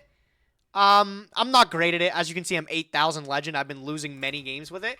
But I'm going to queue it up because I feel like it's definitely the best deck of the format. And it's just one of those things you have to practice to get better at. So I'm not going to get frustrated at any of the games I lose. We're just going to play a couple of them. See how we end up. And we'll wrap up the stream for the night. Alright, against Mage. I feel like I've seen this name before, Itachi. Mage, I've been seeing a lot of Naga Mage on ladder and a lot of Rainbow Mage. Less Rainbow Mage now. So if we're playing... yeah, right? I actually know who this is. That's so funny. That's my boy Dom, I think, actually playing.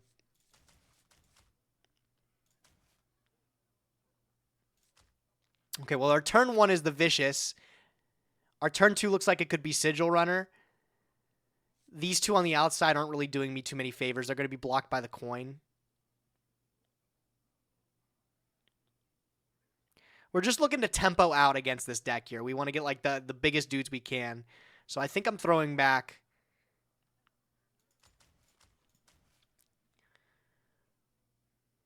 I'm going to throw back the Sigil too. I'm going to look for just something to play better on turn 2. We're going to go turn 1 Vicious.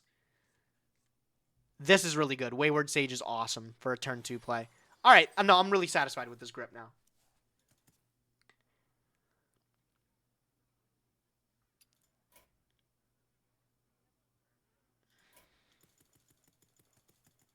Sif OTK? It actually might not be Sif OTK.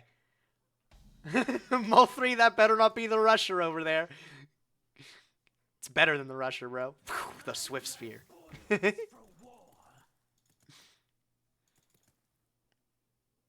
Okay, I could coin into Vicious here. My turn 2 is just Wayward Sage, though, which isn't that great.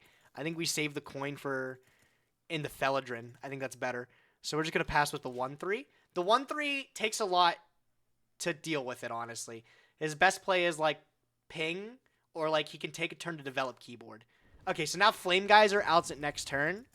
But, again, he's playing off curve now with everything. Shambling Chow is huge.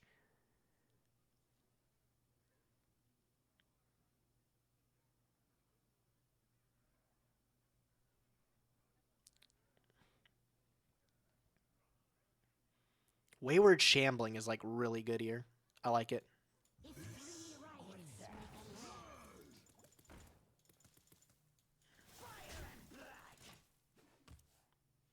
Okay. Turn 3, we're going to be looking at...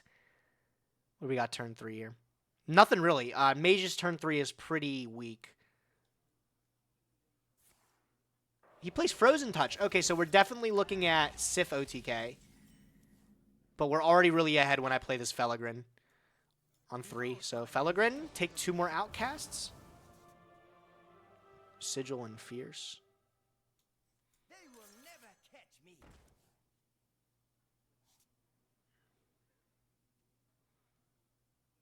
Going into turn 4, he still doesn't have a way to wipe.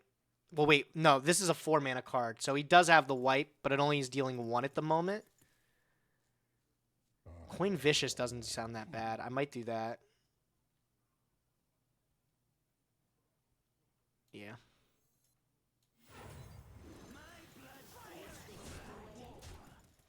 I'm going to keep this in hand, the Fierce Outsider, because I can pair it with some kind of other Outcast card with this Wretched Exile to keep me in the game. Turn 4, if he has the wipe, it's doing 1 damage, but he's not. He's going to go School Teacher, which is great for us. That's his entire turn 4.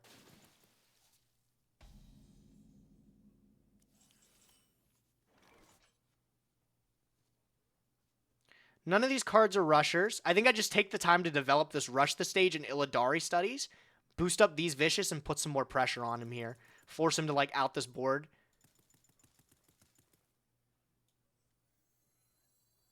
Or maybe I just play this... Yeah.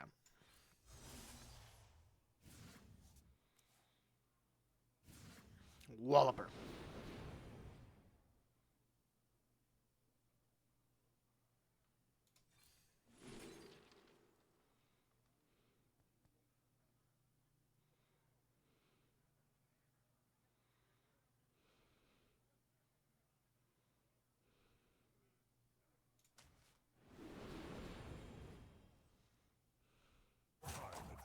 I'm going to keep these 0-cost cards in my hand here. Again, just because I can possibly use them with my Wretched Exile if I see a clear here.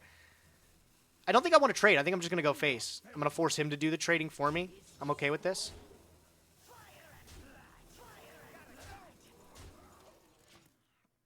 Okay.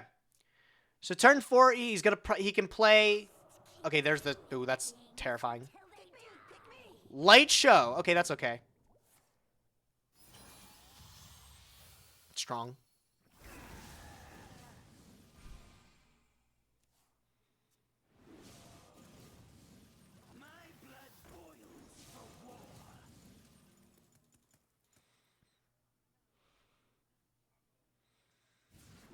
This card is so strong! Oh my god, this deck is so strong.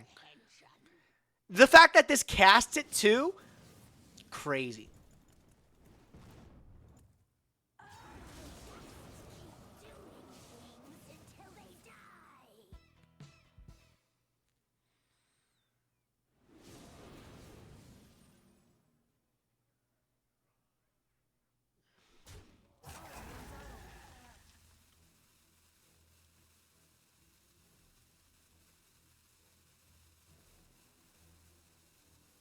Groovy track.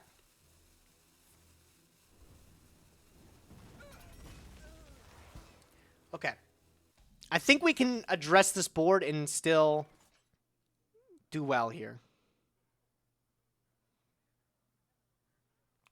Let's start with the Wretched Exile.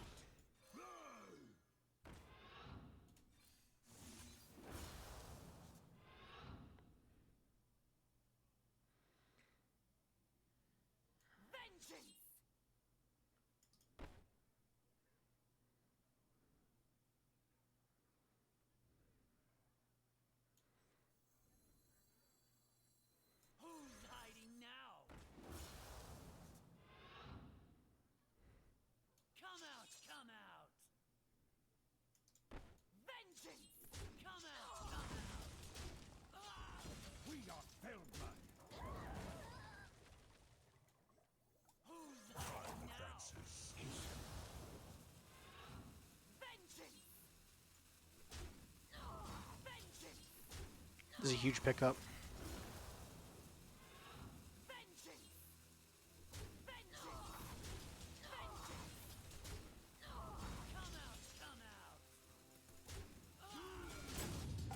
Okay, I butchered that a little bit because I could have played my 0 drops here, but we're fine. We're chilling, I think. Big thing is we addressed both of the mana producing cards. I'm in a spot where next turn when I play, if I draw whatever, I can just play it. Play my 0s Wayward Sage and like clear the hand.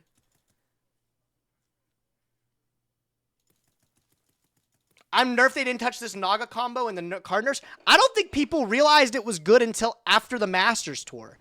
I think after the Masters Tour, finally people like came around and said like, oh shit. Like this thing's not bad. Okay. Ooh, an I-beam is pretty good to pick up.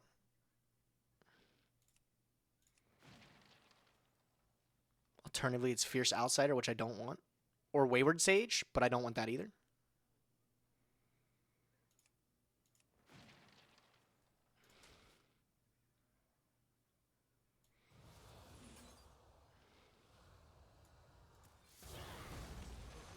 Anyone over a ghoul to the face? If three rights make a left. Halveria is sick to pick up for later. They will never catch me.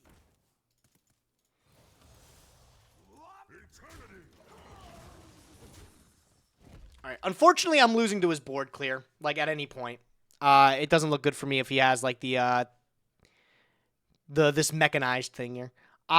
Fortunately, not getting these down last turn was, like, super hurtful, because this could have been 8 burst, which would have put him on an even farther clock. So if he has the wipe here, I'm just kind of, like, dead for it. Could be worse.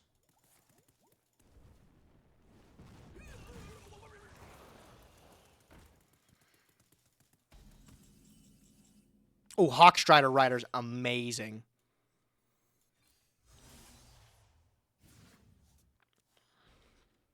Those are great cards. They need our care. Now more than Anyone over a ghoul to the face? Who's hiding now? Whoop! Come out, come out, come out, come out, come out, come Keep these as healthy as possible.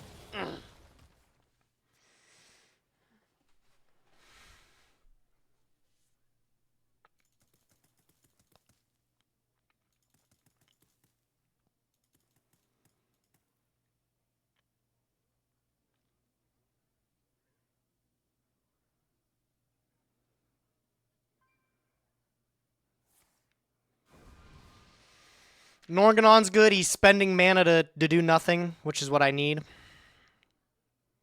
He's still at a point where his mechanized thing's only doing 4, so he can clear, like, the Hawkstrider if he wants, and I still get value. Unleash Fell. Ooh, that's pretty good.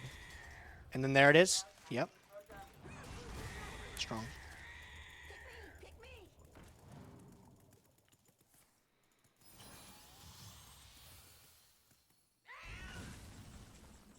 Huge combo right there.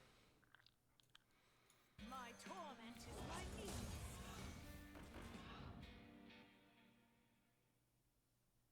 Sorrow cord.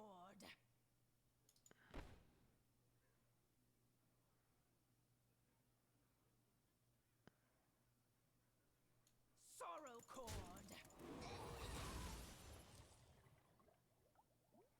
Vengeance. Okay. I think I've lost this game. It's unfortunate, but I think I've lost it.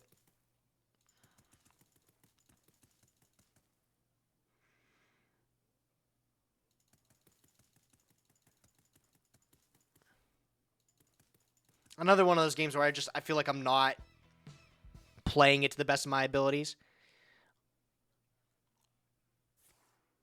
Okay, well, he's alibiing, which is really solid. He gets to ping over 2 turns, but that's fine. I have no idea what's going on. We're playing Hearthstone.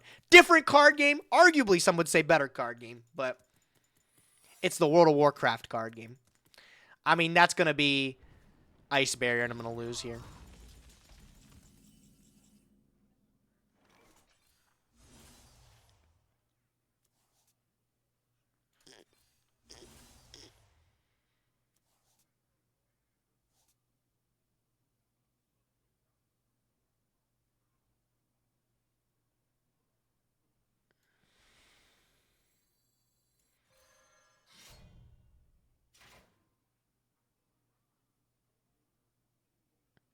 If it is Ice Barrier, is attacking doing me any good? No, because it's just more to work past.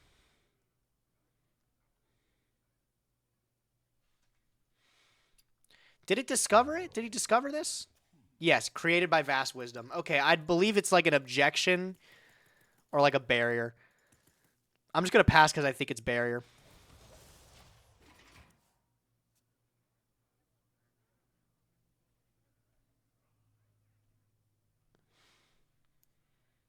Never gotten a Hearthstone? Such a shame, man. It is a good card game. It's a little bit far out from what it used to be now, but whoa, what?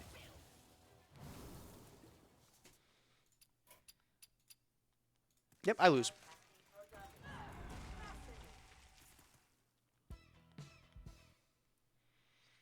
They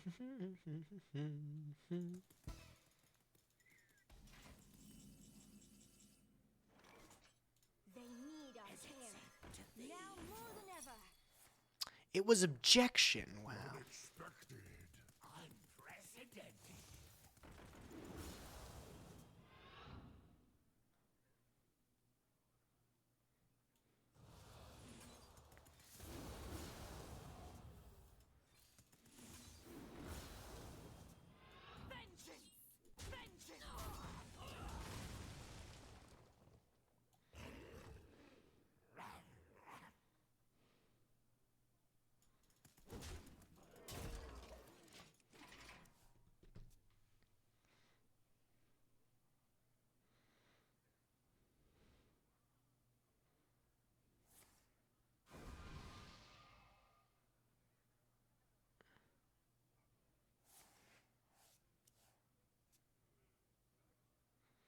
I've lost this game. This game has slipped way too far away from me. I don't. I think we might have had a chance if I would have summoned the 3/4 and the 5/5 on the one turn that I needed to when they were free. Alternatively, that wouldn't have set me up for the Hawk Strider play later up. So it's hard to say. It's really hard to say who would have took this game. I think there's always room for improvement with this deck. I really feel like I'm not playing this deck optimally. The only way I somehow win this game is if he does no clear. Nope.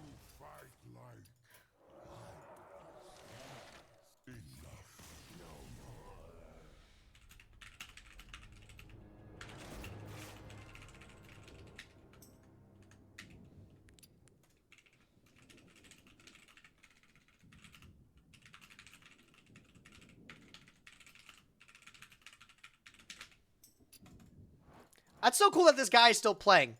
It's amazing how you get some of those 6 monsters in one move and say you're going to lose. Well, all the monsters in Hearthstone are actually changed. You can win that game if you held health too long. I drew it late.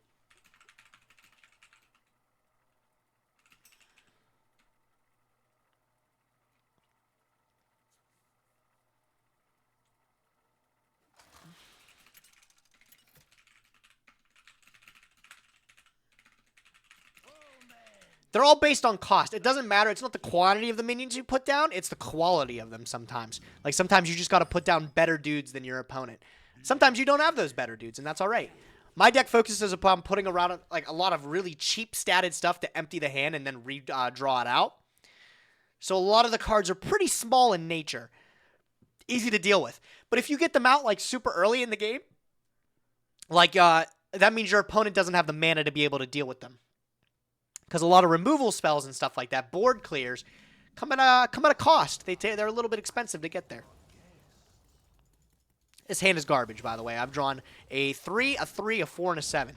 Nothing I can do for the first 3 turns of the game.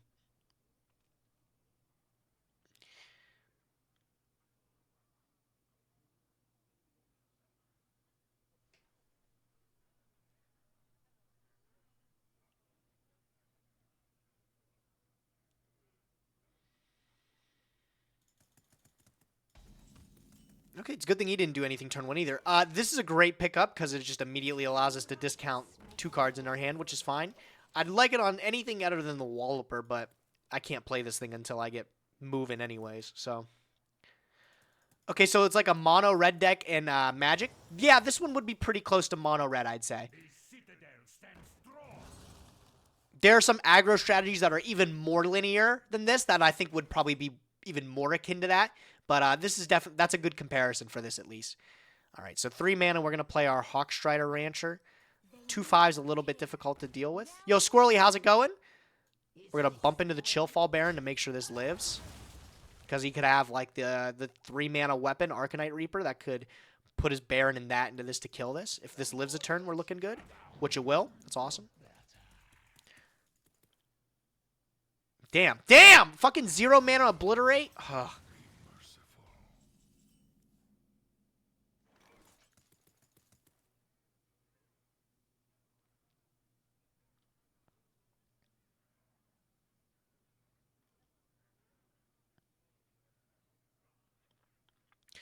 That fucking blows. I'm not going to lie. That Obliterate really fucking sucks.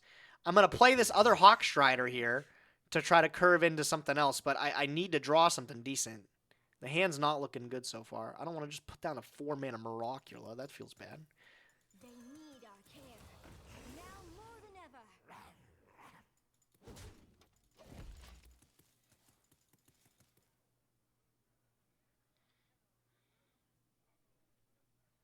Whereas yeah, oh my god, we've lost the game. That's exactly what I read, and that's what we played around the last turn. And then he got a really good draw off of this fucking Nyhmnim, and it's lost me the game. I have no plays right now. I can play my 5-5, and then he trades it with this 3-1 again. I'm going to have to drop the more expensive Miracula. That is my only play I have.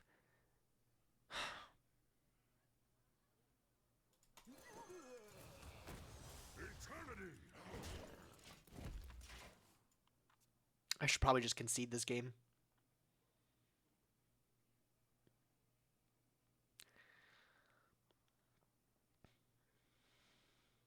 Why aren't you cheering?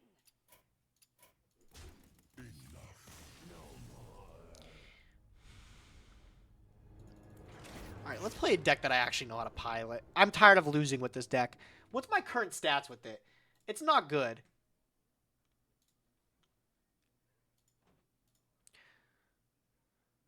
It is 46. I got 46% like below average, but that's not terrible. It could be way worse. What's the little circle next to your avatar? Here, I'll show you in a sec. I'm thinking you're talking about the hero power. So in Hearthstone, you have mana. You get 1 mana per turn. It's unlike Magic where you don't have to play a physical card to get mana. It just gives you it automatically. So you get a mana every turn going up to 10. The little circle next to the avatar is called a hero power. There are 8 different classes you can pick from in this game. Warlock, Warrior, Demon Hunter, etc., etc. And they all have a special 2-mana ability that you can play. So for 2 mana, rather than playing a card, you can activate your ability, which does something. For example, we're up against Warrior. His ability, he plays 2 mana to gain 2 armor. That's like additional life above your life. And then me, I'm a Warlock now. I have 2 mana life tap, which allows me to pay 2 mana to take 2 damage and draw a card. I arguably have the best hero power in the game, some would say. I'll show you the hero power in action because it's a really important part of this deck, actually. So our turn 1, as you can see, 1 mana. We don't have any 1 mana cards we're playing, so we're just going to pass our turn. We're going to see what Warrior deck we're up against here. Hi, Tasty. How's it going, bro? He's got nothing as turn 1, so it's no aggressive deck. I've got no turn 2 play. So, as you can see, I can hero power. 2 mana, I can pay it. Take 2 life, draw a card. Value, bro.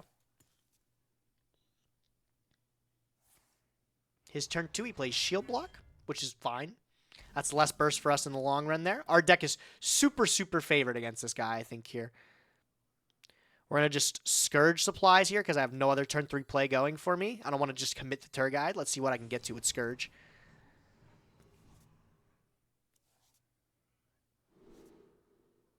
Those are all fine. I want to keep any of the Abyssal Wave cards because that's my win con. So we'll get rid of the Thornville Tentacle. We'll just pass turn. Turn 4, it's probably a Turgide drag down below. Hopefully he plays a card. No. Good. Have you tried Lorcaina out of curiosity? No. And I don't think it's truthfully something I will be trying. I'm not a huge Disney stan. Just like, that's like the skinny of it. I'm not like a big fan of Disney. We're seeing a lot of our curse cards super early, which is awesome. I imagine in Magic, life is a resource and paying life to cast something is OP.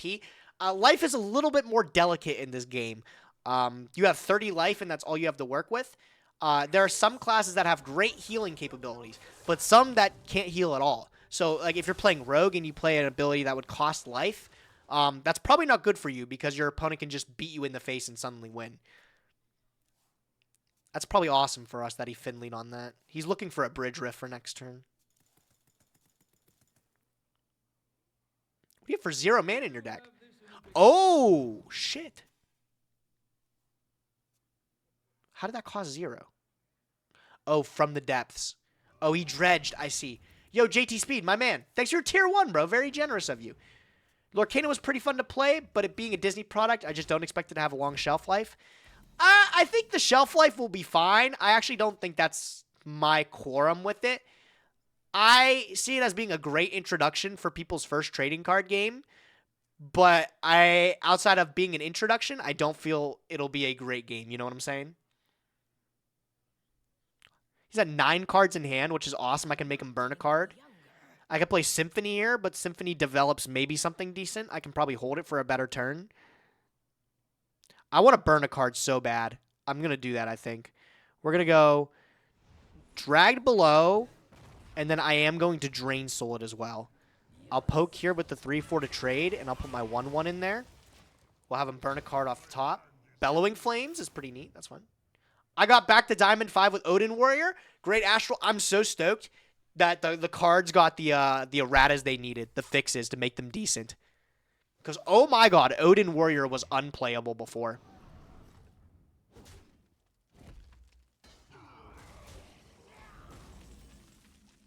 Great song, by the way. Nice vibes. I think Abyssal Wave here is pretty good. This deck doesn't go very wide. And does it burn another card? It does.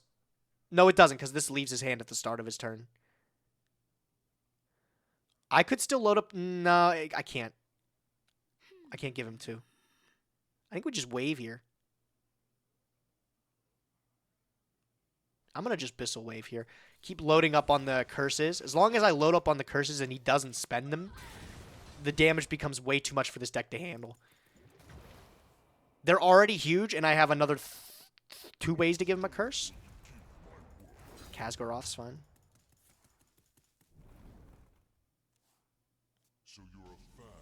Great song.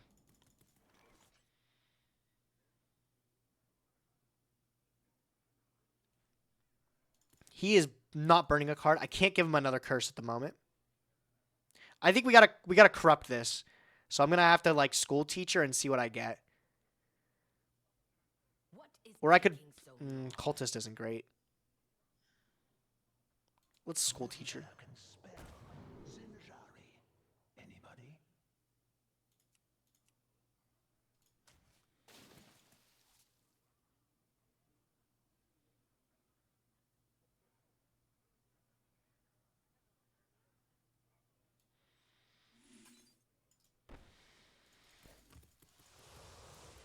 Oh, ladies, awesome.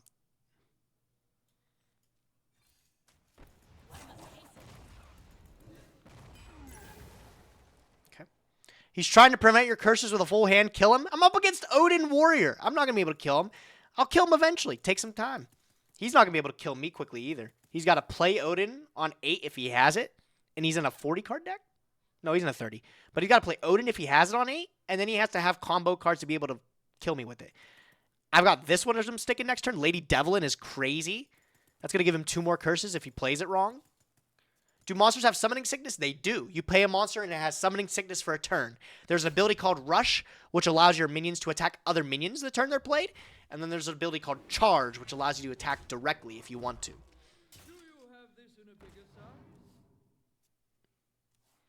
Again, loading himself up on cards. He's okay with burning. I think he has Odin in hand, that means. That's what that has to mean.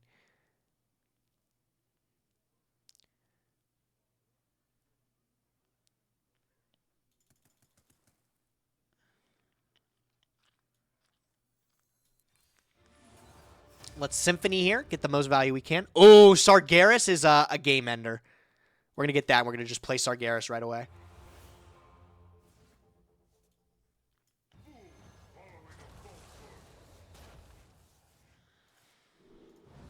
Just make him big taunty boys. Now I don't care if he deals with this with Brawl or anything. If he deals with this, I still get 3-4 taunts for the rest of the game, which is incredibly infuriating to try to get burst through for the Odin Warrior.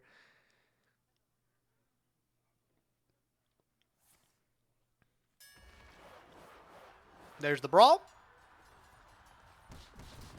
Of course he wins the Brawl. Why wouldn't he?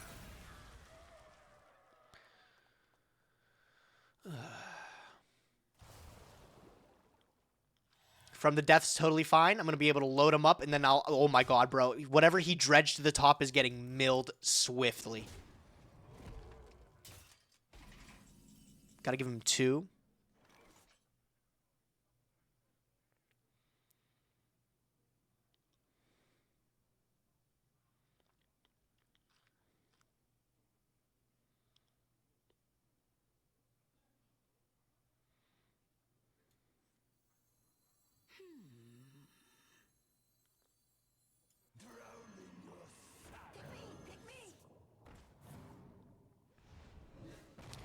I gotta find a way to get these mortal erads down to get me life, honestly. I'm not gonna... I could play the Abyssal Wave. But then I'd miss the chance to give him some Abyssal cards. I'm not gonna Hero Power here. Maybe I do. No, I'm not gonna Hero Power here. There's no reason to. 10 cards in hand. I'm just gonna pass. Yeah. I'll take up my 2 Taunty boys. Burn him for another 9. Burn him for the top card, which was Heavy Plate. Sure. There's Odin. And Verse Rift is fine. You've got taunts to deal with, man.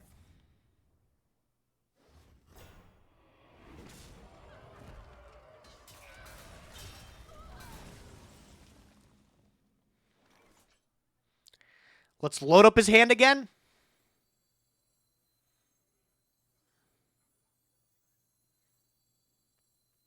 This is still Abyssal Wave, right? Yeah. Let the ritual of absolution commence.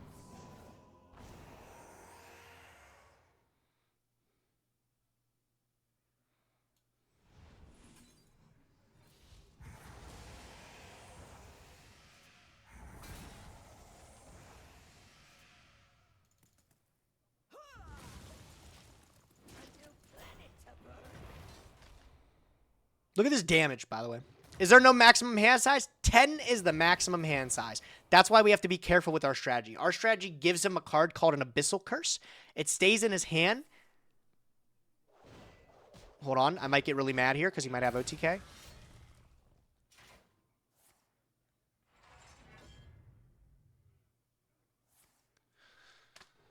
No shot! Oh my God! That is that is incredibly frustrating.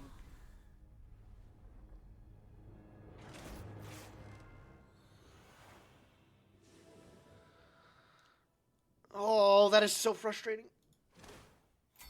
Oh, we played that so well, too.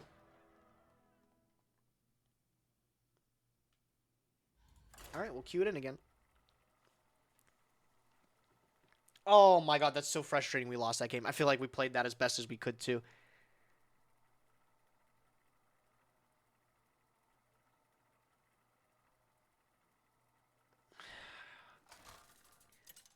Probably should have put the lifesteal down, right? Maybe? I think I got really distracted with getting the max value off those Abyssal Curses. I still don't think that was wrong. I still don't think that was wrong. He just had the right combination of burst in hand to play. I don't think that's wrong.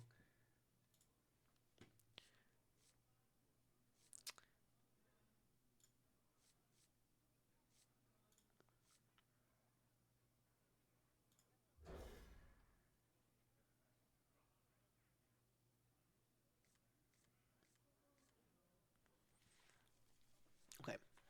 Hands looking solid. Again, it's against the Warrior matchup, which should be favored for us, just if they don't see like 25 million in burst damage in one turn.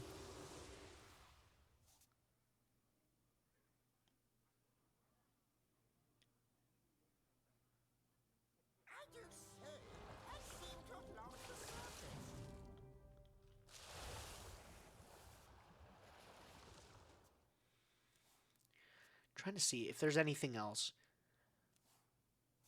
Could I play like a weaker minion to get eaten up by Bladestorm? I probably could have read Bladestorm. This is fine though. I'm gonna just coin Syracuse and coin Syracuse. Yeah.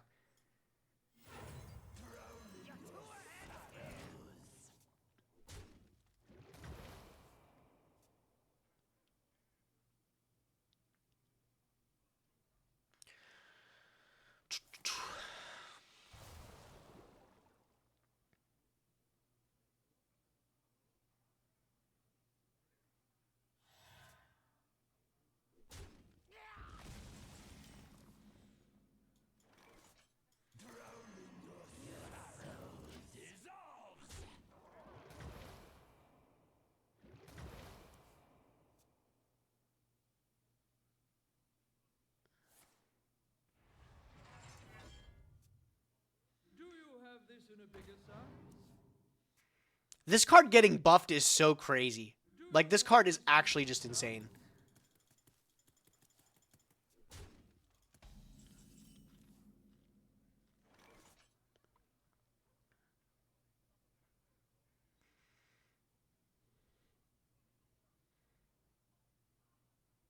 I think it's a Drain Soul face-face kind of look here. Because that makes sure he can't trade evenly with any of these. These 3/4 still stick around unless he has a 5, which is probably Bridge Rift. If he Bridge Rifts, he clears. And that's one turn away from a sick sort of Abyssal Wave.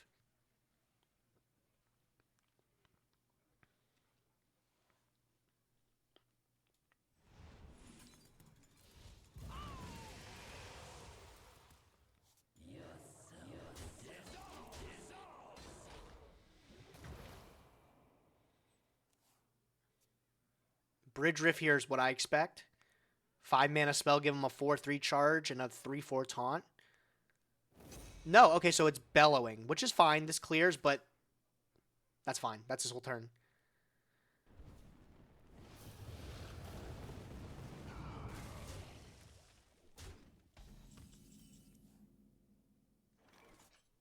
Okay, we're going to Mortal Erad, get the value we can. That's almost a full heal, and then we'll tap.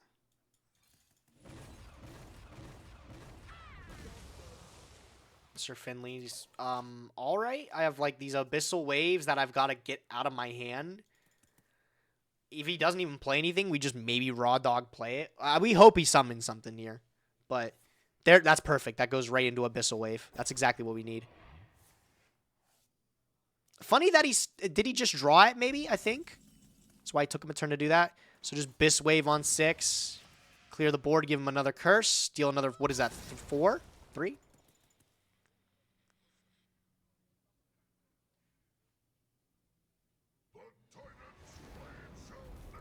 Ignis. Forge of the Eternal Flames. That guy's awesome.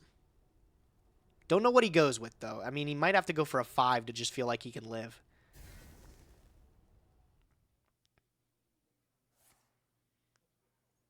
Takes the turn to play the curse.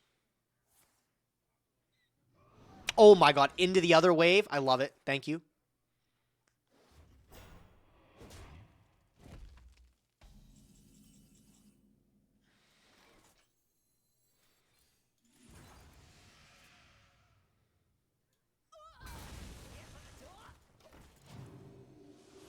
Is this standard? It is standard, my friend. It is standard. I only play standard. There's a lot of people like into Wild coming out with the new 2 days. There's a new expansion for Wild specifically coming, which is pretty sick, I'm not going to lie. But it's not a deal breaker for me, you know? I'm not like super into Wild. I never was. All right, can I kill him this turn? Probably not. I don't think I can. Maybe. This deals 6 to face. He's taking 4 from a curse, 5 from a new one, 9, 6. That's game if I get the lifesteal. Or deal 6 everything. Let's go face first.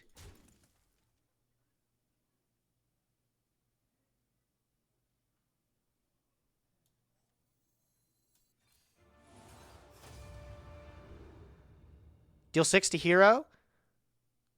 Double curse kills? I think so, yeah.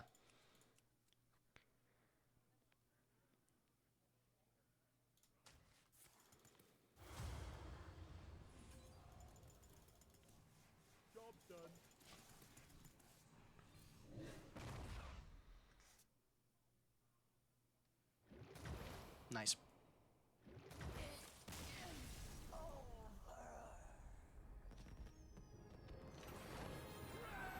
There's a new Wild-only expansion? Yes, for the first time ever, they're releasing a Wild-only expansion. They nerfed, buffed, fixed a whole bunch of old-school classic cards, like completely changed their effect. If you remember Flame Lance, Fire, what is it? A Fire Mage spell, 5 mana, deal 8 to a minion. That now deals 25 damage to a minion. So essentially they're like reworking everything to make Wild, like old school cards, like actually playable, which is kind of fucking sick, right? Isn't it more for promoting Twist? Nobody plays Twist. Nobody will play Twist. I realistically think it'll give a new breath of fresh air into Wild, because honestly, it's like probably one of the first times they put any thought into creating cards for Wild or fixing up the Wild format in general, rather than just saying, oh, these cards become problems, just get rid of them. So I think Wild will pop off the 30th, but eventually you'll find, I think Standard will find its way to the biggest thing again. They buffed Cthulhu too. Yeah, Cthulhu's now an 8 mana card. And they have a new support card for them they released. They released like a mini Cthulhu, where like whenever you would buff Cthulhu, I think it's a 4 mana minion, also gets the buffs that you would give Cthulhu, and it has like lifesteal taunt or something like that. Kind of friggin' pog, actually. Pretty sick. We're going to mull this whole hand. We're going to look for more efficient cards. These aren't that great. Zakul's kind of cool to heal, but playing so many damn warrior decks too. Great turn 1.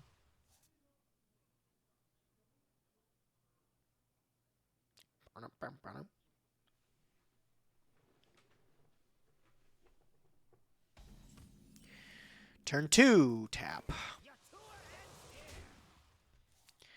See, now this is getting better now. We just have a turn 3. If he doesn't play anything, that's a threat. Circus. Turn 4, drag below, take care of whatever. Course Rift, okay. What's the wheel that says worthy opponent? It's just a joke. It's just when whenever you're getting paired up against someone.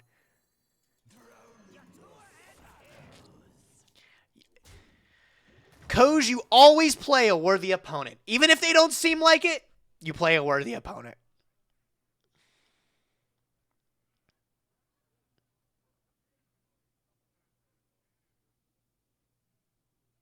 I'm hoping he plays a minion so I can drag below it. Rift again. Okay, so we've got some chongers that he's drawn into, man. He just doubled up a riff here. Okay, I could drag below my own guy, and then he mills a card. Alternatively, I play my Thornville and tap.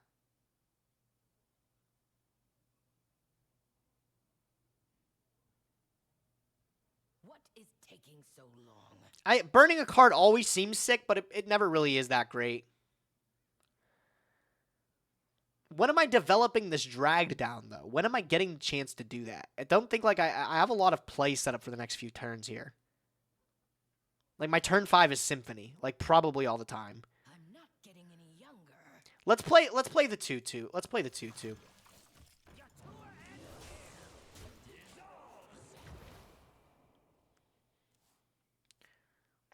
The Council Warriors is coming for you this 3rd game in a row, and I like this deck, man. I'd play the shit out of this deck, too.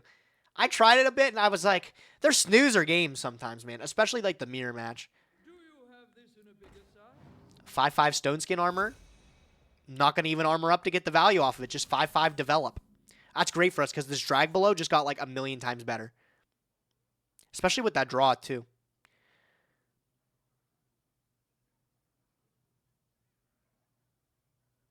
We're coming into a brawl angle here, so maybe it's not worth developing the other Thornvale. I think maybe we just drag down. Maybe it is, you know?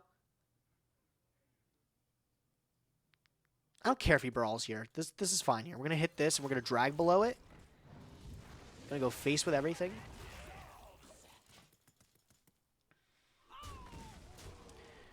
I'm getting way too much, like, tempo on him now here, too. Now, even if he brawls here, that's his whole turn. My turn 6 looks great. I Symphony. I'm looking great. Can't even do that. He has to use his Forged Bellowing Flames. Oh, he did have that. Maybe it wasn't worth it to put the 2-1 out. Maybe it didn't matter still. It's his whole turn.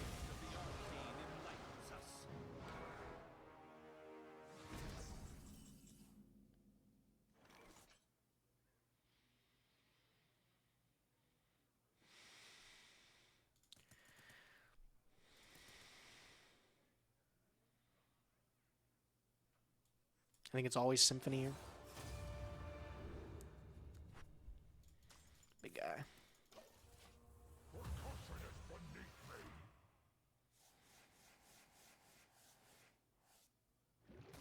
Are there cards that reduce the opponent's mana? No. There's no cards that break your opponent's mana crystals. I think they've tried that multiple times throughout the years, and it always ends up being, like, extremely powerful. It's a really frustrating mechanic to try to beat around, so I think they end up axing it the majority of the time. This is fine, Trial by Fire here. There are cards that make your opponent's cards cost more mana. There's cards that do that. Draw 6. Yeah, I'm not going to do that.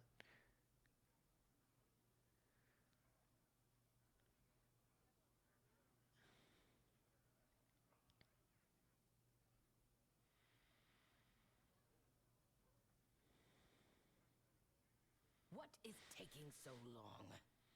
I have game over 2 turns here. Like, I can wave here, and then next turn's a cool drag below, and he's not dead, but that's like a lot of value. Wave here sets me up for multiple other plays, too, so I think I'm going to wave. I know I'm taking 10 burst, but he can't even, like, kill me here.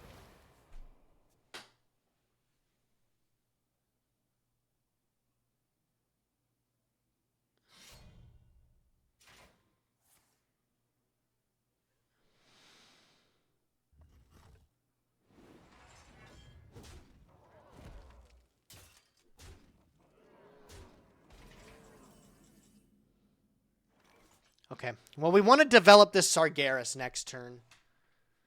I think I go Zakul here. And then Mortal Erad. Get my health. And that's my turn. I'll get more health from the Zakul. Hopefully he doesn't kill me on 8. He can't kill me on 8 with Odin even. And then the next turn we can follow up with Drag Down and hopefully... Or just Sargeras and hopefully like level out from there. I think that's the play. So Zakul... Mortal Erad, I gain 4 health, up to 12. And then past turn, my curse hits him for 4. I don't gain, oh, I do gain 4. So we're at 16. He has to Odin still. This would be the earliest turn he can Odin. If he Odins, he still can't out my Zakul because he just attacks it. But that's good. It does deal 6 damage, and then he can't get rid of the curse. I just hit him with another curse. Next turn he loses.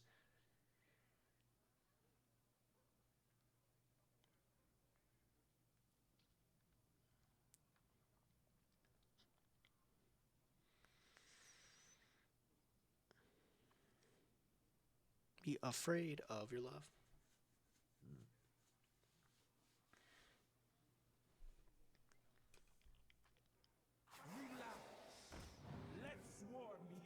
That's fine.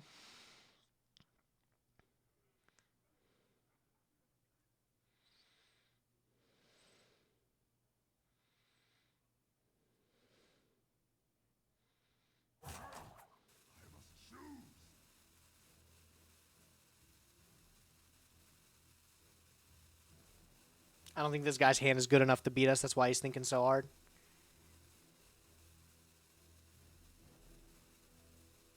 Come on, man. You got 5 mana left. No? All right. Easy enough.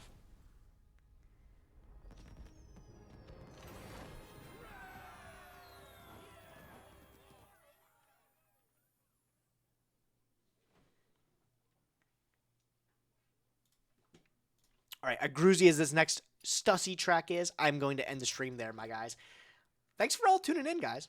I love when people get to hang out with me when I play Hearthstone. I know it's different, and I'm, like, normally talking a lot, or, like, if you don't understand, it's a little bit, like, less interesting. But, maybe you get inspired to try it out. It is a really fun game. I've been having a good time with it.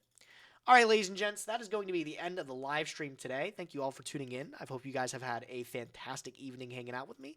Let's see who I can distribute you guys onto.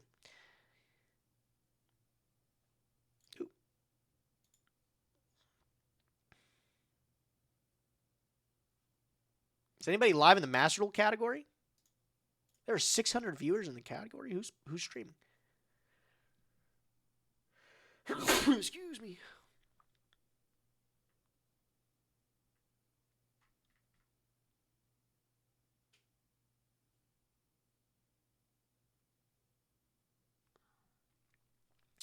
I'm going to just bump you guys over to Tyree. I don't know who that is, but show him some love. All right, folks. Thanks for tuning in to the live stream today. I will catch you guys probably tomorrow with another one. Keep crushing Simo and Prague. I will do my best, my guy. All right, guys. Show some love. Take it easy.